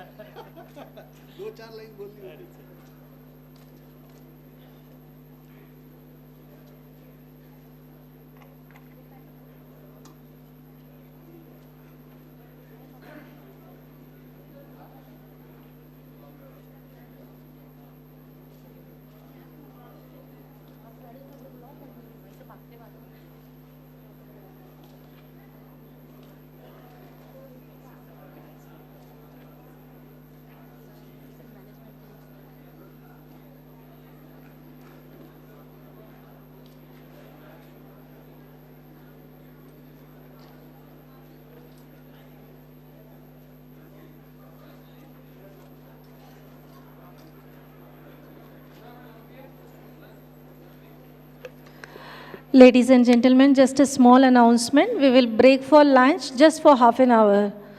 I hope that many of you might have done, but there are many who have not done. So we'll break for just half an hour and we proceed with the lunch.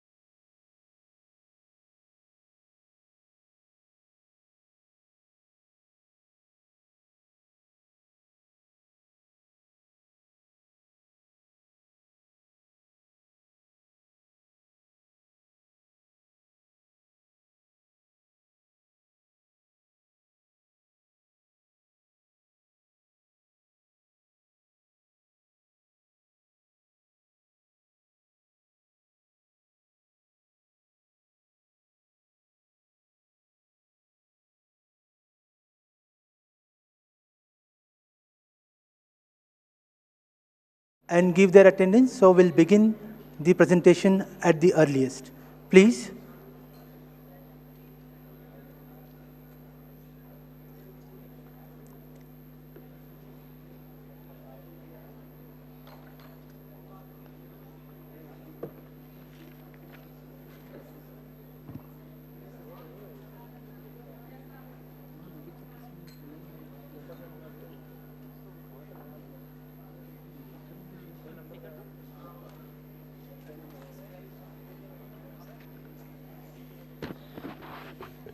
Dear all, I am just making a roll call for the presenters who are there in this hall.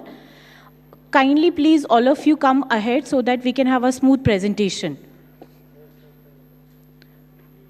Everyone, the first presentation is by Ms. Chetan Sen, second is by Damini, third is by Dheeraj, fourth Dr. Dinesh Kumar, fifth Dr. Chandrasekhar, sixth Dr. Rajesh, seventh, Dr. Ramkishan, Dr. Shweta is 8th, Fadi is 9th, Minakshi is 10th, Shreya is 11th, Subarto is next, Tanazi is next, Tehsir is next, Vartika is next, Vishal is next, Chitot is next, Dr. Sunita is next, Dr. Mahendra is next, Prakash is next, Sandeep, Sunil and Dr. Rita is in the line. Everyone who is present in this hall, please come ahead so that we can have smooth presentations. Also, we have Ms. Michaela who's having attendance sheet. She'll come to you so that we can have smooth attendance also. Thank you, everyone. I request the chairpersons to please come on the stage. Thank you.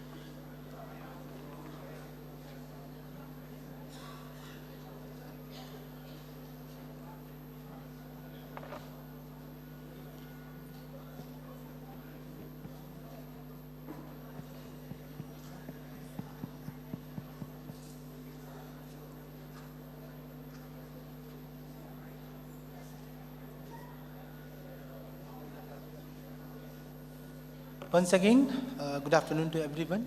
Welcome to this All India Forensic Science Summit, Day 1, the first preliminary session. As you all know that, for this session we have the chairpersons with us, the distinguished Professor Dr. Asha Srivastava and Professor Dr. P. Maitisa. I take this privilege to introduce you all to the first chairperson, Professor Dr. Asha Srivastava Madam.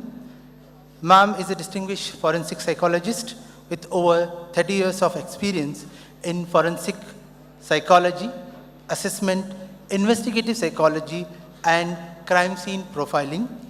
Currently, Ma'am is serving as a Dean of the School of Behavioral Forensic at the National Forensic Sciences University, Gandhinagar. Ma'am previously held the position of Director at the Central Forensic Science Laboratory, CFSL CBI, New Delhi. Ma'am has led over 5,000 forensic evaluations across 2,000 plus high-profile cases, including the Nirbhaya case, Sheena Bora murder, and Burari deaths. An expert in polygraphy, analysis, psychological autopsy, and victim offender profiling. Ma'am has presented India at international forums including Interpol and the American Polygraph Association. Ma'am is a recipient of multiple prestigious awards. With this brief introduction, ma'am, I welcome you for this session, ma'am. The second distinguished chairperson of this session is Professor P. Maiti, sir. Sir is a professor of chemistry and nanotechnology and currently serves as the campus director at the National Forensic Sciences University. Sir was humbly requested that just with this introduction, you please start the session. Sir, with this, I really welcome you. The first paper presenter will be Chetan Sen. Is he present? Yes. And before going to the actual presentations, I'll just give a brief introduction about the rules and how you should proceed with your presentation. Number one, that you'll be provided 5 minutes. So in that 5 minutes, you have to really present your paper. Since we are running very short with the time, so along with that, we request you to just go with the whatever your research findings are there. Stick to that and try to wind up your presentation in respective 5 minutes. Then again, your presentation would be in English.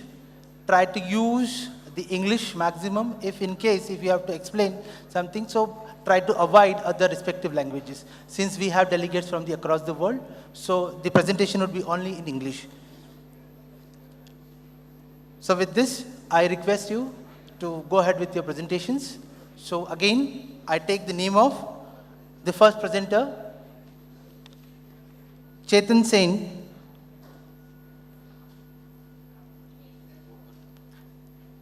I repeat, Chetan Sen. If he is there, please come forward. Yeah, if candidate is present here, you can raise your hand. Yes. Otherwise, we'll go for the next Yes, candidate. if those who are given their attendance, please raise your hands. There. Ma'am, could you just tell your name? There, Chetan. Meenakshi. No. Yes, Damini ma'am. No, Chetan. Please go ahead, Damini. Chetan again.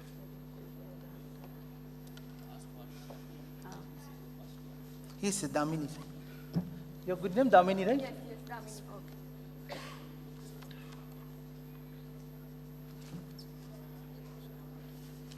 Damini, again, we request you, please wind up your presentation in the given presentation timing, 5 minutes.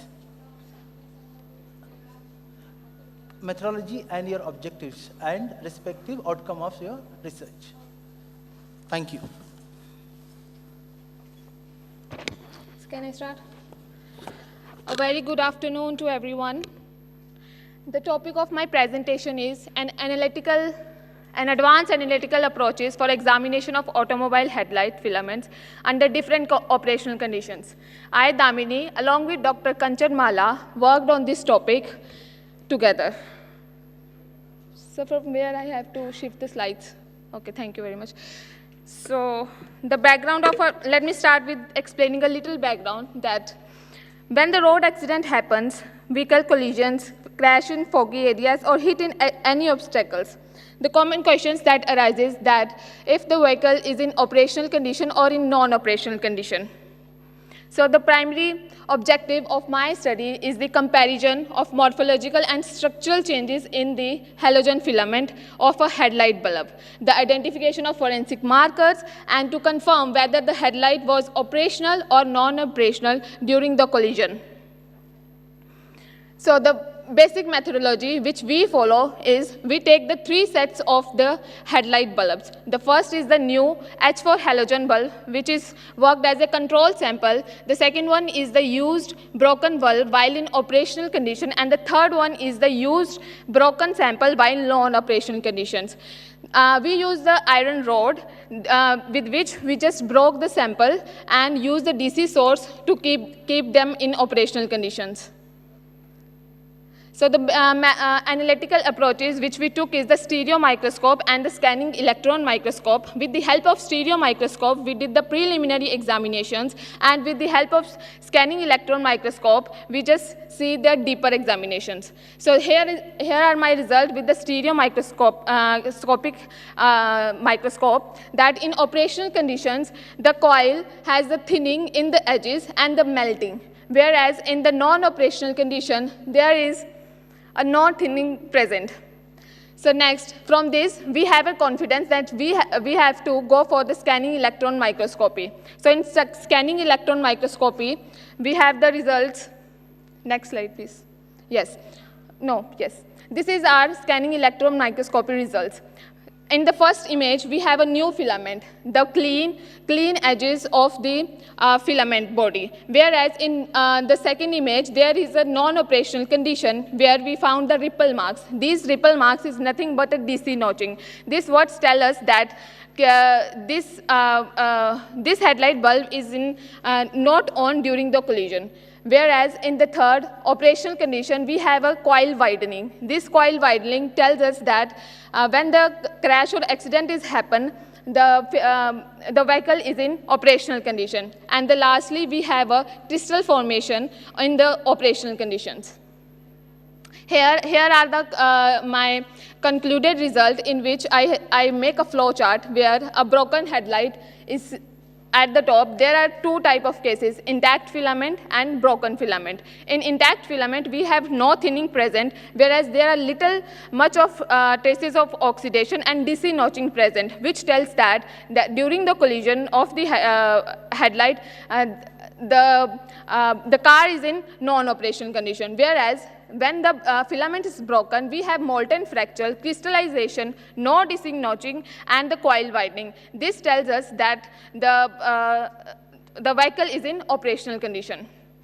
So at last, the conclusion of my study is that in operational condition, in preliminary examination, with the help of stereo microscope, we can observe the thinning and oxidation. Whereas with the help of scanning electron microscopy, we can see the coil widening, crystallization, molten fraction. In non-operational condition, we have preliminary result. With the help of stereo microscopy, there is no thinning present and less traces of oxidations are there. Whereas with the help of scanning electron microscopy, we have DC notching, which works as a forensic markers. So all these findings like thinning, oxidation, coil widening, crystallization, molten fracture, and DC notching serves as a significant forensic markers which help the police investigator and the forensic expert to know. Okay, thank you. That was the last slide, sir. Thank you very much. Fine, thank you. So you have done yourself these measurements? Sorry, sir? These measurements, stereo microscope and scanning electron microscope, you have done? Yes, sir. Okay. So in our lab, we have a stereo microscope, but for scanning electron microscope, we have to go to Delhi University for the results. This information is totally new. It was not known earlier. What is your view? Sir, not the total information is known, but the few of the information like DC notching in the non-operational conditions and the crystallization which are forming in the operational condition, these are completely new because we have a literature backup for that, sir. Damini, how many samples you have collected for your conclusion? Sir, ma'am, we collected the 3 headlight bulbs in which we have 3 filaments. On all the 3 filaments, we do the examination. Thank you, Damini. Okay, thank you very much. Please give a big round of applause for the Damini for the wonderful presentation. Now, I would like to call Dr. Dinesh Kumar.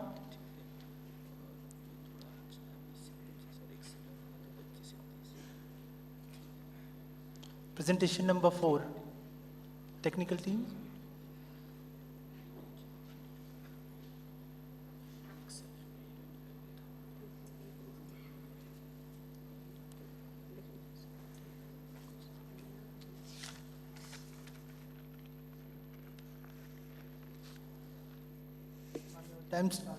Ma'am, your time starts now, please. Okay, thank you, sir.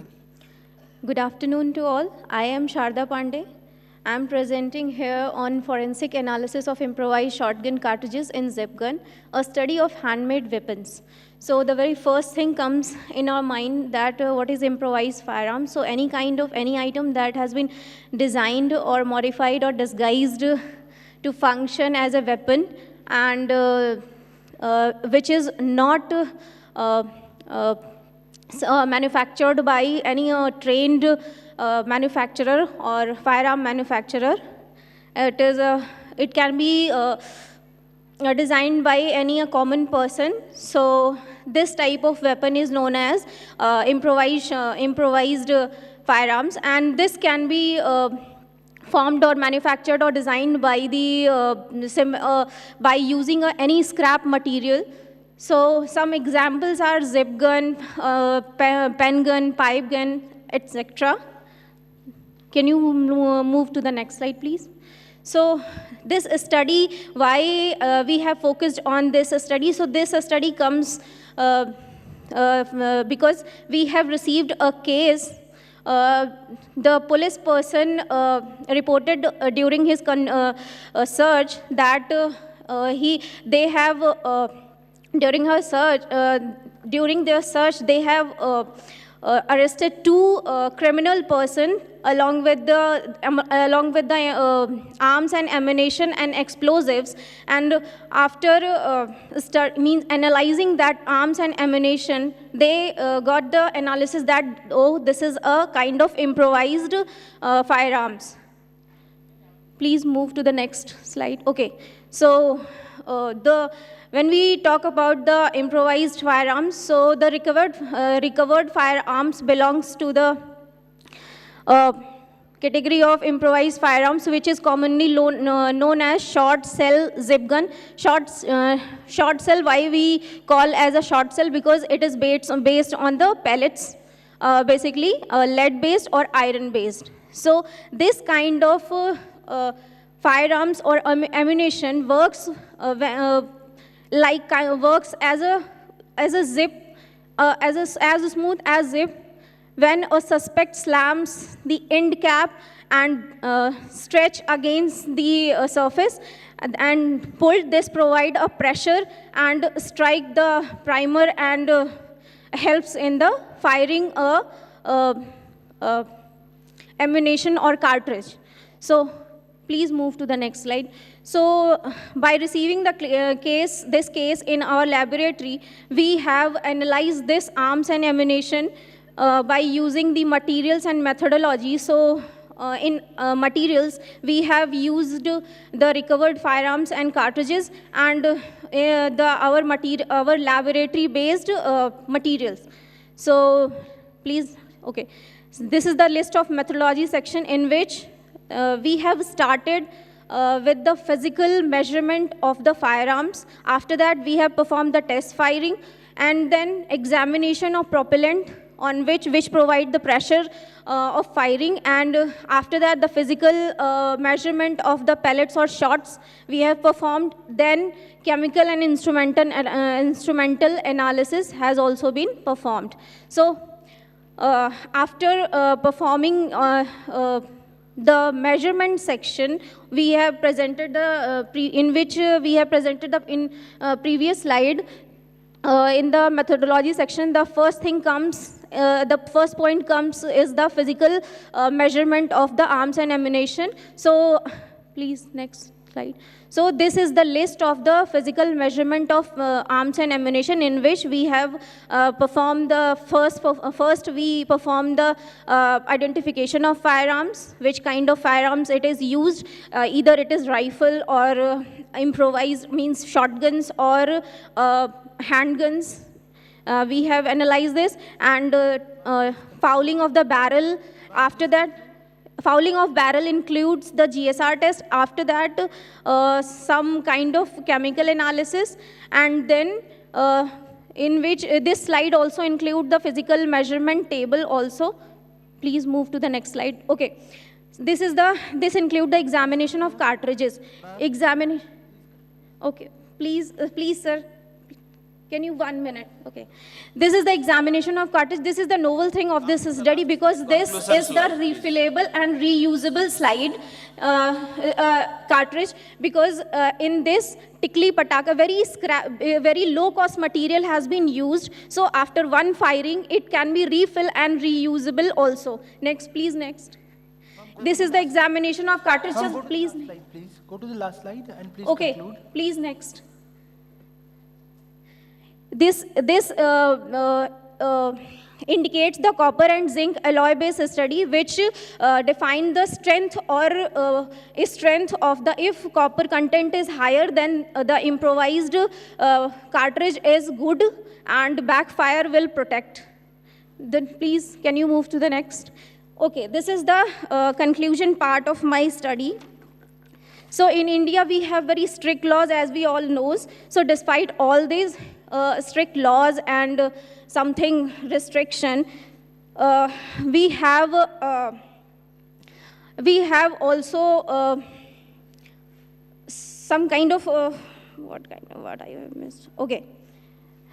The criminals are, despite all these strict laws and regulations, the criminals are just a step away from manufacturing or designing this kind of improvised weapon is until and unless they get the scrap materials. So when they get scrap materials, they will manufacture it and also use on the very different kind of activities. So this study helps in bridging the gap between the.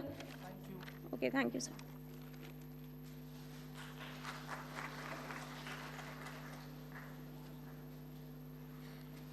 We have next presenter, Mr. Dheeraj.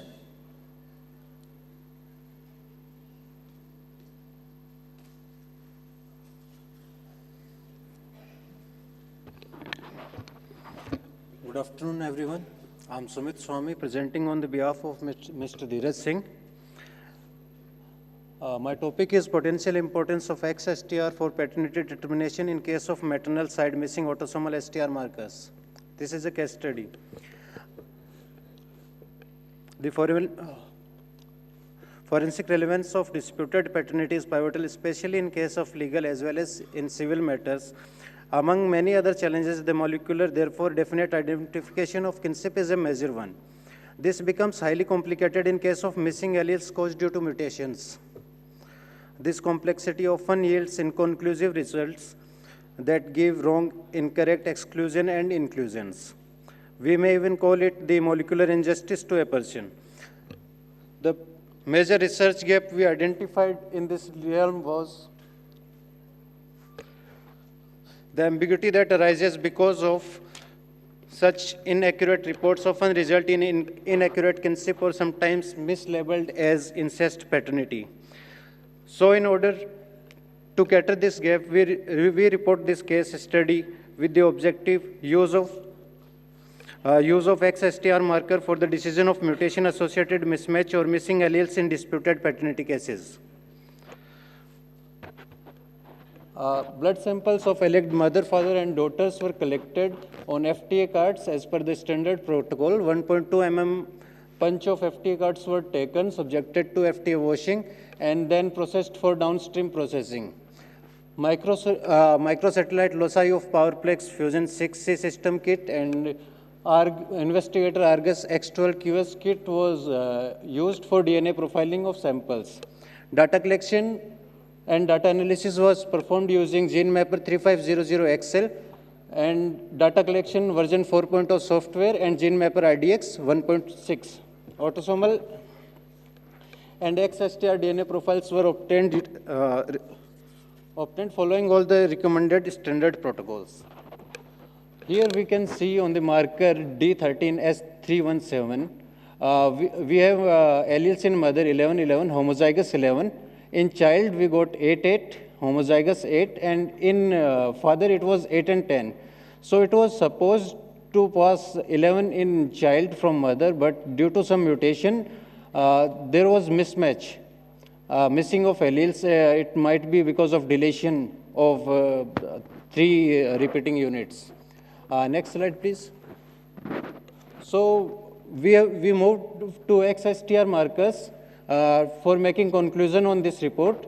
So we know the X chromosome from father directly passes to daughter, while the mother's X chromosome undergoes meiosis and recombination and then passes to daughter. So here we can see that this is genetically compatible. Both mother and father are compatible with child. Alleles are passed. Okay, next. A case of disputed total 27 STR markers were used, and the profiles of mother, father, and girl child was typed. All the markers were genetically compatible except of the marker D13S317. At this locus, allele 810 was in mother. Father was having allele 810, mother was having allele 1111, and the child got allele 88, which shows 3 repeat difference in alleles of child and mother. Next, please.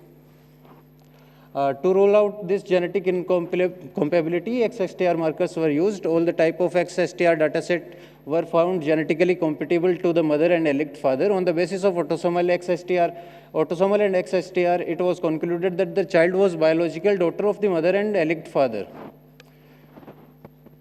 Conclusion. The XSTR analysis has proven to be more precise in detecting microvariants, and in detecting mutations also. XSTR markers are a very important tool for decision of mutations in associated mismatch or missing alleles. So we have seen that the microvariants seen in population, closely related population, it was easily identified by XSTR markers, while there was some mutation difference in autosomal STRs. At the end, I would like to end by saying, while the well-defined protocols and SOP stay true and efficient for most of the cases we encounter, certain special inclusion in terms of newer markers is crucial, no matter how trivial it may seem initially. Thank you. Thank you, Dheeraj. Please be. Sir? You did this in which capacity? You are a student? No, I'm working in State Forensic Science Laboratory, Jaipur. Where? In Jaipur? Yes. Okay, fine. Thank you, Dheeraj. Thank you. Thank you, everyone. The next presenter would be Dr. Chandrasekhara.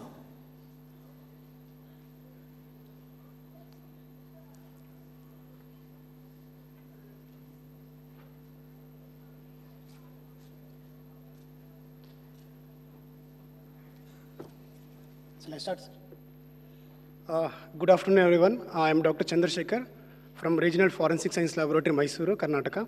So my presentation is on phony ambergris, present-day challenge for the forensic fraternity as well as the criminal justice system. Phony means a fake ambergris. So before that, what exactly the ambergris is? Ambergris is a waxy solid. It is also known as whale vomit, secreted in the digestive system of the sperm whale. So why it is in news? As we all know, it is so expensive in the global market, as well as it has been prohibited in Indian context as per the Wildlife Act 1972. And also could you please go back to the previous slide? It is also high price, and it is being used in the perfume industry as a fixative agent. Next slide, please. So chemically, it is composed of main 3 components. One is ambrine, which is a odorless substance, another one is ambroxide, another one is epicoprostanol. These are the 3 major components present in the ambergris. Ambrine undergoes oxidation due to the environmental conditions, gives ambroxide, which is the smelly component present in the ambergris, which is responsible for the smell of the ambergris. Next slide, please. So as we know, ambergris means it's highly trending because of the value and other things, other restriction put it on the ambergris. As we know that ambergris is being illegally hunting by killing the sperm whales as well as the other way around. So another thing is it can be adulterated as well by using the standards available in the market, such as ambroxide and epicoprostanol. So it can be analyzed. It should be analyzed in the respective chemical investigation agencies such as FSL, other institutes. So as we know that there are plenty of substances which are very much similar to ambergris. The picture, the slide is shown here. The first pictures are the case samples. The next one is plant resin. The other one is pine tree extract. The last one is the suspected ambergris. Actually, ambergris, some research group is working on. As you can see this picture, all those entities are looking same and giving some fruity odor resembling ambergris. But how to prove this? It is ambergris or not? Next slide, please. If you see this slide, as I already told you, the cost of ambergris is so expensive that it's already people are already starting smuggle and everything by fraudsters other way around. So could you go over to this is the very few cases reported in Karnataka. I didn't put much actually. Next slide, please. So this is one of our case sample. So as we know that since the cost is very high, the fraudsters or the smugglers are finding a different way to fake the ambergris by using a lobana type of materials or something which looks like ambergris. This is one of the case actually. So as we know, research is not about always getting a positive result. Sometimes we get serendipity results, it gives other results. Sometimes we won't get the results what we wanted. Sometimes we get negative results. So in our work, we will show our negative results in a positive way. So we will, our objective includes a preliminary examination including needle test, floating test, solubility test, IR spectroscopy, thin layer chromatography, and GCMS tandem spectrometry in the end conclusion. The next slide, please. So preliminary test, initially to check in the crime scene whether it is ambergris or not, we will do hot needle test. We will heat the needle and we will keep that needle over the suspected ambergris. It will melt down and it will give mark like that in the side you can see. And it's sometimes, not sometimes, most often it should float on the water if we dip it on the water. And if we melt it, if we melt that ambergris, it will melt at around 60 to 62 degrees Celsius, giving a liquid type of material with odor evaporation. Go back to the previous slide. And the samples were completely insoluble in water, partially soluble in hexane, like NHRC, and completely soluble in highly polar solvents such as DCM, methanol, and toluene. Next one, please. In IR spectroscopy, we did IR spectroscopy also for our samples. We have received around 12 to 13 different samples. In most of the samples, we didn't get whatever the either amber oxide or ambrine we did not get. So the peaks were quite matching with the other plant resins such as silver, turpentine, balsam. So next slide, please. So we also did the thin layer chromatography to prove whether actually ambergris substance contains any of the amber oxide constituents such as amber oxide, epicoprostenol, because we have procured standards, amber oxide and epicoprostenol. So next slide, please. Yeah, in GCMS, MS, MRM method, we also tried to we detect them by using MRM method. We didn't get. So in conclusion, in our most of the samples, also we tried to check whether the ambergris genuinity or not. We didn't get any of the samples positive results. So this is how people are smuggling, people are showing something which is not ambergris as ambergris in the global market. So acknowledgement, I would like to acknowledge our director, SFSL Bengaluru, our deputy director, RFSL Mysuru. Thank you, NFSU, and thank you, organizers, for this wonderful opportunity. So, Please, Dr. Chandrasekhar, please. So so what is your own experience? Is it so challenging to investigate ambergris? Yes, it's quite challenging because as I had mentioned in the one slide, we want ambrine standard, reference standard, which is we are not getting actually. We try to get it from outside India as well, since it is prohibited in India. From getting that from outside India to India itself is difficult actually. If we get that ambrine, and if any of you guys are working on ambergris, we would like to have a collaboration as well. Yeah, just please. Even if you don't have standards, so what is the challenge when you have? The biggest challenge is to prove whether the actual ambergris is ambergris or not. Whatever the smuggling is going on. But if you are using mass spectrometry. Yeah, there also we did not get actually. We checked 12 of our case samples. Each sample was around sometimes 8 kg, 5 kg, 10 kg like that samples we got through case. but we did not get none of the ambergris constituents. Yeah, that's fine. So So our- why you are still telling that it's so challenging when you have the facility? Because of the unavailability of that standard, ambrine standard. It's your new idea? Ma'am? It's your new idea? Half of the data is a new idea. Some group from UK is working on it solely because they are getting the actual ambergris. Getting ambergris in India is quite difficult. So far, whatever from Karnataka, we have 8 different regional laboratories. 3 laboratories are constantly working on ambergris. One is Mysore laboratory and Bangalore laboratory. Comprising 2 laboratories, we have received around 30 to 40 cases. None of the case we did not get the ambergris constituents. Thank you. Thank you very much. Thank you, Dr. Chandra. Can we have a big round of applause for Dr. Chandrasekhar? The next presenter would be Dr. Rajesh.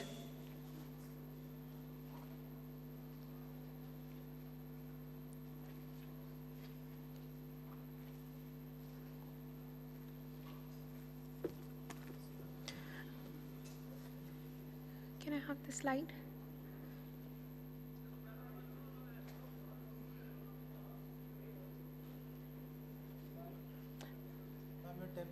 Yeah. Good afternoon, everyone. My name is Janhavi Sen, and I'm presenting on behalf of Dr. Rajesh Singh, sir. So the topic is male Y deletion at YP to 11.2 locus and its impact in forensics. Yeah.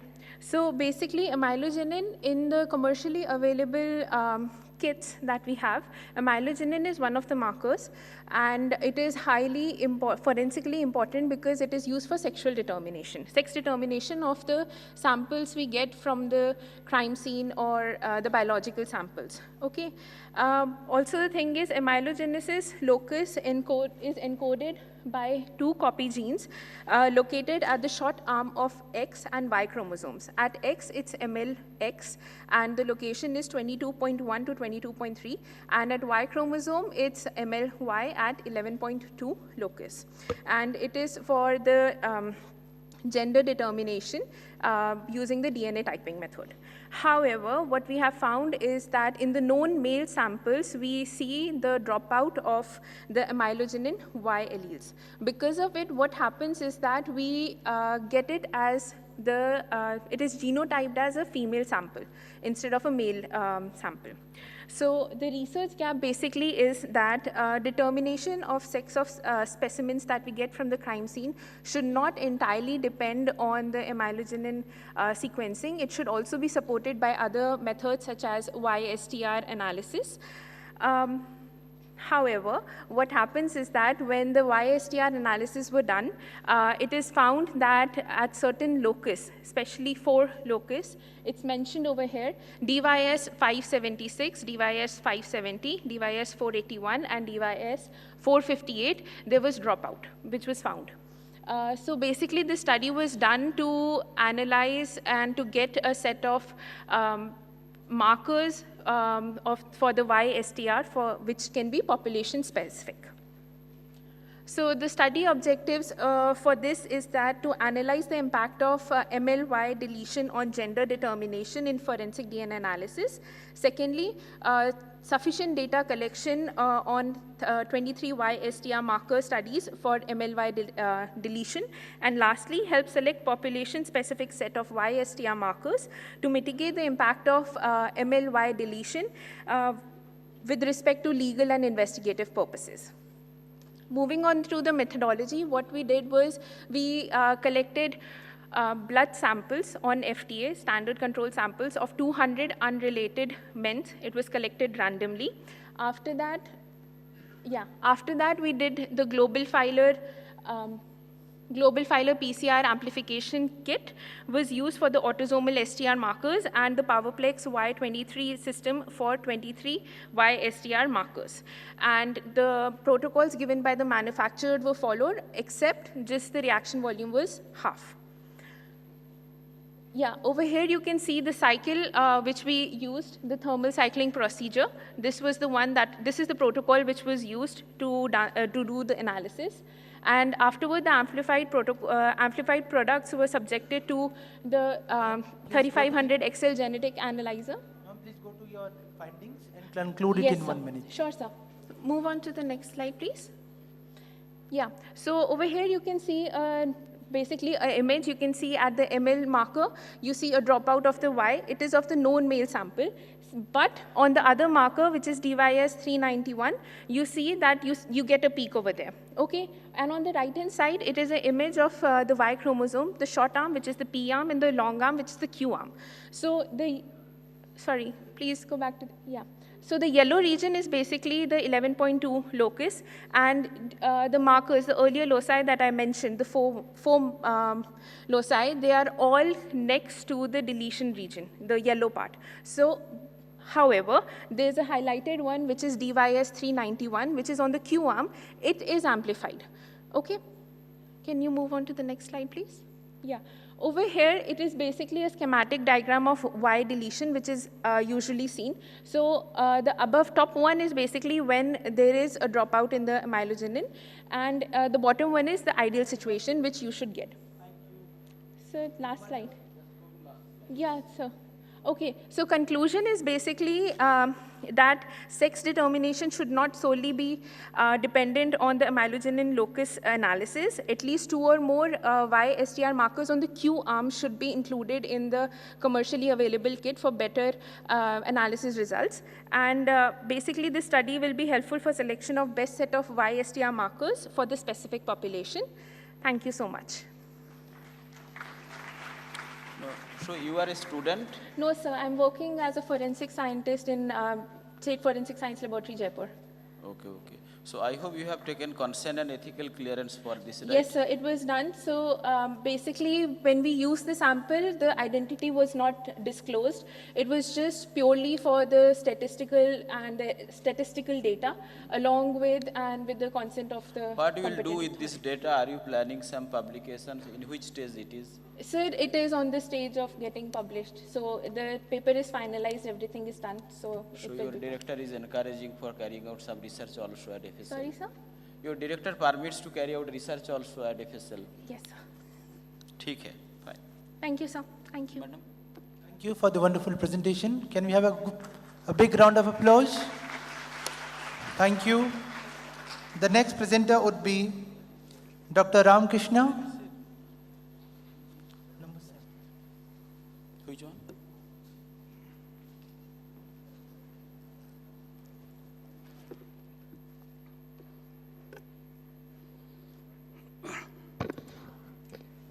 So your time starts now, please.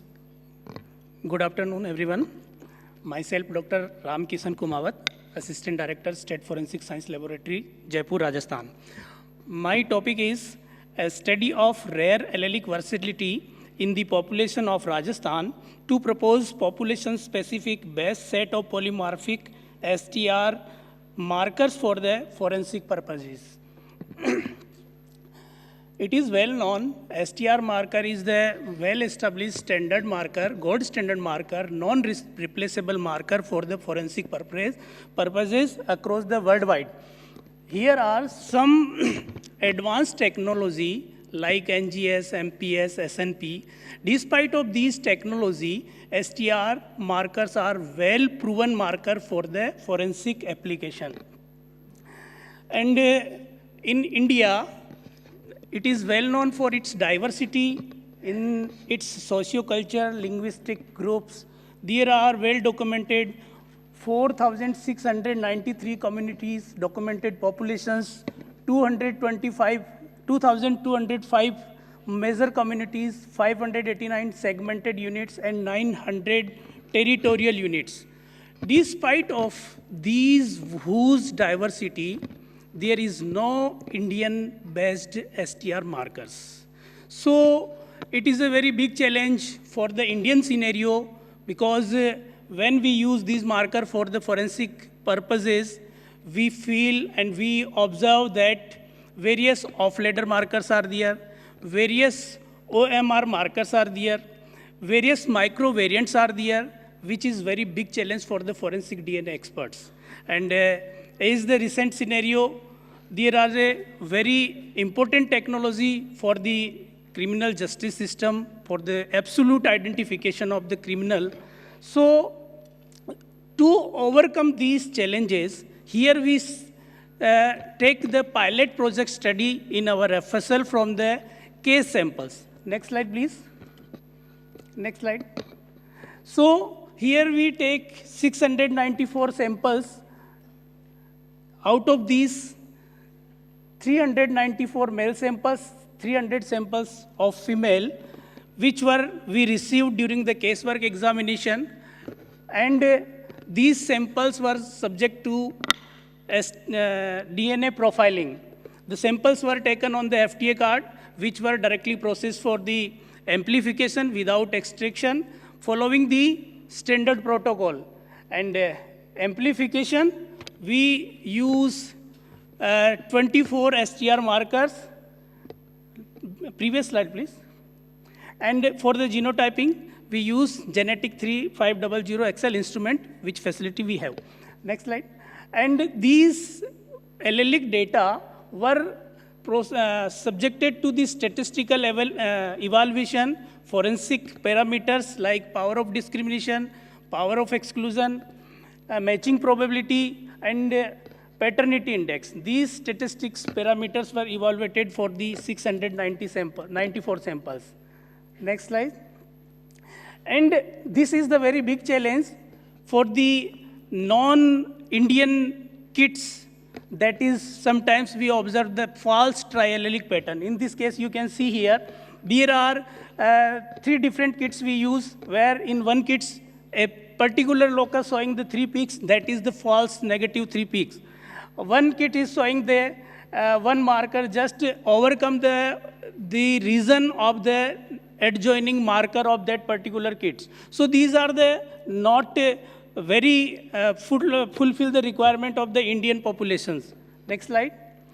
And these statistical data were found that despite of these very significant values of these data, and these data are showing that highly discriminative and the cumulative matching probability of these 21 STR marker, autosomal STR marker, is 1.20 into 10 raised to the power minus 25. That is approximately around the 1 person's matching probability around the 3 times of the world's population. That is a very good statistical values. However, these values are not fulfilled for our country's population because, next slide you can see here, because the allelic versatility is very high.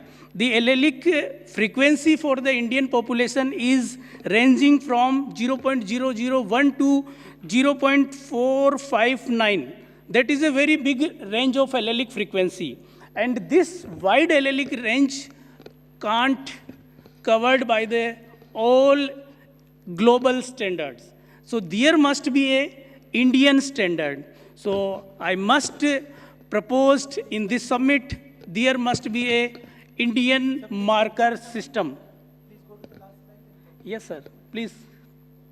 So in the Indian scenario, there must be a global, likewise CODIS ESS standard marker system. In the India, it should be a system which should be named like that, Indian Standard DNA Marker System, ISDMS. ISDMS marker system that would take care of the all kind of variations which observed in the population of the India. And one universal kit should be there.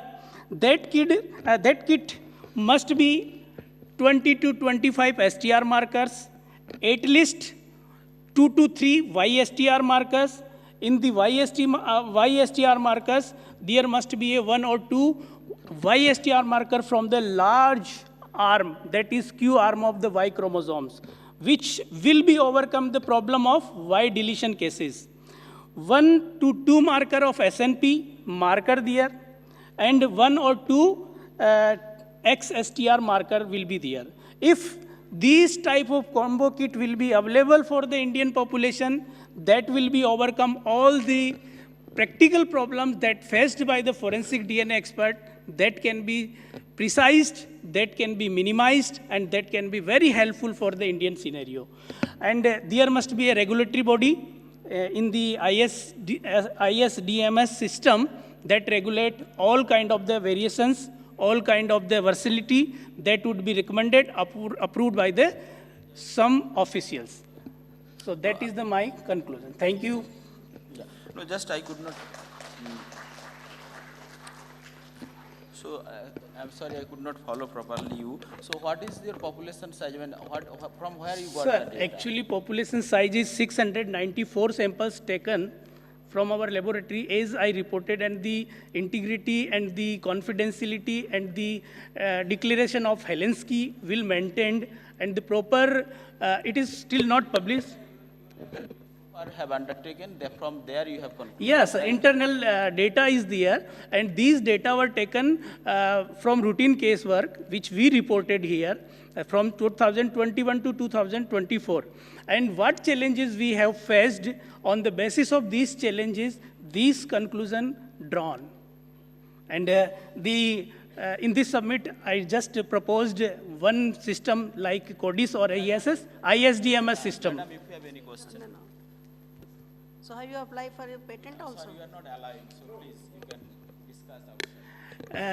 Actually, ma'am, we didn't apply for the patent now, but because it is the social cause is there, and I announced it, the very national importance university is there, that ISDMS marker system, if India followed, that would be a great achievement for me and my forensic DNA expert as well. So still I didn't apply for the patent for this unique name, ISDMS system, Indian Standard Marker DNA System, and the recommendation is, thank you. Thank you so much. Thank you. Please big round of applause. Now I request Kanishka.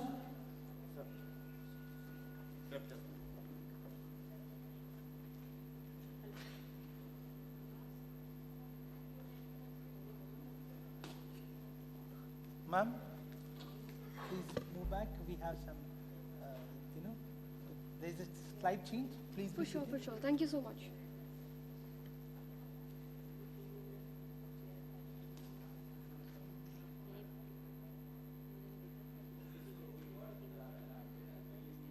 MOU signing ceremony here for some time. So we'll resume back after maybe 10-15 minutes. We'll continue after. We'll have a break of 10-15 minutes. How long it will take? 15 minutes break, sir.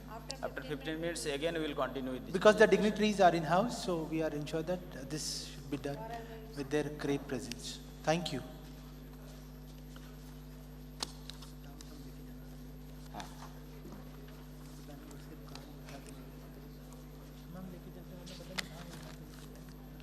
Keep it there.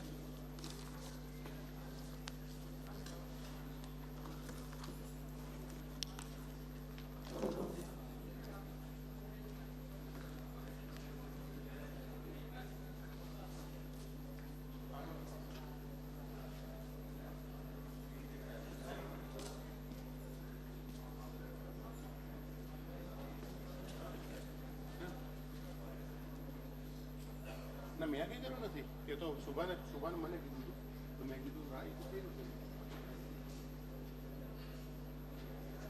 મેં નહોતો phone કર્યો સુભાને કર્યો છે હા સારું નહીં એ MOU signing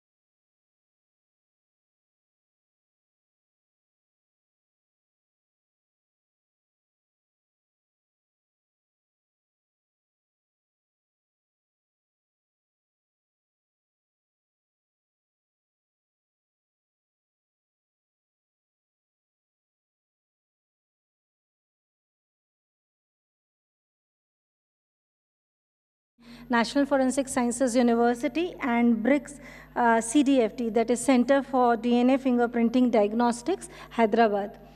This collaboration is basically focusing more on the academics and research-based collaboration. For this, I would like to invite Professor S.O. Junare, Campus Director, Gandhinagar, and Professor Ulhas Koltur Sitaram from CDFD.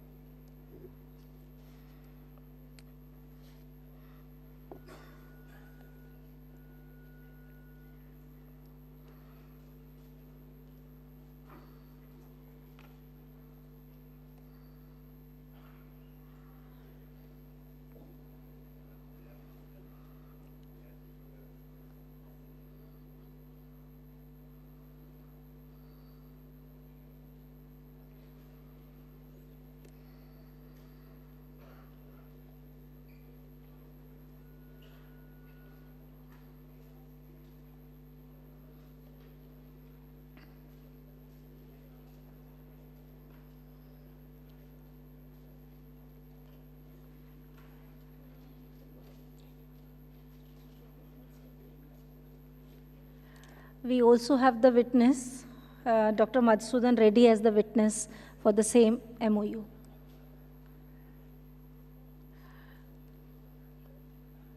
So ladies and gentlemen, please give a big round of applause. It is one of the most prestigious MOU which we are going to have with CDFD.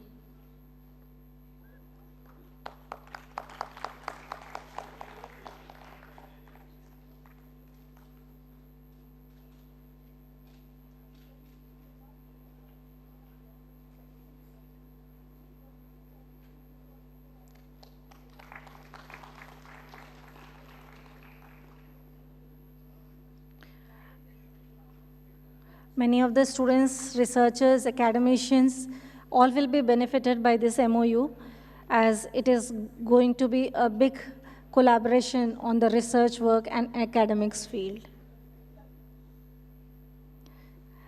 Next, may I invite Shri Ashok Mundal, Director from National Institute of Design.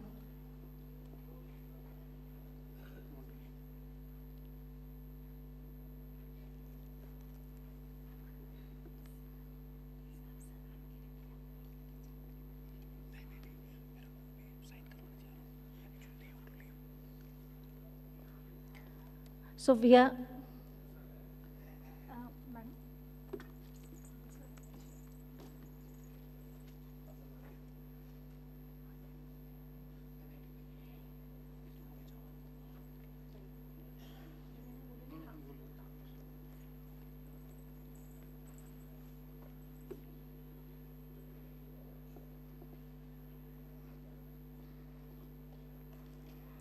as you all are aware that National Institute of Design has got many mega projects related in terms of designing. And therefore, now we have a memorandum of understanding between NFSU and NID, whereby both of the universities and the will be involved in the designing aspects. So there are many indigenous projects which NFSU is leading, and we are looking forward for the collaboration of such kind of indigenous projects designing from NID. So again, on behalf of National Forensic Sciences University, we have Professor S.O. Junare, Campus Director, Gandhinagar. And from NID, we have Shri Ashok Mundalji, Director, NID.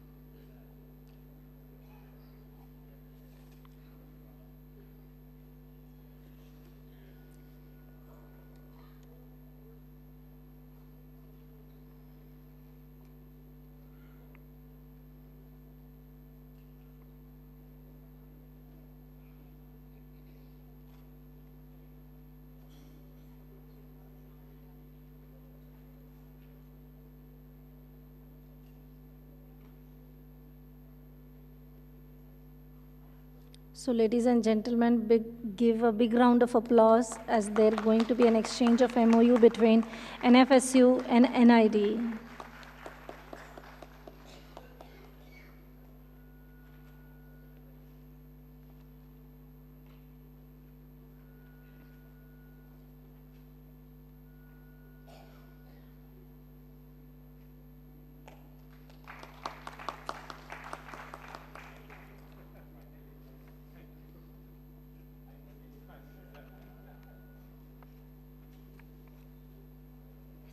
Next, may I call upon stage Dr. Ajay Sharma.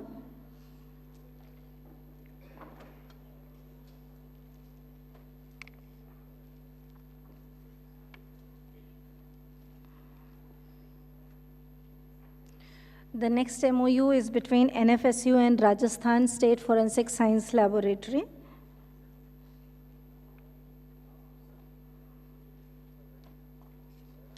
This MOU is also for the academic and research enhancement purpose and for the case investigations purpose related to different divisions in the Forensic Science Laboratory.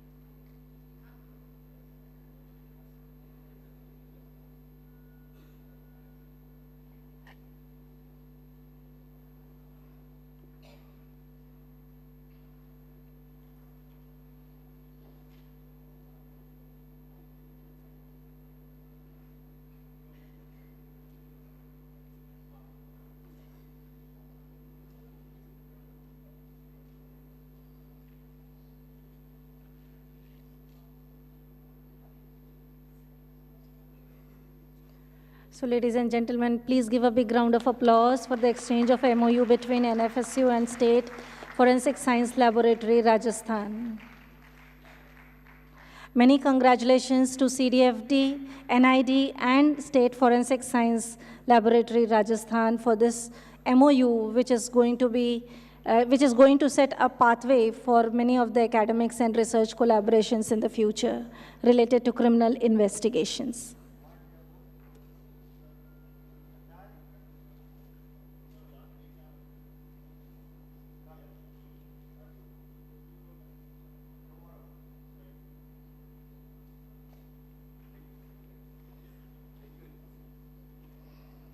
Thank you, sir. I request all of you to be seated. We are going to start our last panel discussion of this day, which is going to be on strengthening of forensic investigations under new criminal laws. We have Chair Session Shri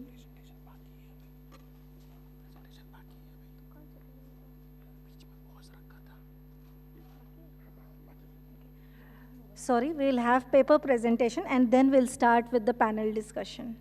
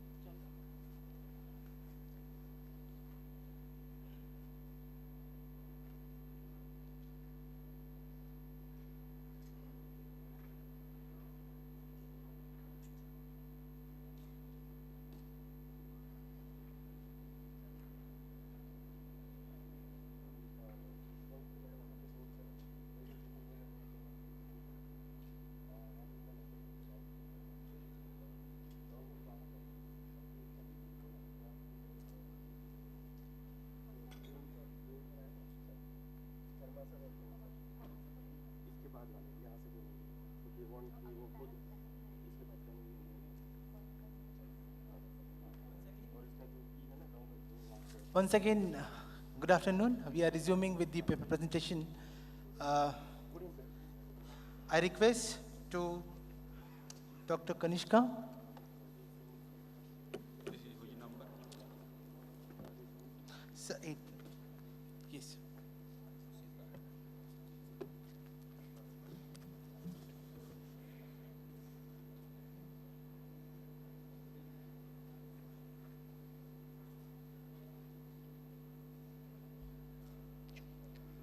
Good afternoon, everyone. I am Kanishka, Junior Scientific Assistant at FSL Delhi, presenting before you my research tracing chloroform in postmortem specimens forensic approach to criminal investigation. Chloroform poisoning presents a significant forensic challenge due to the compound's volatility, rapid decomposition, and technical difficulties in its detection in postmortem samples.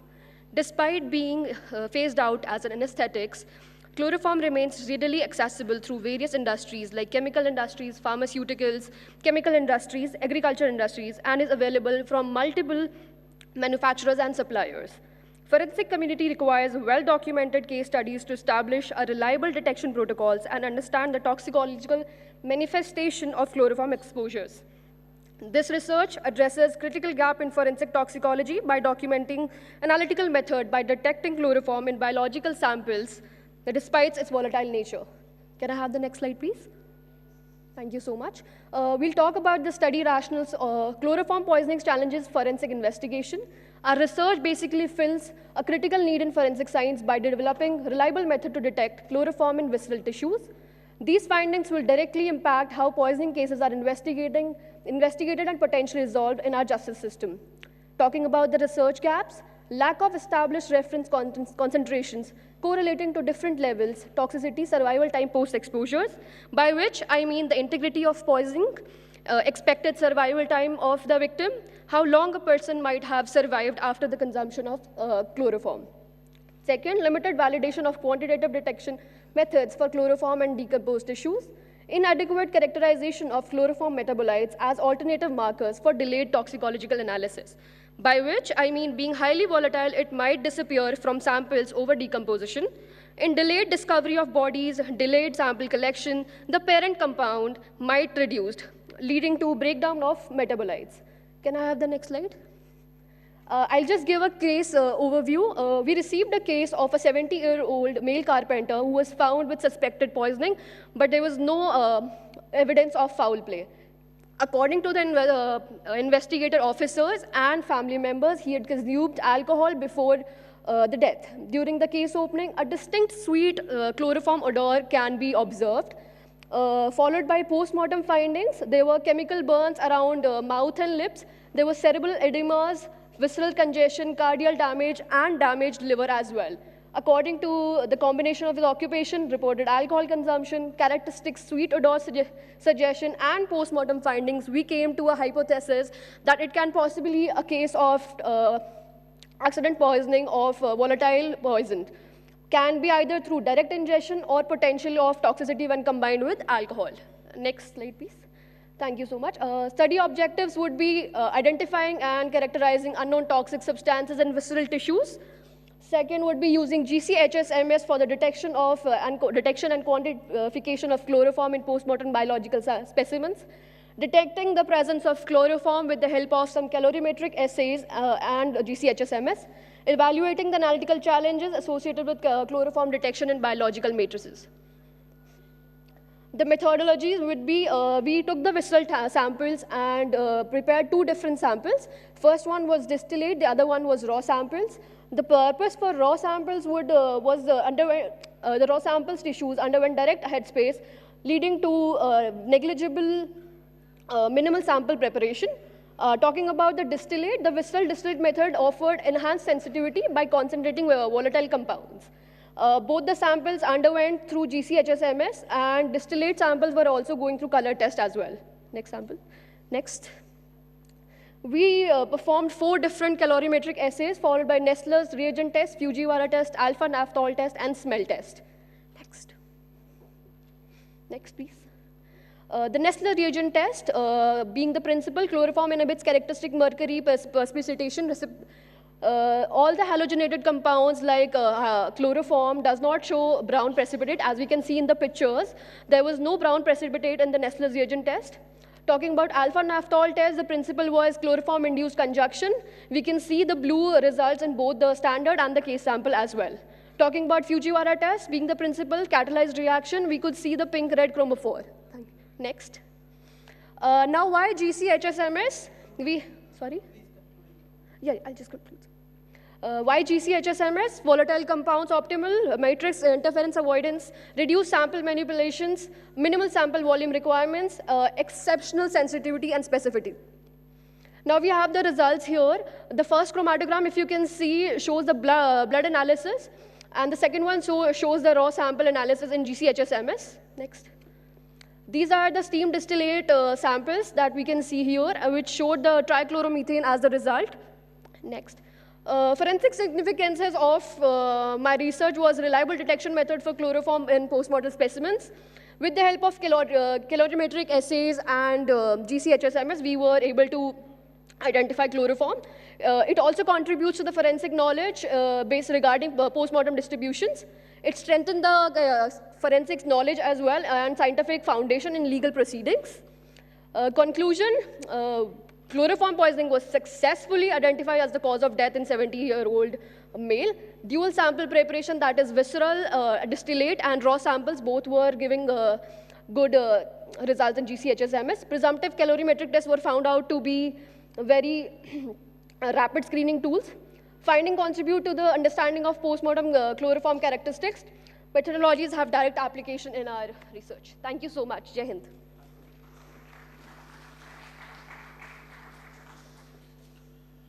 How you will describe your work? It's a case study or it's a new method development? I'm so sorry, sir. Do you think you have developed a new method?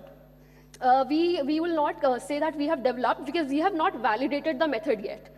We have just detected. When we'll be performing it in multiple cases, then we can come to a conclusion of validation. But right now, we cannot conclude that we have validated the method. Okay.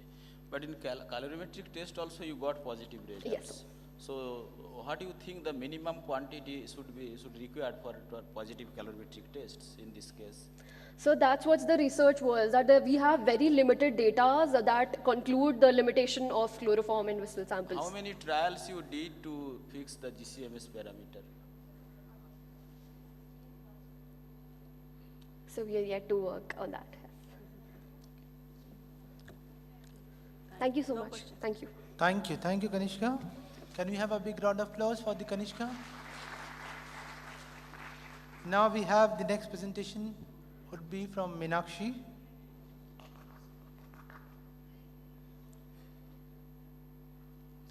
At number 10. I request to the presenter, please stick to the time because we're already running out of the time, please. Very good afternoon, everyone. So the topic of my presentation focuses on the ability of libs in forensic document examination. to determine the origin, composition, authenticity of documents in a non-destructive and efficient manner. Next slide, please. The forensic paper analysis has traditionally relied on physical properties like texture, color, weight, which offers limited ability to distinguish between the sources. There is a growing need in advanced methodology to reliably differentiate paper origins, improving forensic accuracy. This research aims to develop more precise, non-destructive technique for paper characterization, enhancing forensic document examination. The research gap for forensic paper analysis includes the lack of standardized methods, limited reference database, interference from the surface contamination, and the challenges in analyzing deeper paper layers. Additionally, some technologies struggle to distinguish similar paper profiles, and their integration with other forensic techniques and real-world validation remains underdeveloped. The improved data interpretation and method standardization are needed to enhance its forensic application. The study aims to analyze the chemical composition of the paper, including fibers, fillers, binders, and any contamination if present. The study was conducted with following objectives: to explore the LIBS for elemental profiling of paper in forensic investigation, to create unique paper profile for comparison of different type of paper and to establish their identity, to standardize the LIBS for paper examination in routine casework. Next slide, please. A variety of paper was selected from commercially available and authentic sources to represent typical material in forensic investigation. For each paper type, 10 samples were analyzed to ensure a broad representation of the composition of paper and to enhance the reliability of the results. LIBS was used to analyze the elements in paper. For each sample, 5 laser pulses were fired at the paper and repeated 5 times per second. This process helped to identify the chemical composition and unique profile of the paper. Next. So elemental analysis was focused on these elements which were chosen for their relevance in paper production, where they act as fillers, bleaching agents, and additives, offering valuable information about the paper composition and manufacturing process. Next slide, please. So after collecting the elemental profiles from each paper sample, the data was compared to find specific chemical makeup for each paper type. The comparison helped to distinguish between different paper samples and identify any unusual elements such as contaminant or changes in the paper, which could suggest that the document have been tampered with or forged. The titanium has been found in A4 paper. Next slide, please. So after analyzing the elemental makeup of each paper sample, the data was compared to identify what made each paper type unique. By looking at the chemical differences, it became possible to tell apart various paper samples. Okay, sir. The composition also helped to spot the unusual elements, any foreign substances present in the paper. So next slide. So many common elements were found in paper samples, and very specific elements were also observed in which were present in the paper samples and which could help in characterization of specific paper types. So LIBS cause minimal surface ablation, which preserves the paper sample, and it is non-destructive in nature, which is beneficial for forensic investigation. Next slide, please. Previous slide. So by conducting the research on different paper samples, it can be concluded that the paper is crucial material for identification of document origin, its authenticity, and any potential tampering. The study explores LIBS for analyzing the elemental composition of various paper types. So it helps insight into raw material fillers, coating agents, and any contamination which may be present in the paper, which helps to address challenges in the paper identification. The technique effectively differentiated paper samples based on their unique elemental profiling and making it a reliable tool for forensic investigation. So LIBS also improves the document authentication, detects alteration, and aids fraud detection, which may contribute to more accurate and efficient forensic investigation. Thank you. Okay. You are from which place? Sir, I am from CFSL. CFSL, which CFSL? Delhi? Yes. What is laser? What is full form of laser? Okay, which laser it is? Green, blue, solid, gas, which laser? Do you know the specification? This laser? There is It is the light source which is Yeah, light emitted source, but which 785, 555, do you know the details, which one you use? Okay, fine. So you have done elemental profiling, so what is the advantage as compared to EDXRF? This is destructive technique, right? What's that, please? This is destructive technique, right? No, sir, it is not destructive. It just causes minimal surface ablation. So what advantage I will have as compared to EDXRF? EDX, sir, actually I have not used this technique, so I am only preferring LIPS for my research work. Theek. Thank you, sir. Thank you, Meenakshi, for nice presentation. Thank you. Thank you. Please, big round of applause. Next presenter would be Shai Bhai Pandey. Shai Bhai Pandey. So we'll move to the next person. The next presenter would be Mr. Prakash. Please.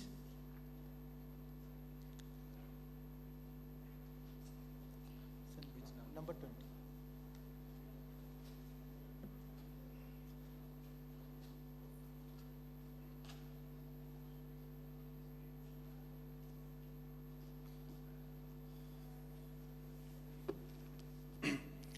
Hello everyone, I am Prakash Tripathi from State Forensic Science Laboratory, Raipur. I am scientific officer there. So today I am going to present one of the research paper entitled Efficient Image Authentication for MS Pen-based Tampering Detection Using Improved PCA Technique. So basically, what is an image? So image is basically created by a number of pixels, and it is an arrangement of array of pixels. So each pixel have some information about the brightness.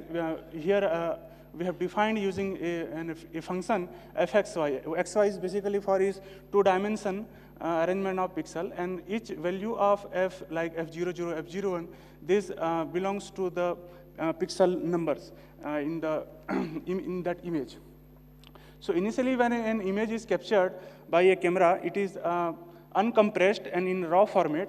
So basically, in that case, it requires large storage and high bandwidth for the transmission. Therefore, image compression is required, and the typical image compressions are JPEG, PNG, BMF, TIFF, etc.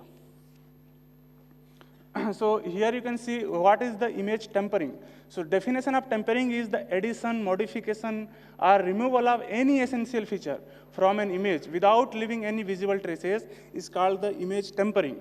So there are three kinds of image tampering: splicing, copy move, and content removal. Splicing is basically in a given picture we are adding some foreign contents, like the head of the person has been replaced by another head.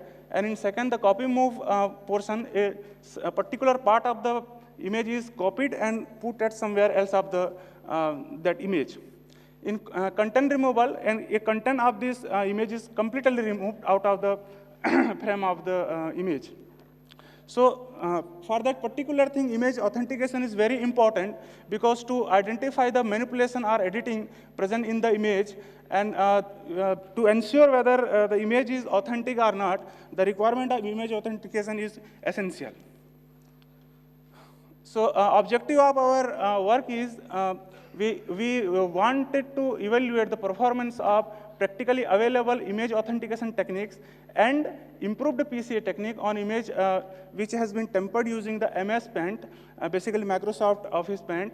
And in our laboratory, State Forensic Science Laboratory, Raipur, we have the latest image and video authentication software, Workout Video Expert and VD Expert. But in this particular work, I'm focusing on only Workout Video Expert software.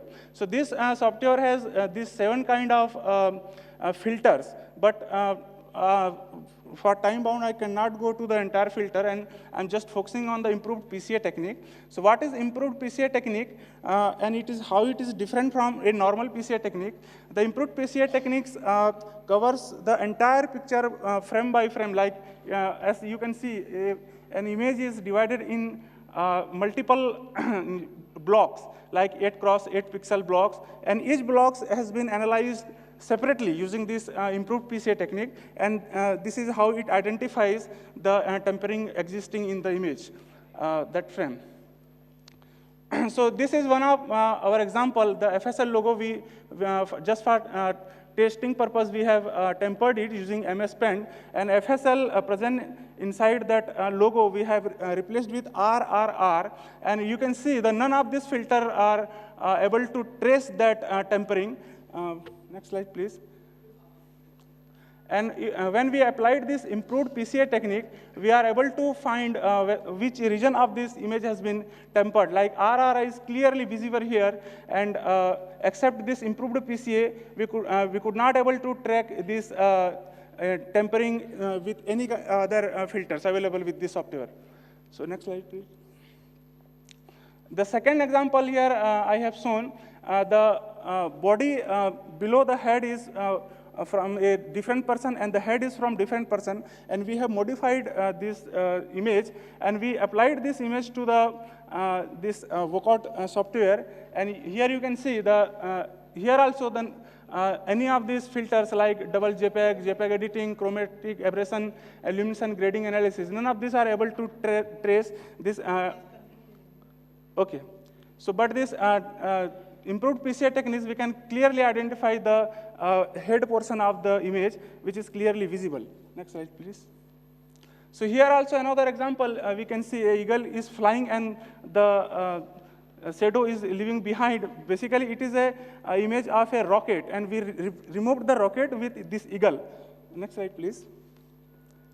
And in improved PCA techniques, that eagle part is clearly visible. Again, it is showing that improved PCA technique is very means capable to identify this kind of MS Paint-based tempering. Next slide. So this is last slide where we have edited one calendar in 2025, but we removed 25 and put it 24. And in again improved PCA technique, we are able to detect that tempering region in 2024. So this kind of things we have performed over more than 50 images, and we found everywhere that MS Paint-based this tempering has been detected using improved PCA technique. Next slide, please. So this is result and conclusion of my talk. Alteration of image element tempering detection, phase tempering detection, color disturbance-based image splicing detection, image text splicing detection. All of this has been performed using this PCA technique, improved PCA technique. And even if we are taking the screenshot of that particular image, it is able to detect the tempering existing in the screenshot also. So I would like to acknowledge the Home Police Department, Government of Chhattisgarh Director and Joint Director of our FSL, and section in charge of Audio, Video, and Cyber Forensic Division, SFSL Raipur. And obviously, I would like to thank the AIFSS 2025 Organizing Committee for providing me this opportunity to present our work here. Thank you. No, just can you tell in a single sentence any new thing which you have developed here, which was not known? Okay, so this is a new thing, means suppose an image or a criminal is editing image in MS Paint. Okay, so we did not find any filter or any software which is able to track those tempering, but only using this improved PCA technique we are able to detect those. So this is what we are able to find. Thank you, Prakash. Thank you. Can we have a please big round of applause? Thank you. The next presenter would be Shambhavi. A request to the presenter, please follow the time limits. Good afternoon, everyone. My name is Shambhavi, and I'm from NFSU Tripura campus. Today, I'll be presenting the research titled Changing Landscape of the Firearm Crimes in Jharkhand, an in-depth study. Through this research, we aim to explore how firearm-related crimes have evolved in the state and how forensic data can be used to map these changes. Moving on to slide 4. The key objectives of these research are to bridge the gap in regional firearm crime research, second, to identify high-risk districts, and third, to strengthen forensic criminological understanding of firearm flow using ballistic evidence from all the 24 districts of the state.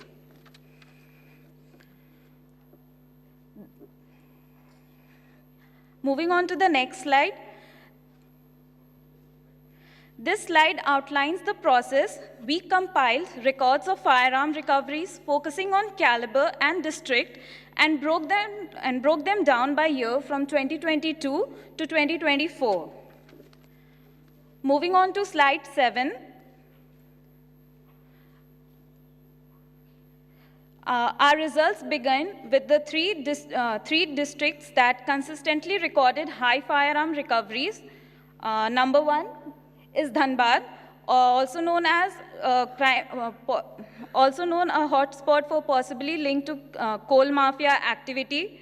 In the figure 3, you can see a moderate numbers, but a sudden usage decline of 7.65 mm firearm from 2022 to 2023, whereas the 8 mm rises in the 2023 and then drops again.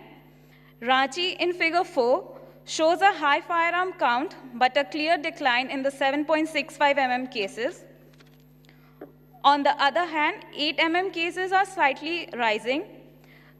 In figure 5, we see Jamshedpur with highest overall volume for both the types.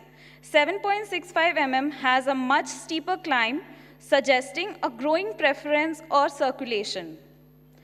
In slide 8, these 4 districts represents important but varied cases. Khuti in figure 6 shows a brief spike in 2023 for both calibers. In Garhwa, 7.65 mm dips in 2023 but rebounds in 2024, whereas 8 mm peaks in 2023 and then drops. Latehar shows a gradual rise in 7.65 mm every year. 8 mm is stable, then dips, showing 7.65 mm replacing it. Saraikela shows a bell-shaped trend. Firearm counts for both the type peak in 2023 and fall in 2024. In slide 10, the horizontal bar chart presents the total number of firearms recovered across all districts in descending order, whereas the pie chart visualizes the proportional share of the firearm counts among the top districts. Jamshedpur and Ranchi are tied at the top and contribute 20.4% of the total firearm recovery, together forming over 40% of the share. Chatra with 12.8% and Latehar with 12.3% are also prominent. This data allows us to predict and potentially prevent future hotspots. Our study makes 3 contributions. First, it builds a forensic district profile for firearm crimes in Jharkhand. Second, it shows that the specific caliber dominate the landscape. Thank you. Yeah, let me ask you. I'd like to sincerely thank for providing me this opportunity. So what is the source of your data? So I have collected this data from the DFSL report where I did my internship, that is Directorate of Forensic Science Laboratory, Ranchi. Okay. Don't you think this time period is too short to kind of analysis and such of change of landscape? Yes, sir, it is, but since before, actually this data is though it's short, but it focuses on the 2 primary firearms that are recovered in the state. Fine, thank you. Thank you, sir. Thank you, Shambhavi. Please give big round of applause. The next presenter would be Dr. Sunita. 18, right? Yes, sir. I request Dr. Sunita, please keep it short and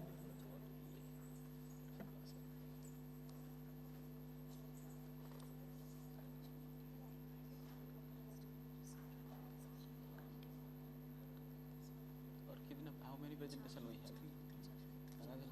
Another 4 more. Yeah. we'll do it later. Okay. So please announce.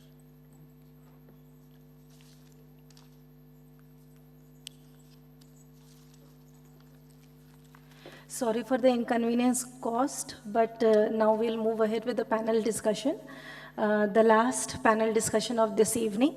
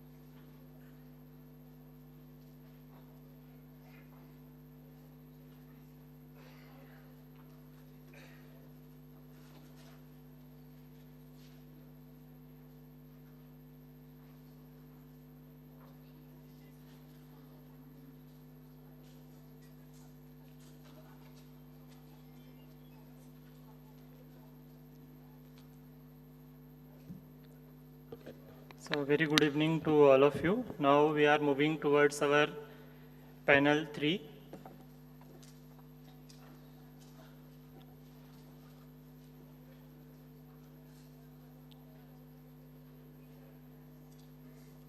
So I would like to request the dignitaries to present on the dais. So first I request our Honorable Chairperson, Sri Rajiv Kumar Sharma, IPS Director, BPRND and MHA Government of India. I would like to request Dr. S.K. Jain, Director Chief Forensic Scientist, Directorate of Forensic Science Services. I would like to request Professor Adarsh Kumar Sir, AIMS New Delhi. I also request to Dr. Ajay Sharma Sir, Director State Forensic Science Laboratory, Jaipur, Rajasthan, and Professor Satish Kumar, Moderator, Director of NFSU, Bhopal Campus.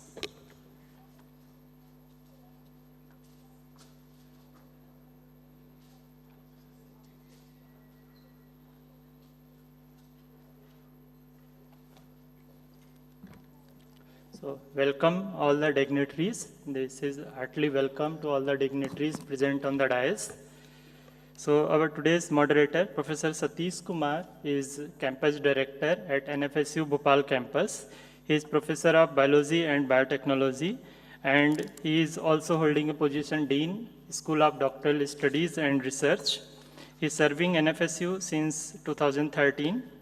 After completing PhD from IIT Guwahati, he worked as a guest scientist at Max Planck Unit of Structural and Molecular Biology, Hamburg, Max Planck Institute of Neurological Research, Cologne, Germany, and University of Cambridge, UK. Over the period of 15 years in academic and research, Professor Kumar have 28 research papers in highly reputed journals, along with 1 book and 3 book chapters in his credit. Professor Kumar is contributor of several policy documents of Government of India, along with recipient of prestigious fellowship like Ministry of Human Resource Fellowship, Government of India, Max Planck Fellowship, Germany, and Wellcome Trust Fellowship at Medical Research Council, Cambridge, UK. Professor Satish Kumar is member of various national and international scientific societies, along with member of different academic and administrative committee across India. He is also served as an expert and advisor to selection committees constituted by UPSC and State Staff Selection Board. So with this brief introduction, I request Professor Satish Kumar to kindly start the session. Thank you, sir. Good evening. Welcome to the last panel session of All India Forensic Science Summit 2025. So before I start this panel with the topic of strengthening forensic investigation under new criminal law, let me reiterate in the morning talk given by our Honorable HM, which explicitly explained that the pendency or the backlog of these cases are one of the factors is the forensic investigation. And in order to muse over this problem related to the new criminal bills, we have a very esteemed speakers here at this evening. Sri Rajiv Kumar Sharma sir, IPS. He is the Director General of BPRND New Delhi, IPS officer of 1990 batch from the Rajasthan. Mr. Rajiv Sharma sir served as the Director General Anti-Corruption Bureau in Jaipur also. Sharma sir has held several key positions in Rajasthan, including DG of Law and Order, Director of Rajasthan Police Academy, and IGP of Bharatpur Range. A recipient of prestigious President Police Medal, Mr. Sharma is the second senior most officer from the state cadre to hold a Director General rank at the central level. Mr. Sharma is among the 3 senior IPS officers selected for the DG position in the various central agencies such as BPRND, NIA, and NDRF. Thank you, sir, for accepting our invitation to chair this session. Our next speaker is Dr. S.K. Jain. Jain sir is holding a position of Director cum Chief Forensic Scientist at DFSS, New Delhi. In his capacity, he observed all the central forensic science laboratories across the country, which play a pivotal role in advancing the forensic science in India. As a student of MS in Physics from the Agra University and earning PhD in the forensic science, he is the person who steered the policy making in the term of the forensic investigation SOP all across the India. Sir has member of our NFSU Academic Council, Board of Governance, and his regular inputs are being incorporated in our academic curricula to make this course very contemporary and to make it available for all the part of the students across the India. Our third speaker is Dr. Ajay Sharma sir. Dr. Sharma sir is the director of State Forensic Science Laboratory, Jaipur, Rajasthan. Over the 3 decades of experience, Dr. Sharma has recognized as a leading expert in the area of forensic scientist in India. Dr. Sharma did his PhD in the forensic science and started his career as a research associate at CSIR New Delhi. He then joined FSL Jaipur as a SSO and became a deputy director and now as a director. Dr. Sharma is specialized in the question document examination and has analyzed approximately 10,000 forensic cases in the different capacity. Under Dr. Sharma leadership, State Forensic Science Laboratory Jaipur has earned his capability and it is recognized as one of the leading laboratory in India. Our final speaker is Dr. Adarsh Kumar sir. He is the professor of forensic medicine and toxicology at AIFSS New Delhi. He is the gold medalist in the forensic medicine and toxicology and has a lot of luminary in his credit. If I start speaking, it will take 5 minutes to explain his credential only. So it's just summarizing his credential that he's one of the outstanding forensic medicine expert in India, involved in nearly all the critical cases, and now he's here to make a light on how the new criminal bill and forensic education will be co-sequenced and co-exist in better manner as we are anticipating. So before I request our chair to set a note or to start this discussion, we have till 5:30 we have to sum up this event. So accordingly, all speakers will take a time and highlight the importance of this discussion, and so that our audience, whether it's the researcher or a student or the professional, they will get benefited.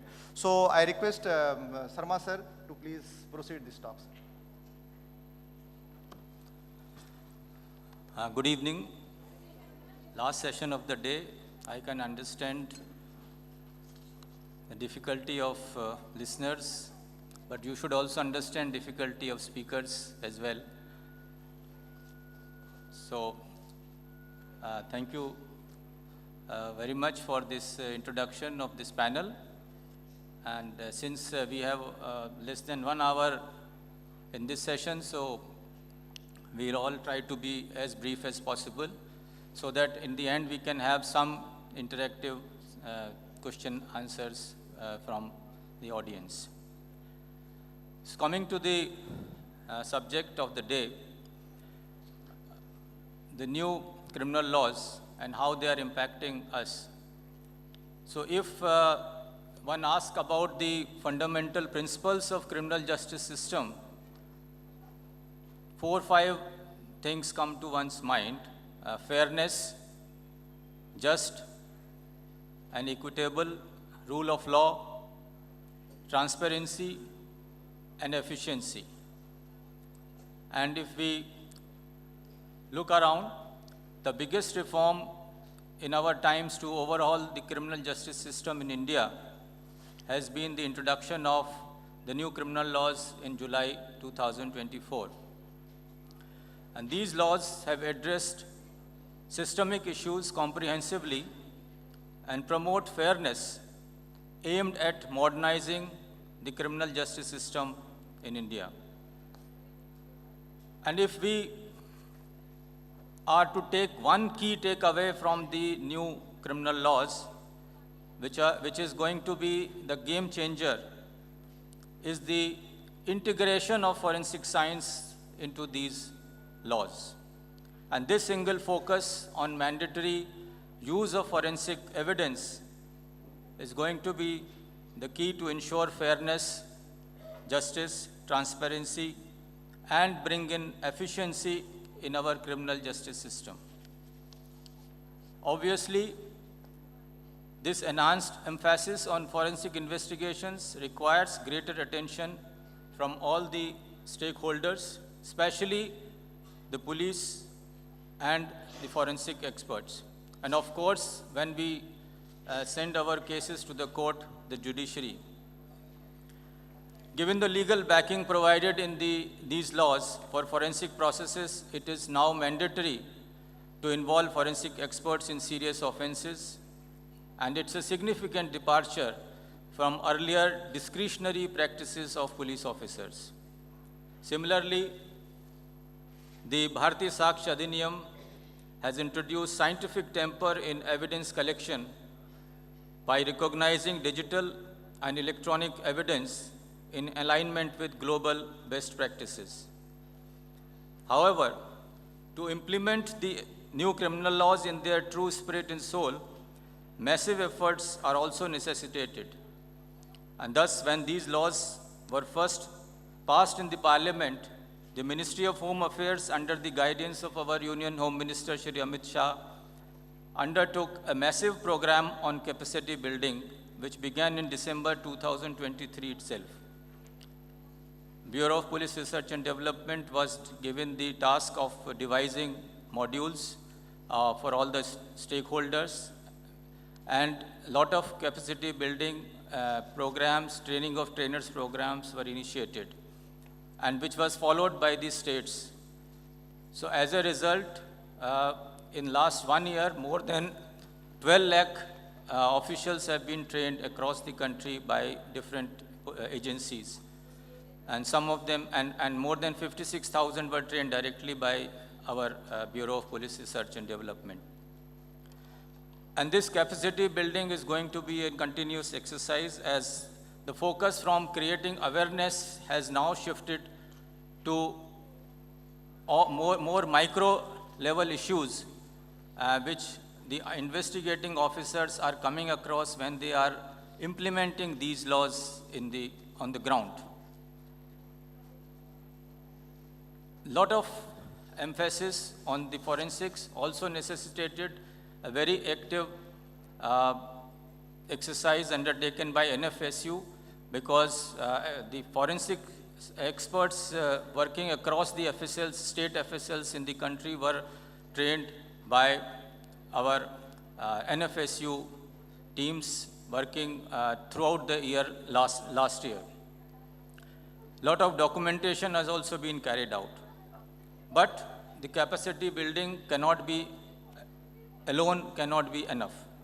And there is all-round surge in requirement of trained manpower and forensic infrastructure. MHA has taken several steps in this direction by coming up with several schemes to assist forensic labs, state forensic labs, and also upgrading the NFSUs, some of which was mentioned by Honorable Union Home Minister this morning as well. So during this session, my colleagues will be talking about how the MHA has taken out, how it has rolled out the process to enhance the infrastructure, forensic infrastructure in the country. And another colleague will be talking about how the state forensic labs have geared themselves up to handle the increasing number of cases which will come to them as the mandatory requirement comes into force. And from the academic side, my colleague from AIMS will give you an overview about the legal implications which every officer should keep in mind while undertaking either investigation or conducting tests or handling this case in the courts. So with this, I will hand over the mic to my colleagues, and I will first invite Dr. Ajay Sharma to give an overview from the state side. He is working as Director of State Forensic Lab in Rajasthan.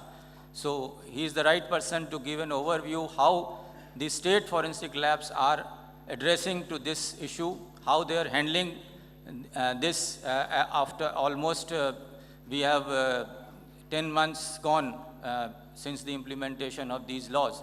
So over to Ajay. Thank you, sir. All the respected members on the dais. The today's topic regarding the strengthening of forensic investigation under new criminal law. A very relevant and a contemporary topic. Since 1st July 24, all the three new laws has become mandatory for the Indian judicial system. All the cases which are forwarding to the FSL or the Forensic Science Laboratory. So now many things has become now the mandatory, which earlier they were as the optional ones. Since 1st July 24, the three, that Bharatiya Nyaya Sanhita, the Bharatiya Nagrik Suraksha Sanhita, and that BSA, they came into existence. And after, means if we compare the old one and the new one is basically the victim-centric. And the more and more forensic part has been involved in the new laws. And regarding the digital evidence, they have given the due importance for making the transparency, so for bringing the transparency in the investigation process. So regarding the old and comparison of old and new criminal law, we have basically involved the technological part, the more of the technological part in the investigation system. Now the question would be that what was the need of introducing all these three laws? In a nutshell, we can say that for redefining the certain terms which were not defined in the earlier, the older laws, all the three laws, the revamp the punishment for the specific crime. Some crimes were now become more punishable. The punishments become more deterrent in the new system, and to observe the rule of the law, and for strengthening the criminal justice administration. The main impact of these new law is for the strengthening of the criminal justice system. And the most important is to modernize the criminal justice system according to our new requirement. The basic, whatever type of crime are happening in the present era, we have to tackle with the new modern system. That's why the most stress is on the technical side, on the technological part. And all these exercise is basically to increase the conviction rate. As in our morning session, our respected Honorable Home Minister Sir, he also said that the aim is for acquiring the 100% conviction rate. So the new laws which has been introduced, all the three laws, their basic aim is to enhance that conviction rate by using the technology, and to emphasize on the digitalization of every stage of the criminal investigation, even starting from the filing of the FIR and presenting the charge sheet and delivering the judgment. Everything should be in the transparent way. Now, as all of we know, that Forensic Science Laboratory or Forensic Science, now this is the major stakeholder in the present criminal justice system. Actually, if we go in the past, the requirement, means whatever we have achieved with this new laws, already the path has been laid down for the last 5 to 10 years back. If we go back, the Malimat committee report, it was already there, and in Malimat committee report it was there, the stress was there, already it was mentioned there to involve the forensic science at different level in the investigation part. Basically the report was for the police reform, but even then the due importance was for the forensic, involvement of the forensic techniques in the investigation part, and emphasis was on the crime scene part basically. And if we look back, some important cases of the Indian context, like Arushi murder case, Jessica Lal murder case, Nirbhaya murder case, that Tandoor case, Naina Sani murder case, Bhamri Devi case, all these cases emphasize the need of the involvement of forensic evidences in the criminal justice system. And moreover, one more important case that was in which the judgment was from the Supreme Court of India, the Dharamdev Yadav versus State of UP. In that judgment, the most of the stress was only for the crime scene management part. So these were the major path leading events in the Indian context, which basically paved the way for these new criminal laws. So basically the challenges. Now I want to introduce the challenges while handling in the forensic evidences. The challenges are the contamination. Evidence can be contaminated, which can be compromised its reliability. The second thing is misinterpretation. The forensic evidences can be misinterpreted by investigator or may be presented inaccurately in the court of law also. Scientific validity. The scientific parameters, the scientific techniques which we used for examining all these cases, their validity should be at par also. Human error is also one of the challenge. Forensic scientists are human and can make mistakes. And the last, but not the least, the chain of custody. That is one of the most important challenge which we faced while handling the forensic evidences. To combat all these challenges, in our new law, the focus of the 3 new criminal law is on technology and forensics. The forensic vision of new criminal law is that they introduce the digitalization at every step. And regarding the major sections which have introduced in the new these new criminal laws, that is the section 176(3), under which now it is mandatory to visit a forensic team in every case where the punishment is more than 7 years. Now it is mandatory. Earlier it was not mandatory, and it was up to the will of the police officer whether he would call a forensic scientist or not at the crime scene. So now it is mandatory. Now they have to call in every case where the punishment is more than 7 years. And not only that, every step has to be digitalized so that the transparency, it should be there. The other section is 349, which expands the magistrate power to order forensic samples, including fingerprint and voice sample from any person. Means now permission is not required for that. It can be, the samples can be taken by the order of the magistrate only. The section 329 and section 330, it basically gives the immunity to the forensic scientist so that their reports become admissible in the court of law, and there is no need for calling the scientific expert in the court of law unless until the report is disputed by the parties. So now this is a time saving for the forensic persons. Now, after implementing these laws, the major need is the strengthening of the forensic investigation. Now, how this forensic investigation can be strengthened? The major thing is, the major important part is strengthening the forensic labs. Now, in Indian context, what is the factual position? Now, the laws has been implemented since 1 July 24.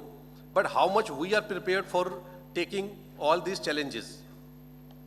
The factual position of state FSL means more or less every state FSL, they are overloaded with the pendency. Every state FSL has a pendency. So the impact of the new law, the more samples will be forwarded for the FSLs or the forensic labs, but already pendency is there.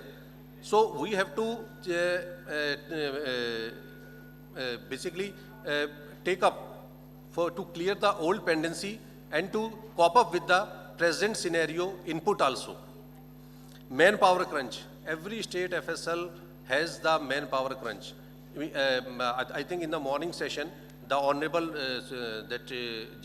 Judge, Judiciary, the judge from the Supreme Court, he also emphasized that more than 50% posts of the state FSLs are lying vacant. This is a hard fact. Even the statement was there, I think it was in Sumoto case 1/2019, that the statement of the Supreme Court is that how the state FSLs are working, are functioning with the 50% vacancies. How they are working, how they are doing their work. So this is the hard fact that the manpower crunch is in every state FSL. Most of the state FSL, they are lagging behind in the infrastructure part also.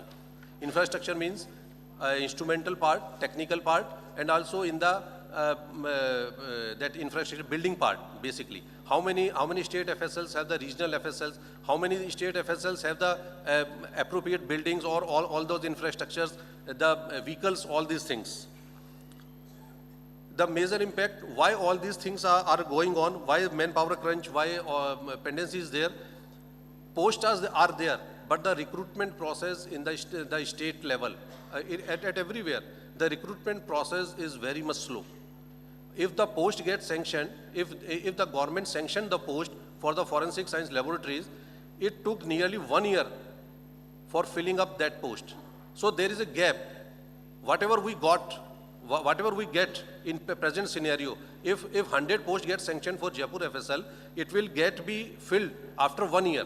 So there is a gap between the present sanction and using that manpower. The last is that it is also a bitter truth that the state FSLs are not getting proper support or that a priority from the state also, from the state government also. So the forensic should be the priority at the level of the state government also. Whatever we are requiring, infrastructure, manpower or facilities, it should be the duty of the state also for providing providing an early response for the state FSLs. Regarding the as I belong to the Rajasthan FSL, the factual position of the present scenario is our sanction posts are 554 and only 277 is the present strength. The 50% are lying vacant. And regarding the case input, since 2021, the input was 45,864. This is annum per year. We are receiving 45,000 cases. And we are disposing 42,000. But the backlog pendency was there, so the pendency was 19,000. And in the last year, 2024, the receiving was nearly 48,000, and our output was 50,000. So we are disposing 50,000 cases per year. But even then, the pendency is 36,000. So 36,000 cases are lying pending. This is after implementation of the new law. So now we have to cope up with this pendency. Manpower crunch is already there. So these are the challenges. And after implementing that those new law, the crime scene has been increased. In 2024, we have visited 3,800 crime scenes. So earlier in the year of 2023, it was 700 or 1,000 per year. So it has doubled, basically. Now, regarding the strengthening of the forensic investigation, for strengthening of the FSL, basically the forensic science laboratories, the requirements are the infrastructure, capacity building and training. These are the three parts which we have to move on for implementing these new criminal laws. Regarding the infrastructure part, the new forensic labs, FSL or CFSL, it should be more in number. Mobile forensic unit for the crime scenes, these are required because as per the 176.3 BNSS, now it is mandatory for the forensic scientist to visit every crime scene. So the forensic vans or with all these chemical and kits, they are required. Instrument and tools are required. Regular upgradation of the technique is also must. Regarding the capacity building, manpower enhancement should be there. Recruitment process should be upgradation. This is one of the most important things, that recruitment process should be upgraded. So the time which is taken by the recruiting agencies for recruiting the forensic staff, it should be minimized. And some stopgap arrangements should be there. As in Rajasthan, we are following that the time gap between the recruiting and the sanction strength, some stopgap arrangements are there. So like the hiring of the contractual person, the contractual forensic scientist for to cope up the pendency. And then the system support from FSL, from CFSL and NFSU. This is my suggestion, that as it is also a provision in the 176.3 BNSS, that up till the state developed all these facilities for the 176.3 BNSS, they can take support from the other state or the central FSLs or the CFSLs for the examination of the cases. So this can be done that that NFSU or the CFSL who have the manpower and who can help the state FSLs for taking up the examination of the cases so that the pendency can be come down. Regarding the training, the regular training regarding that new criminal law, the NFSU and CTTI, they are already doing that. For the forensic discipline and techniques, the NFSU and our CFSL and the DFS, they are going that. And strengthening of the forensic under that strengthening of the forensic investigation from the crime scene, whatever is required, the exhibits, regarding the exhibits, the collection, processing and timely deposition. These three things are required. From the crime scene, collection, processing and timely deposition. For collection from the crime scene, our required time frame is there, because every crime scene should be attended as early as possible. For that, the number of crime scene units should be increased. As per the government of law, as per the government of India, the MHA provision, nearly it is that 150% of the total number of district, the number of mobile units should be according to that. Regarding for collection of the crime scene, trained manpower is also needed. And for the sanctity of the exhibits, the chain of custody is most important. For that, the digitalization, that e-Saksha app like that everything should be digitalized for collection of the sample from the crime scene. From the regarding the strengthening of the FSL and infrastructure and manpower, from the central government, there are so many schemes are there. SMFC, Nirbhaya, NACOD and MPF schemes are there. They are strengthening the state FSLs, and state government can provide budget and manpower on their front. And regarding the sanctity of the samples, the e-forensic 2.0, that is already in existence, and in Rajasthan we are adopting this. According to this e-forensic 2.0, every sample is deposited in the FSL in the e-way. Nothing is on the hard copy way, in the physical form. The exhibit will come in the FSL by the barcoding way. Everything should be on the barcode. Once it gets administered in the FSL, every movement will be on the digital platform. Allotment, processing, reporting, everything is on the e-way. And even the report will be uploaded in that way.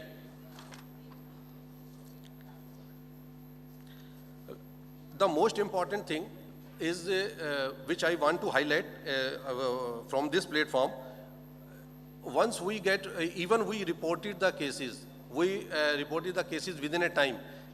Unless the report arrives in the court of law in a due time, unless it is there, up till that, it is of no use. So the timely deposition in the court is also needed. For that, many times it has been seen that we dispatch the case, but the police officers or the concerned police person, they do not get deposited that report within a due time in the court of law. For that ICJS has made a provision. So the reports will be uploaded on the e-platform, and the stakeholders like the judiciary or that SP, the Superintendent of Police, or the concerned forwarding authority, they can immediately get the e-report. So they can process in that way.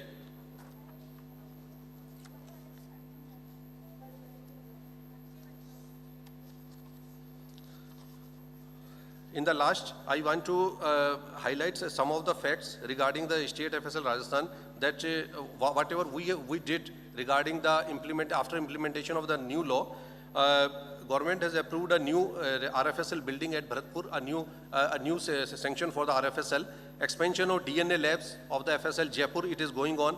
A new cyber forensic lab is going on at Jaipur, and new DNA centers in the 3 districts. It has already been finalized. New chemistry, narcotics division are also going to be open. And so many budget announcements and budget provision has been made from the state government and the central government. The 56 mobile units have been sanctioned by the MHA Delhi. And under SMFC, we get the amount of the 22 crore rupees for the improvement of the infrastructure also. So these are the some new improvements which the state FSL Rajasthan is going to make. So regarding this, after the implementation of the new law, so these are the new challenges, and what we have to do with the implementation of these new law, a lot of things has to be done at the state FSL level also to maintain. Means the basic concept of the new law is that how to improve the examination system within the due course of time and with the effectivity. So this is all from my side. Thank you. Thank you, Dr. Ajay, for summarizing beautifully how the scene of crime visits have increased from 700, 1,000 in a year to almost 4,000. So that is a very significant rise, and how the state is coming up to these challenges. So now I'll request Dr. S.K. Jain to give an overview of how MHA and Government of India has been sponsoring and supporting the state FSLs and other institutions to tackle these growing challenges. Okay, sir. Thank you, sir. Respected Chairman, my colleague, Dr. Adarsh, Dr. Ajay, Professor Satish Kumar, Honorable Judges, distinguished delegates, eminent faculty, my dear students, a very good afternoon. I am thankful to the NFSU and especially Padam Shri Dr. J.M. Vyas, sir, for giving me an opportunity to share my views in this important forum, where all the three pillars of criminal justice delivery system, from police, from forensic and judiciary, are present on the same platform.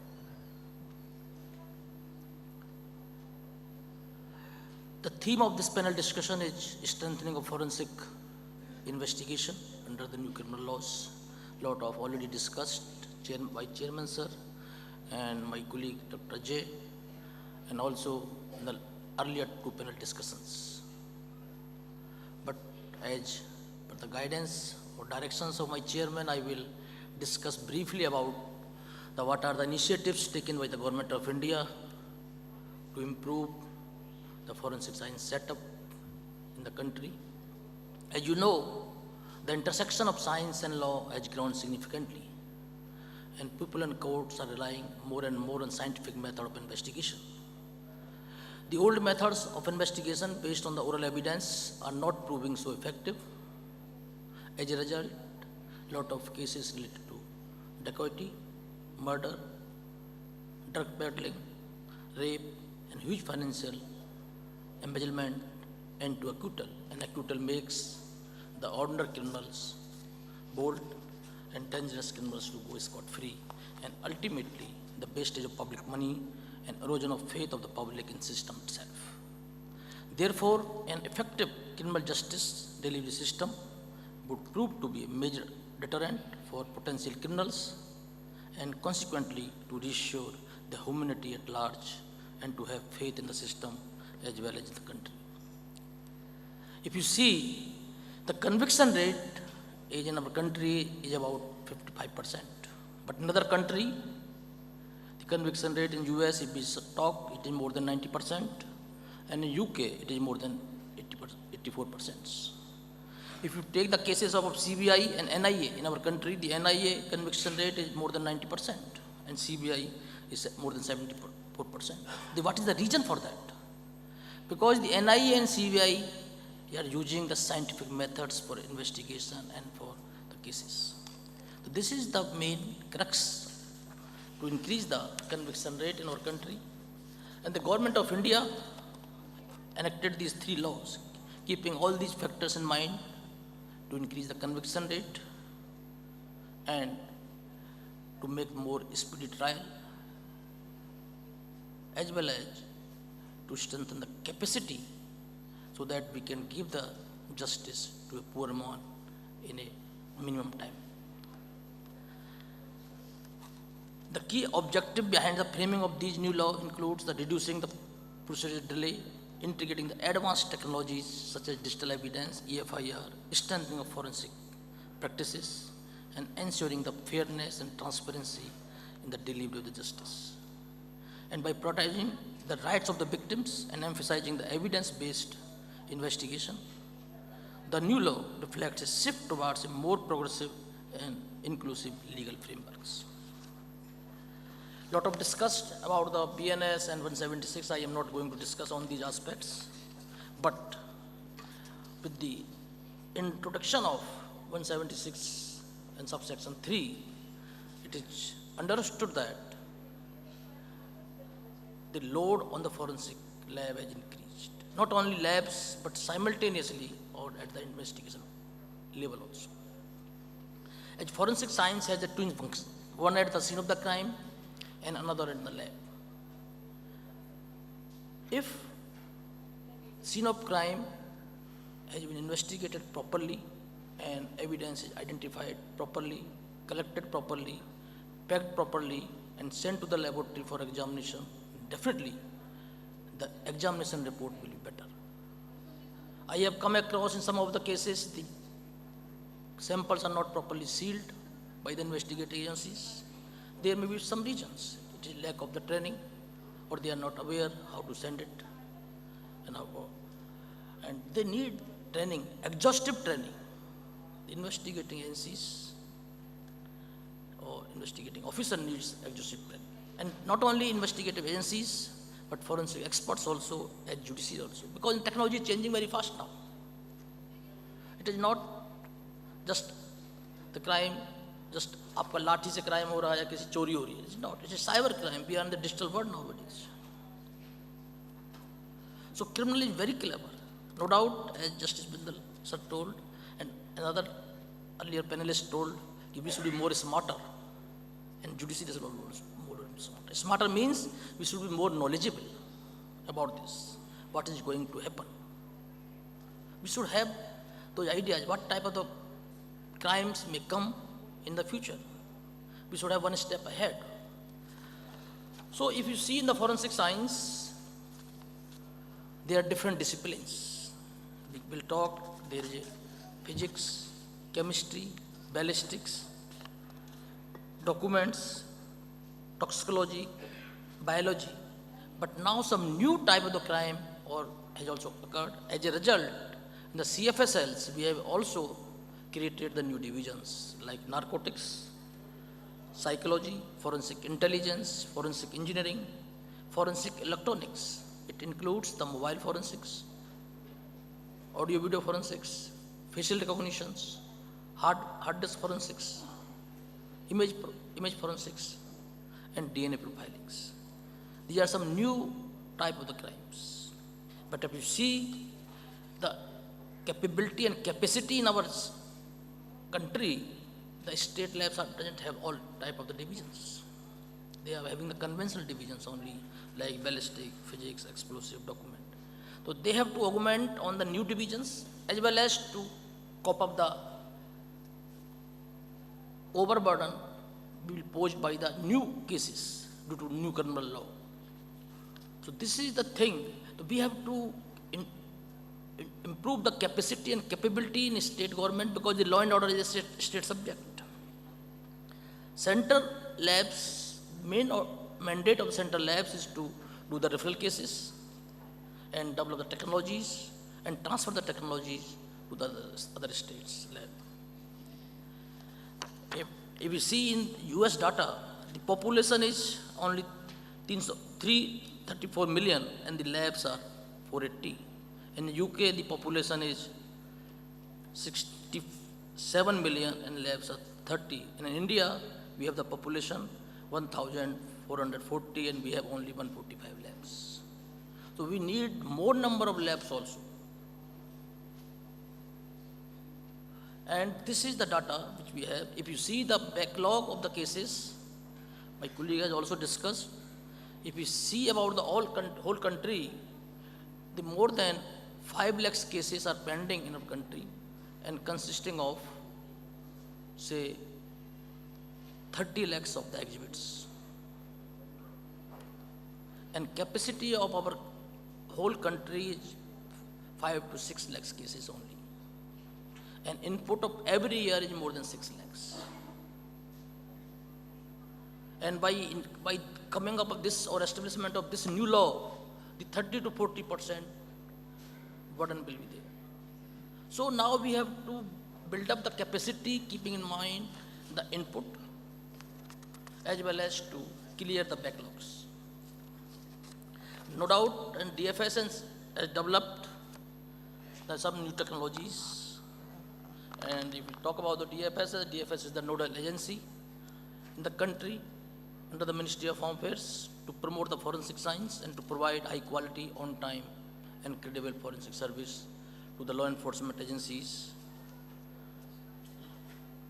And under DFSS, we have at present 7 CFSLs in Chandigarh, Calcutta, Hyderabad, Pune, Bhopal, Guwahati, and Delhi.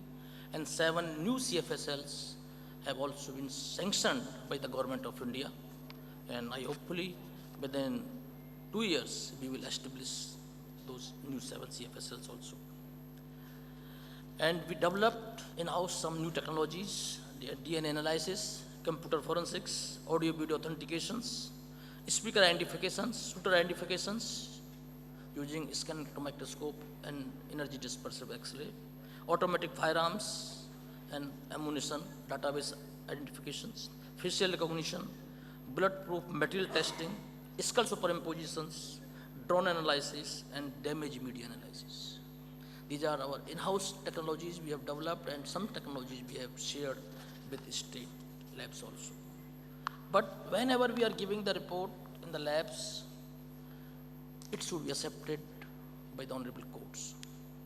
And there should be some legal scrutiny. And as per the Fry test, before a scientific test can be accepted in the court of law as reliable, it must be generally accepted by appropriate scientific community. Whatever the report I am giving, or the report are released by the labs, it should be passed through some appropriate scientific body. And Daubert criteria is also applicable for forensic labs.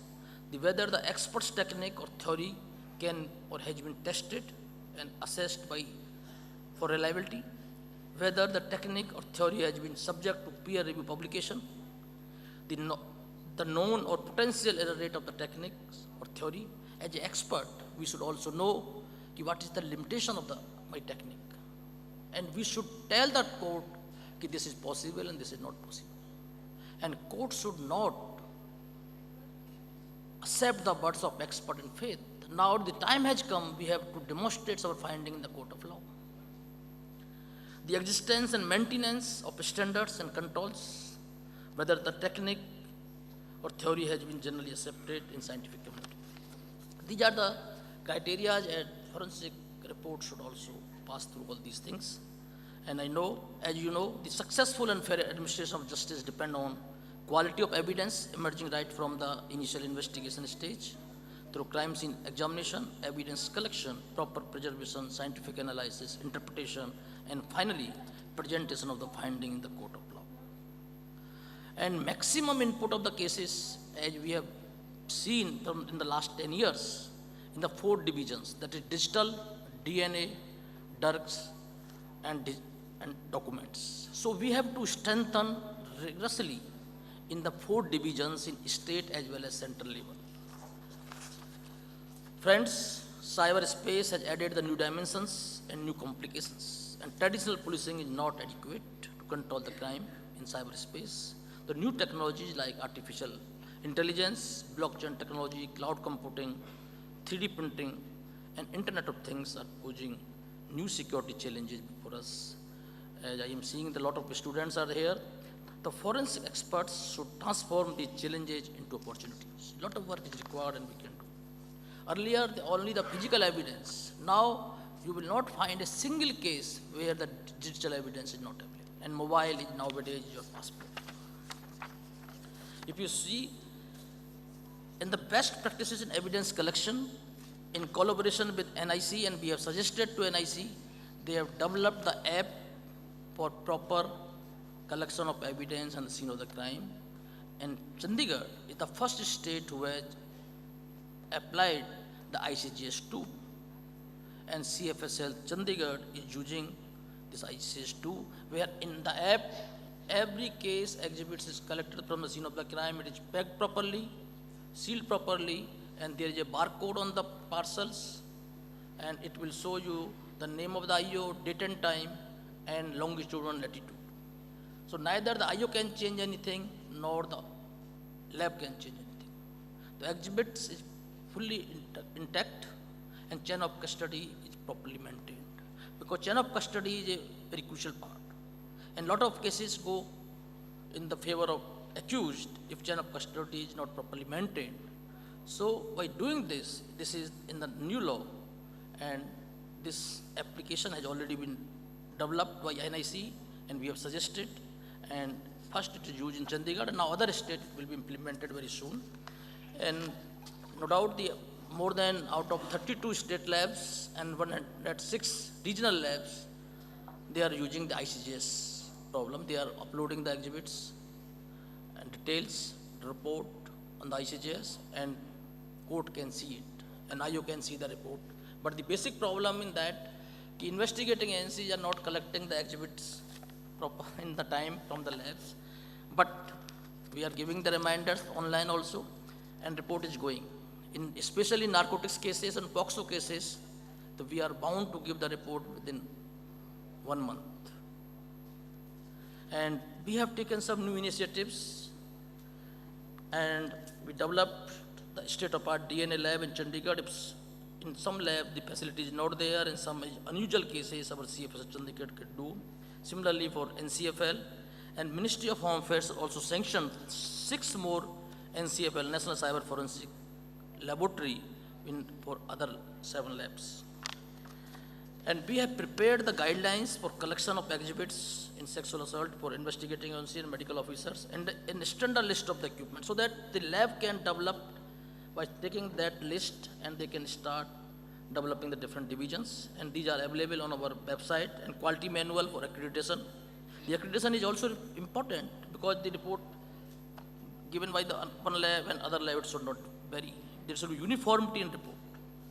And we have prepared the working procedure manuals also, and strengthening of the state sectors and the Nirvya funds, Government of India, on the recommendation of the DFSS, sanctioned 250 crores, out of which 186 crore has been given to 30 states for expansion of DNA facility as well as cyber forensic facilities. In addition to the another scheme is a scheme for modernization of forensic capacity. This is a scheme of 2,200 crores. Under this scheme, the 470 crore is only for machinery equipment for states, and we have given 205 crores to 23 states for capacity building in different areas and different type of equipments they have sanctioned. And list of the equipment is already available in our website. And regarding the mobile forensics, we have also sanctioned 292 crores for procurement of 410 mobile forensic van for 26 states, so that they can easily go on the scene of the crime, collect the evidence, send the evidence to the police, send the evidence to the labs in time manner. We have this detail, but due to time paucity, I am not going to this. So ultimately, if we will strengthen both the in investigation as well as the analysis part, this new curriculum lab have profound impact on the forensic investigation by providing clear guidelines, emphasizing the critical role of forensics and strengthening the protection of rights of the accused. By following the best practices in evidence collection, adhering to the legal standards and collaboration with experts, the effectiveness, why I am telling you with experts, because now the time has come. We have to collaborate with police, judiciary and forensic experts so that we can give the opinion in the complex cases also. And the effectiveness of the forensic investigation and forensic examination, as well as the work of the forensic examiner expert, can be significantly enhanced. So we have to work in tandem. So ultimately, it will increase the conviction rate significantly. Thank you very much for listening with me. Thank you, Dr. Jain, for elaborating the initiatives of DFSS and the MHA. And now I'll request Dr. Adarsh Kumar, Professor Forensic Medicine from AIMS, to give his address. Honorable Chairperson, my fellow panelists, and august audience, a very good evening to you all. We are at the fag end of the day, and I can see the people are just trying to just somehow leave this hall. Anyway, please bear with me for not more than 10 minutes. Well, when we talk about the crime investigation, and especially against the human body, there is a definite role of the doctor. So I again thank you, the NFSU officials, for having me as a last-minute inclusion over here, so I can share my views from that perspective, which is very important, or you can say one of the important pillars of the crime investigation. If you would have seen, it's a public knowledge that just a few years ago, or still India is a vast country, still in many parts of the India, the reports, I will just touch upon few basic things, how this our new criminal law is going to affect, and few of the highest things, and of course some of the challenges and maybe the roadmap ahead, where still a lot needs to be done. So coming on to very basic thing. First thing, all these, it's a public knowledge that all these reports, I'm talking about the medico-legal reports and the post-mortem report here, when we talk about the crime investigation. So these are the two medical reports, basic reports, which are issued. And until now, few years ago, or still now, in many of the parts of the country, the doctors used to write with the hands. And doctors are known to have a very poor handwriting. So every time the court faces that problem, that doctors have this poor legible handwriting, illegible handwriting, and when the doctor is going to the court, every time the problem arose, the doctor starts his evidence like that, okay, this report is in my handwriting, he just reiterates that, and now you can understand how much problem is there. Now with the advent of these electronic things and IT Act, this whole scenario of writing or issuing the MLR and PMR is changing. As our Justice Bindal was there in the morning session, he is not here. The Punjab and Haryana High Court actually has got this ruling that all these reports have to be written on the online mode. So all the reports have to be computerized. So that was the first initiative taken by the Punjab and Haryana government. Later on, it is gradually spreading to the other parts of the country, but still we are not issuing that uniform electronic PMR and MLR. So now with this introduction of new act, because there were so many lacunas in our system, because when the doctor used to go there, he just starts writing, start dictating that, okay, it is in my handwriting and all, or if sometimes that doctor is not available, the other senior doctor is going, and what he is doing there, okay, this doctor, I have seen him writing and signing and during my course of official duties, and this doctor has left, and it is a kind of secondary evidence. Now, with this introduction of new act, all these things will be taken care of gradually. So now we are having all this issue of illegible handwriting. They are practically being done away because it is in the computerized format. So everybody can read it very nicely, very clearly. Everybody can understand that. Not only that, it will, in due course of time, it will have a kind of uniformity. My fellow colleagues, Dr. Jain has discussed about the uniformity of issuing the report. The same we are facing in the medico-legal setup also. If you see the post-mortem report format of the different states, every state has got a different format. So with this introduction, the government of India also is taking the initiative where we are trying to make a uniform guidelines for all over the country, which otherwise was lacking. So with this, when we have a uniform kind of reporting, we have developed the software also, the MedLeaper, and later on, as my fellow colleague Dr. Ajay Sharma has commented upon that later on all these reports will be available to the Honorable Court. So all those issues of collecting and this delay in the reporting, everything will be taken care of. Rather, I am suggesting one step ahead, that many of the times, as our practice, many of the times we do have the toxicological examination, viscera examination report, because cause of death is pending depending upon the viscera examination report. So if that is being, you can say, submitted through the online mode, it is to the doctor, again that process will be expedited. So all these things, this particular act which has been introduced, this is the answer for that, and in due course of time, this will be taken care of. So this was the very basic. Coming on to the extreme, highest end of the investigation. Now, with this advent of this technology and all, we are marching towards the digital autopsy, or the autopsy, the common person knows by the autopsy. That means digital autopsy, where we are trying to have the concept of humanitarian forensics, right? That what is the purpose of autopsy? It's basically the documentation of the external and internal findings, right? Later on, which will be, you can say, corroborated with the oral evidence, and the honorable judge will decide depending upon various evidences.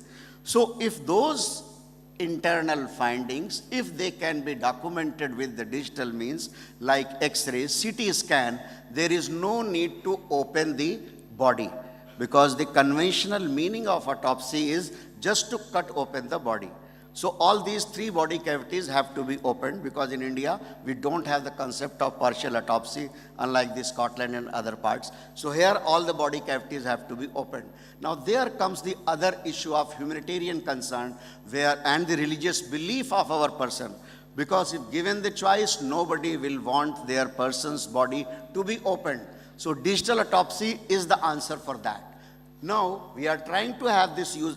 Previously, there were, you can say, gaps in our laws, and now these current laws, they have taken care of. We are trying to plug those lacunas so that all these reports are accepted as such in the court of law. And during this COVID period, actually, taking the motto from our Honorable Prime Minister ji, when he said, Apada mein avsar.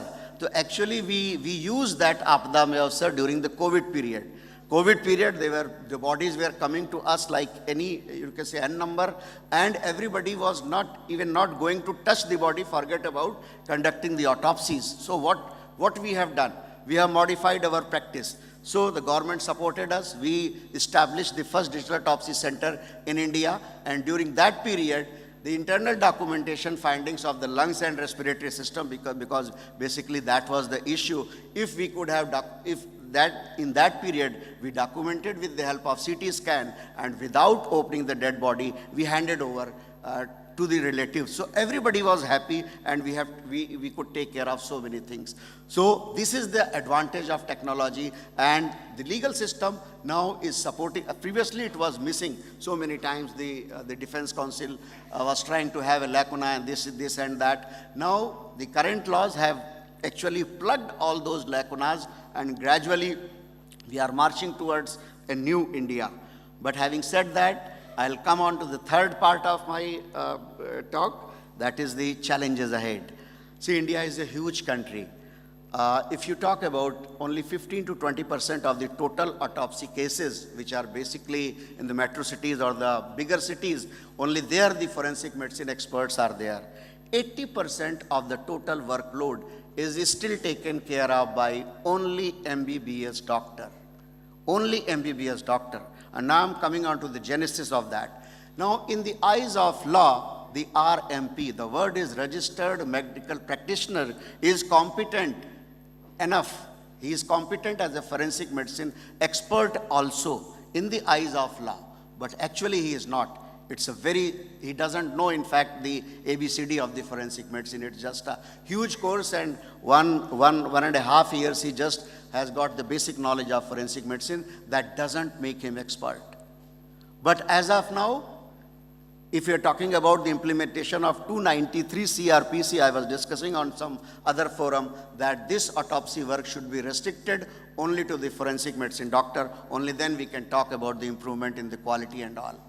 But I think that will take some time, where we have the capacity building, and then we can modify, which is still, it is not touched. So maybe like the other part of the world, where this work is only dedicated to the qualified forensic medicine experts. So I think that only time will tell when we have that capacity, where we can amend this 293 CRPC. Earlier I'm talking about 293 CRPC, where the postmortem reports can also be exempted, just like few other reports. So these are my few suggestions and my views on this current laws, how they have changed our practice and how they are going to be beneficial in due course of time. So thank you again for giving me this opportunity to share my views. Thank you, Dr. Adarsh. And as we come to the end of this session, I would like to quickly conclude what we could see during this course of discussion, that there are several challenges to fully prepare the forensic competence to handle the new criminal laws. And I can categorize them into four main challenges. One is operational challenges, which includes inadequate forensic infrastructure, lack of adequate number of forensic teams, mobile forensic vans, examiners, coupled with a backlog of cases and a lack of skilled manpower. However, the challenge of uniformity, which was felt, has been to a large extent addressed with the introduction of e-Saksha and upgradation of ICGS platform, which I think will handle this issue quite well. The second challenge is of capacity building, because we can see number of new posts being created, number of new institutions coming up, but their training, their capacity building will be a mammoth task again. Third is technology upgradation. As we see the advent of new challenges, new type of crimes, which Dr. Jain also mentioned, that DFSS has already taken several initiatives, but there will be many more, like using AI and ML tools and integration of CCTNS with ICGS, and so there are another set of challenges in that category. And also, the fourth challenge remains the financial support, which the police and this law and order being the state subject, many states struggle to get funds, though MHA has been very supportive and has been taking out new missions in this regard, which will continue in future. So finally, what we can see that forensics is not just a tool, but a torch bearer of justice.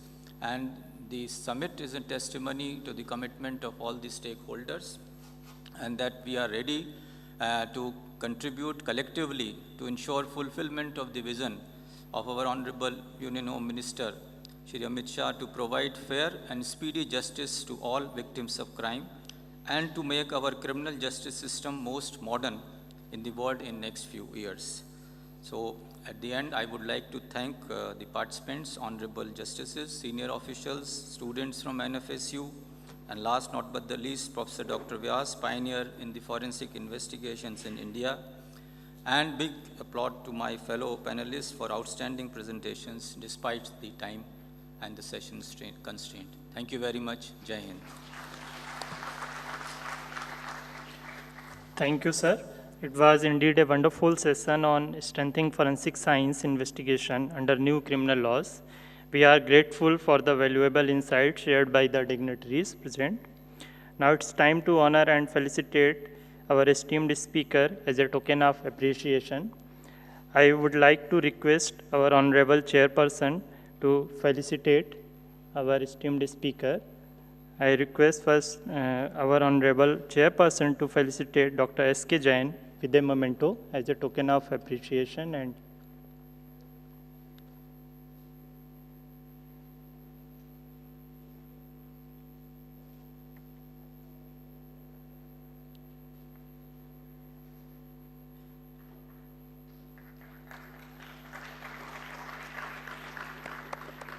I again request our Honorable Chairperson to felicitate Professor Adarsh Kumar sir with a memento.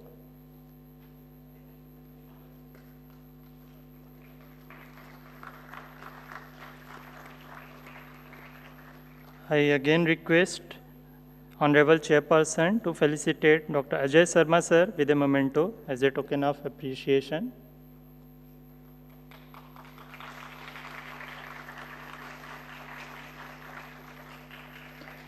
Now I would like to request Professor Satish Kumar to felicitate our Honorable Chairperson with a memento as a gesture of our heartful gratitude.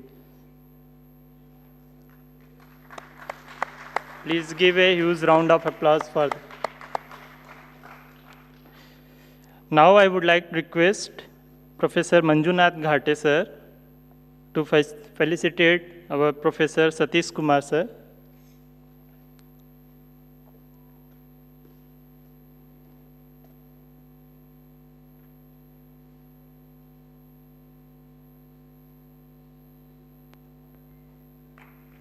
Please give a big round of applause.